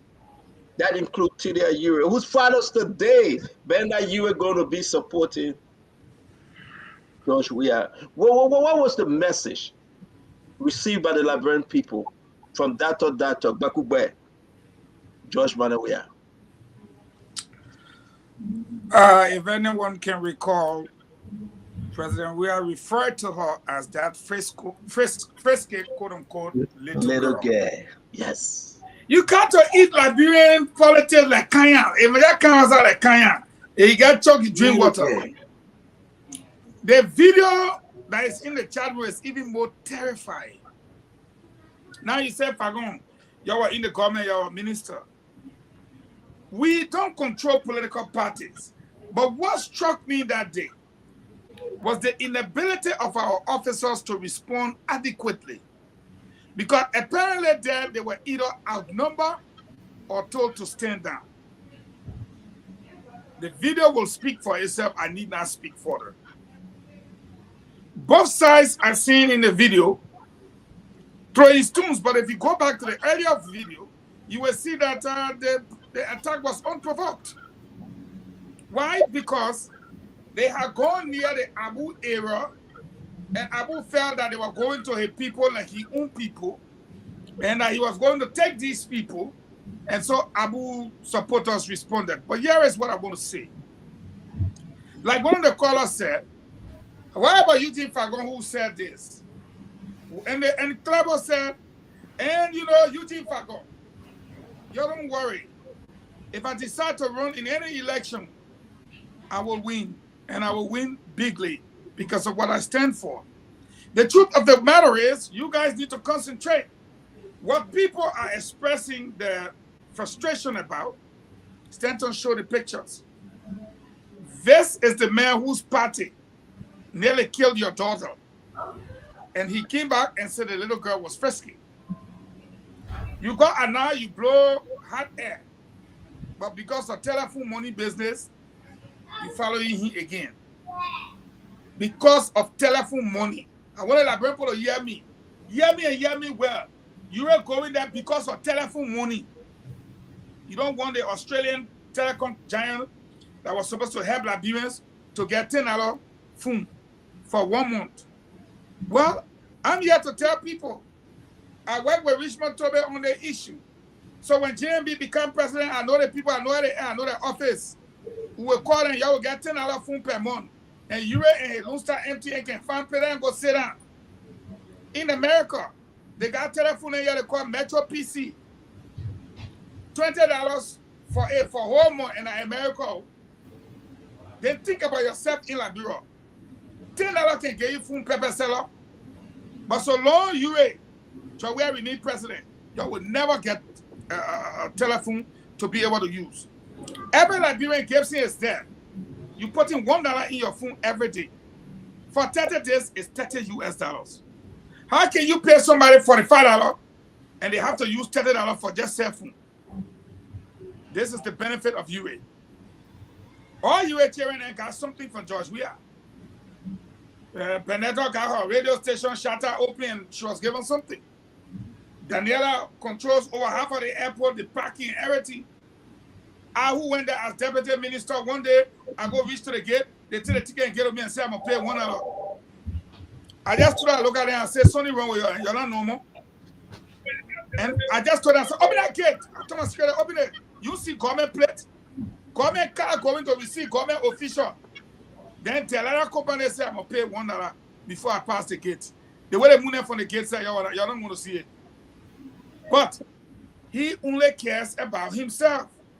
And I can tell you, whatever UA does, 24,000 votes from 2017 has reduced to at least UA can only give President Weah at most maybe 80 votes. Because I'm saying that to you, anything I say, I will come back and tell you. UA entire party will pledge their support to JMB, will pledge their support. UA entire party. UA 60% of UA party have already moved to JMB. I say have already, I say will. So I don't see, I just feel hurt because I look at the picture that Stanton is showing, the video we see in the chat room. It's like all these people here except for nothing.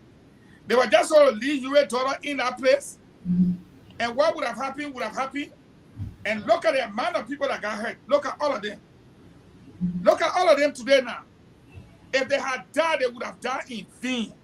And I think Benina UA should feel ashamed because we are showing the photographs. If they had died, they would have died in vain. There is another gentleman photograph there that I put there. Okay? You will see. Blooded up to save his daughter's life. They were not from ALP. They were within the community and did not want that to happen.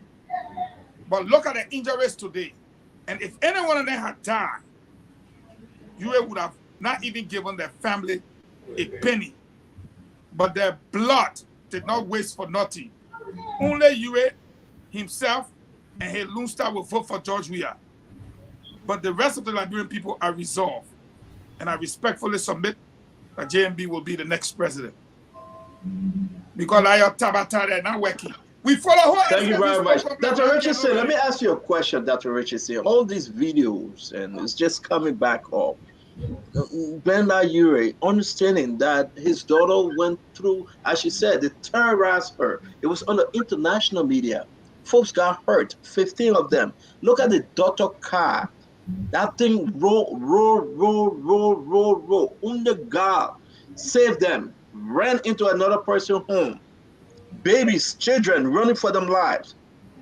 Who did it? It was the CDC government under President George Manuel Weah.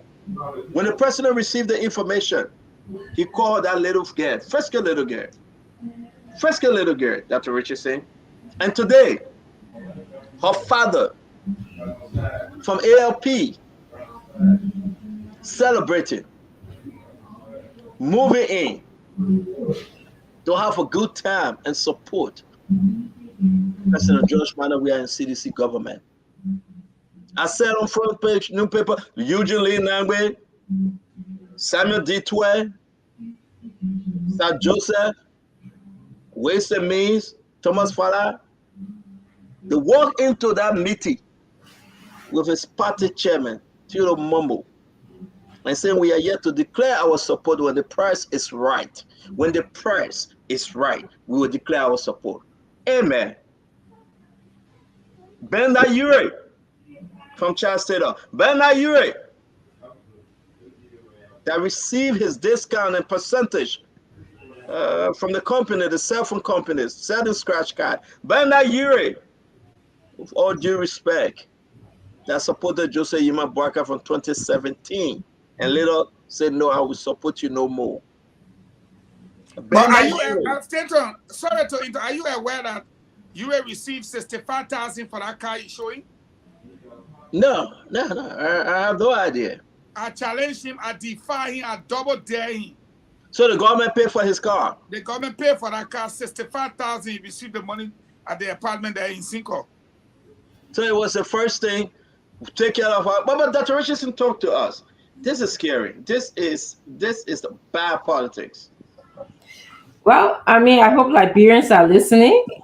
If Ure can allow this to happen to his daughter, allow that his daughter is at the point of almost dying, and then he can go back in bed with the people who actually wanted to kill his daughter or who put her in the condition that she was in, then, it tells me that he's only interested in his own belly. He's only interested in himself. So Liberians, I hope that you guys are watching and seeing. This is the very same your man who called George Weah and George Weah party cockroaches. He called them tiny sedition. Okay.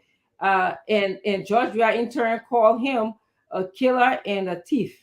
So if these two people who can insult each other, who can question each other integrity, who can question each other ability to be good human beings, can come together, it says a lot about both of them, not just one person. It says a lot about both of them. It says a lot about George Weah. It says a lot about Europe. So I hope Liberians are listening. These people do not have your interest. They only care about what they can get out of Liberia right now. They only care about selling our country, dividing it to the highest bidder if the price is right. And so we really, really have to think about getting a leader in our country who is not into this whole divisiveness, this whole wanting bad for our country, trying to rob our country out of anything and everything. And I'm so just I'm sad. I'm just stunned in a way that this is happening. This is Liberia that we have. We're just talking about before the show started. Like Gibson and I were talking about the Liberia that we remember and the Liberia that we think that we can have. We are one of the things that Mr. Cummings says a lot of the time that Nigerians, Sierra Leonean, Guineans are no smarter than Liberians. So why is it that we're sitting down here and letting the likes of Europe, the likes of Georgia run our country? So this election is very, very crucial. Liberians we have to make a decision. We need to get people in our country that are ready to again go by the rule of law, go by what the Liberian people want, the interest of the Liberian people, not by a bag arrest or buying voter cards, giving them T-shirts. They have to go by what the Liberian people want, how they elect their leaders. Dr. Richardson, thank you. Because it's 8 o'clock, we will do our closing. We will move to end this program. Join us later tonight. We asking you on Late Night Politics. We'll talk about this US story. We got videos to remind the Liberian people. And we'll take more calls because it will just be us having this conversation. We want to say you should join us, okay? We'll push it at least 9:15, 9:30 because we will close up on that 1 hour now. So Liberians, you just stay up. Before we do this, let me play this clip, Gibson. Let me remind folks again, just one of the many clips we have.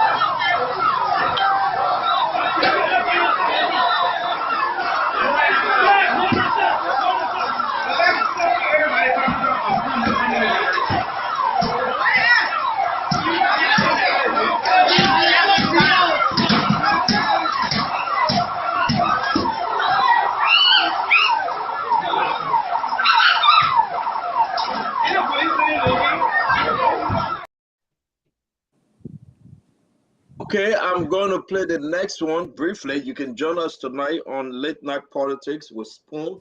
Listen to me. We will play this. We'll hear from you. It will be all the Liberian people calling. Euro is now going to, as per front page newspaper. And what was said today? Fagon broke this news. He broke it this morning. This morning, our time, that Euro went into a meeting with Samuel Twe, Eugene Lane Nangwe, Sir Joseph, Thomas Fala, or here is Chairman Theodore Momo. They went with the bag, expecting this thing to work, and they were going to just make their announcement to endorse George Manawia. But they forgot. Liberian people must remind them that they protected your daughter. They got hurt. They beat them. They stoned them. And now Yuri is turning his back on the Liberian people and going to say, hail the king. You abused my daughter, say you flogged that little girl.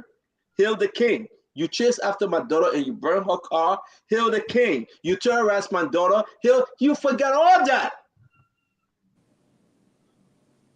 Look at this young man. Listen to him. Hello, Johnson. What happened to you? People hear me. Abu?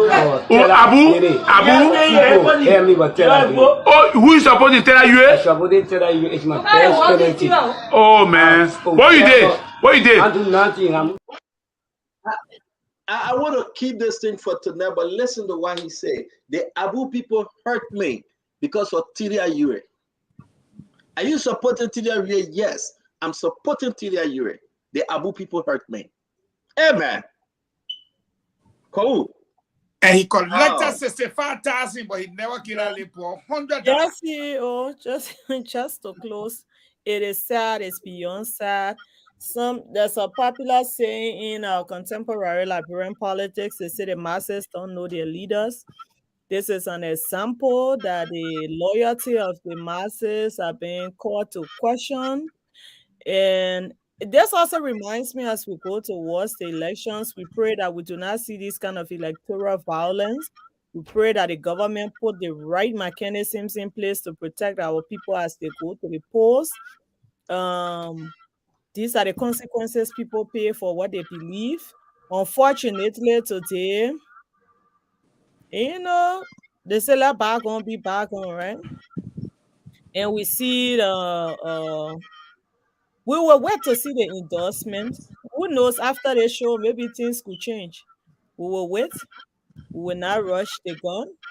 But if this happens, it will be an affront to our people, to the people of Liberia, to the people of District 15, and who we see there in so much pain, who loyalty, who defended with their blood and their sweat, loyalty to a change. That change today we see is being compromised. But I just want to thank you all. We're leaving on a real sad note. But there's one thing that I do know is for sure. The people will continue to fight. The masses will fight with their voting cards, their blood, and their everything. And they will ensure that Honorable Joseph Yima Boyka is the next president of our country. Good night. Thank you very much, Kawu. Let me bring in Sankara. Gibson will take us home. Then Fagon will say the benediction, the rabbi. Sankara, are you with us? Thank you. Thank you, CEO. And let me appreciate all of our listeners for today's show again. And I think we don't need to overly emphasize the CEO that Liberia is at a crossroad. And that is the reason why, CEO, when you see many of us, like my sister that just left, were talking about the masses, I think the masses need to now rethink their direction, because the masses are running behind these older folks for over 20, 30 years. But their social, political, and economic system or survivability is not changing. It is only changing in the preview of those people that they refer to as the masses leader. Look at the kind of terrible photos and videos that we are showing to the Liberian people in the world at large today. These were people, committed young people, who stood the test of time, went through intimidations, went through all of the intimidations to protest certain values of society in the supreme interest of your daughter. But today you say to them, whatsoever you did, it was nonsense, and as such, we are going to the very people that hurt you yesterday. So we don't value your life. That is just so meaning. And that's why one of the callers said, we cannot continue to pray and yearn for a new Liberia. And we still be thinking about the older folks and the very people that are part of the very bad thing of our country's history. And people like Urene have never stood for anything. Ure have never fought for anything in this country. Ure entire political history in this country is extremely terrible, that no smart person will want to associate themselves with Shell's character. And that's why we used to see the people from the United Party angle cheering this kind of an individual. We were extremely, and we are still extremely afraid of their association with this kind of people, because they were never fair. And that's why we are telling the Liberian people to bring about a new Liberia, a new agenda that will transform the living condition of our people, like people who got record of excellence and competence, people who have never been part of the dark days of our country's history.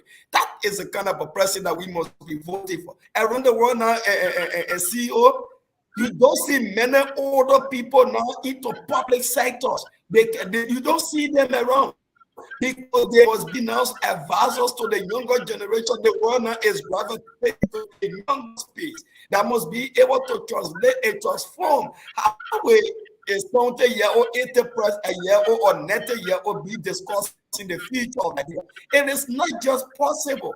You must always have people that say in policy, those that the policy affects must be part of the policy making. You can't get somebody who is already going his way. At the end of the day, you're talking about he got future for Liberia. No, we cannot be telling our people, and we want to tell the Liberian people, comes October 10th, it is a time that we must all wash and ensure that we elect somebody like Dr. Clarence pay him money by as president of this country to restore our dignity. Thank you very much. Thank you very much. Thank you, my brother. Thanks. Gibson? Thank you very much. I will not leave this place without breaking the news that this morning the National Electoral Commission ruled in a petition of protest filed by one Augustine Jones, a member of the Unity Party, against Councillor Tiawan Gonglu. In that petition, he claimed that the LPP did not reach 2%, that Gonglu is not qualified to become president or to put his name forward. Oh, hold on 1 minute. Somebody listen to us. Yeah, wow. Unfortunately, he and Fago and others did not read paragraph 2, section 5A1 that says this.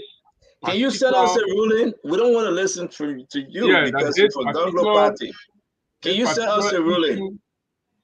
Yeah, the NEC rule that they don't have any case. NEC rule, but can you send us a ruling?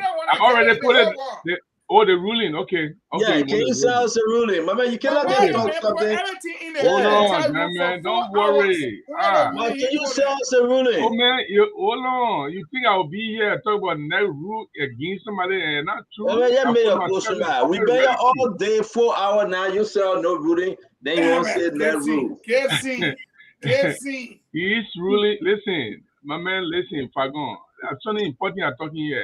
These rulings are made today. They will be transmitted into advancement. Then why can't you wait? Why can't you wait? I can't wait for breaking news. It's not a breaking news. I'm waiting for somebody else to break the news. No, it's not. Or Fagon has seen that he desire. Nobody can ruling in the whole country. What I'm trying to say, the gentleman, y'all give me extras 1 million. But nobody get ruling in the country under you. Seriously? How you say nobody know? The boy in Labron know. Nobody get the ruling. When they say breaking news, me plenty people don't know. I want to make it breaking news. Yeah, that everyone. Only you know. Yes, somebody say breaking news. Then me plenty people don't know. The fact that the interesting part of it is a Unity partisan was sued. So the oppositions suing each other, and not from CDC, we are shocked that it's not from the CDC that will file such a petition. Like coming from a Unity Party partisan who will file such a petition. And I think they think that by moving Gonglu from the race will give them NEMA. It's unfortunate. But look, I will provide the ruling. As soon as the advancement is available, the advancement will be provided here. But I put the protest in the chat room, and I want to say that this issue is laid to rest. So there's no crime committed, no law violated. NEC has ruled. But let me give you one more breaking news. Well, you are wrong. You cannot come just because you say we see no paper. You want to believe you. How you say that? How you say that? Let me give you one more. When at the time LPP took part in the election, Honorable Ellen Ator Red was representative for District Number 3 in Magibi County. And that section of the law say if you have a city lawmaker or a president, that law is not applicable to you. The rest of the people have not read that, and that is the reason why the NEC ruled, and also it's also constitutionally violative of intending or having the effect of creating a one-party state. So we'll get to that. Maybe we can make a discussion and bring in one of our people from the party. I've been a ruling man. Stop spinning all that. We gotta go, man. on the teller, you know, Fagon, the thing I'm talking, not know about it, forget it. On the teller, you thing. Look, it's unfortunate, Lord. When we're talking this thing, it look like because we're on the show and people think we are playing. Somebody, they where Uri's daughter came from. She could have died that day. What would have been Uri's action today? Was he going to stay join the CDC, or was he going to go back to the CDC? When he had a press conference that day, in fact, Electoral Commission was standing right by him when he condemned the CDC and called it thugs and criminals.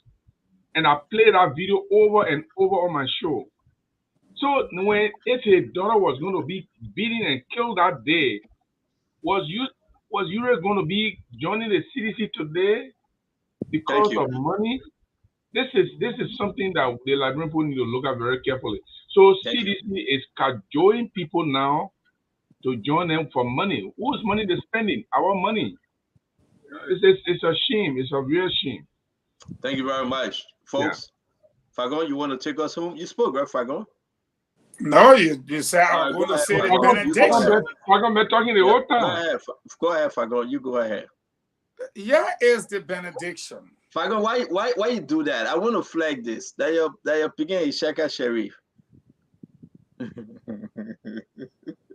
Go ahead, Fagon. He said, Isaka Sheriff that the Assistant Minister of Internal Affairs. Internal Affairs that don't know his function. Yeah. That JMB can be working at 49.5. He was asked, what do you do at Internal Affairs? He said, I'm Assistant Minister. Assistant Minister for what? He could not talk. He turned Bobo on the radio. But anyway, here is the benediction tonight. The reason why Liberians have elected to take JMB is for the simple reason that they have not gotten an answer from Madam Ellen Johnson Sirleaf and all those that she's brought into the race and have crowded the presidential field. She cannot explain any other thing to the people. And the people are asking, who are those involved with golden beryllium? Who ate the 40,000 for Asila Mita for the Ganta Harper rule? Why Asila Mita have not done anything for the people of Nima as enshrined in the contract? Who owns the 51% of the Western cluster? And why are they even mining without doing anything? Stanton, let me say this to all Liberians. Every day, one war and economic crimes code. But you see where you are going now? You can say, I want war and economic crime code. Milton Bly, General Bondage say, I want you, please come. Prince Johnson say, I beg you, bring it today so we can give justice to the people. But Daniel Chair said, no, I'm going to CDC. You will say, I already in CDC, you relax. I wouldn't want my cara. And when you look, he said, my alley on the other side, bringing more people. We are not going to succeed. Everybody wants a second term for President We are so they can look to 2029. What we want is equity. Very simple. Liberia belongs to everybody. President Weah is there right now. Emmanuel Shaw there. Gibson Jeru shouting with fun. What happened to the plane door Paul? Sister Miller, what happened to the plane? Go Emmanuel Shaw there. But he's the chief advisor. They call him Tago. Go ask Charles Bright, economic advisor in the office of the president and Minister of State with our portfolio. He got 2 jobs. Move from there. Go ask Archibald Bernard, legal advisor to the president. Don't come ask me. Look at the people that are running in these elections. Look at what these people have done to all of our resources around the country. And y'all come, y'all say this is it. The other man wrote on his page that he endorsed y'all. I put it in the chat room. Then he came here today, he said he behind money back. But even though he put money back and Grace Pound on his page, his whole page are nothing but Joe. You can go there now. Go there now, Gibson. So these shadow people we know.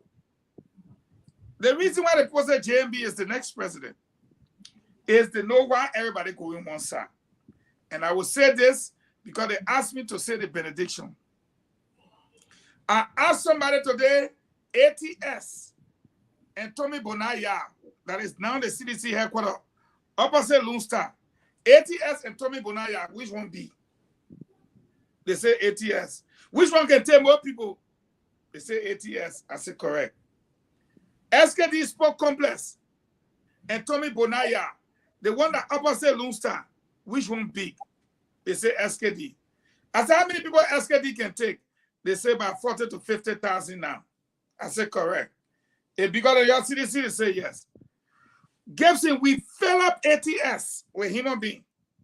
All around chemistry everywhere. They beat Polito Wheel at Market Door.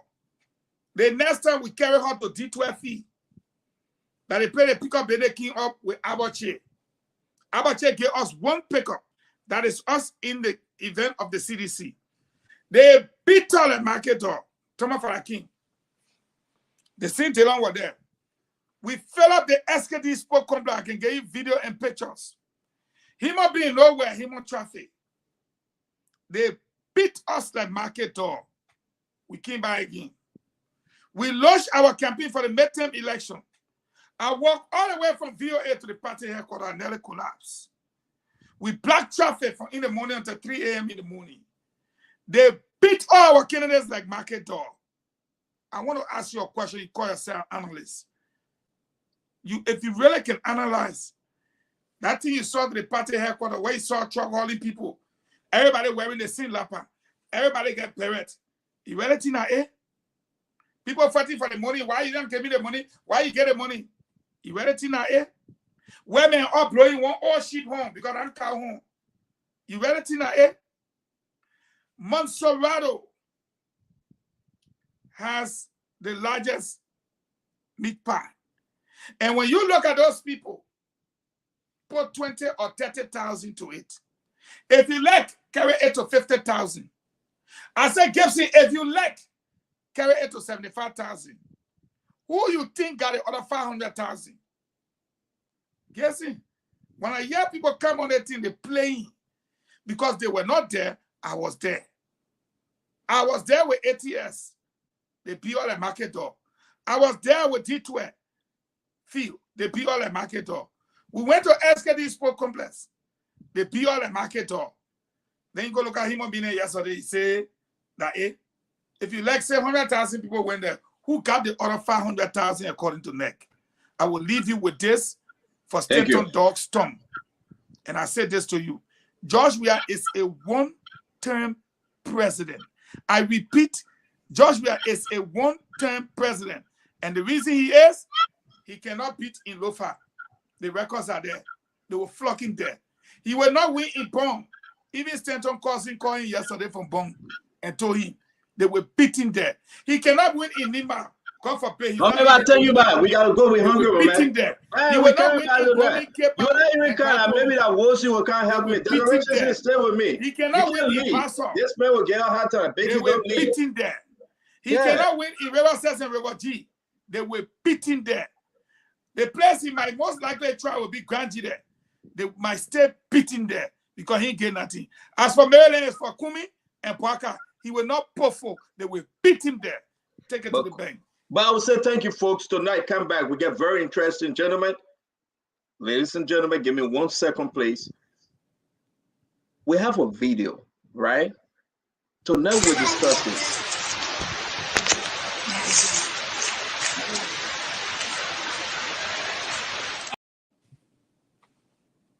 And we have another video. They were giving money around. They were paying money. Okay? Tonight will be very interesting. If I'm given the chance to be on the show because, you know, I'm home. But it's interesting for you to understand. We must discuss a Liberian. We'll play the video and we'll hear from you. Who said in the Liberian people vote? How much money the CDC spent? How much money they gave the people to go see President Joe Manawia and Eugene Lane Nagbe?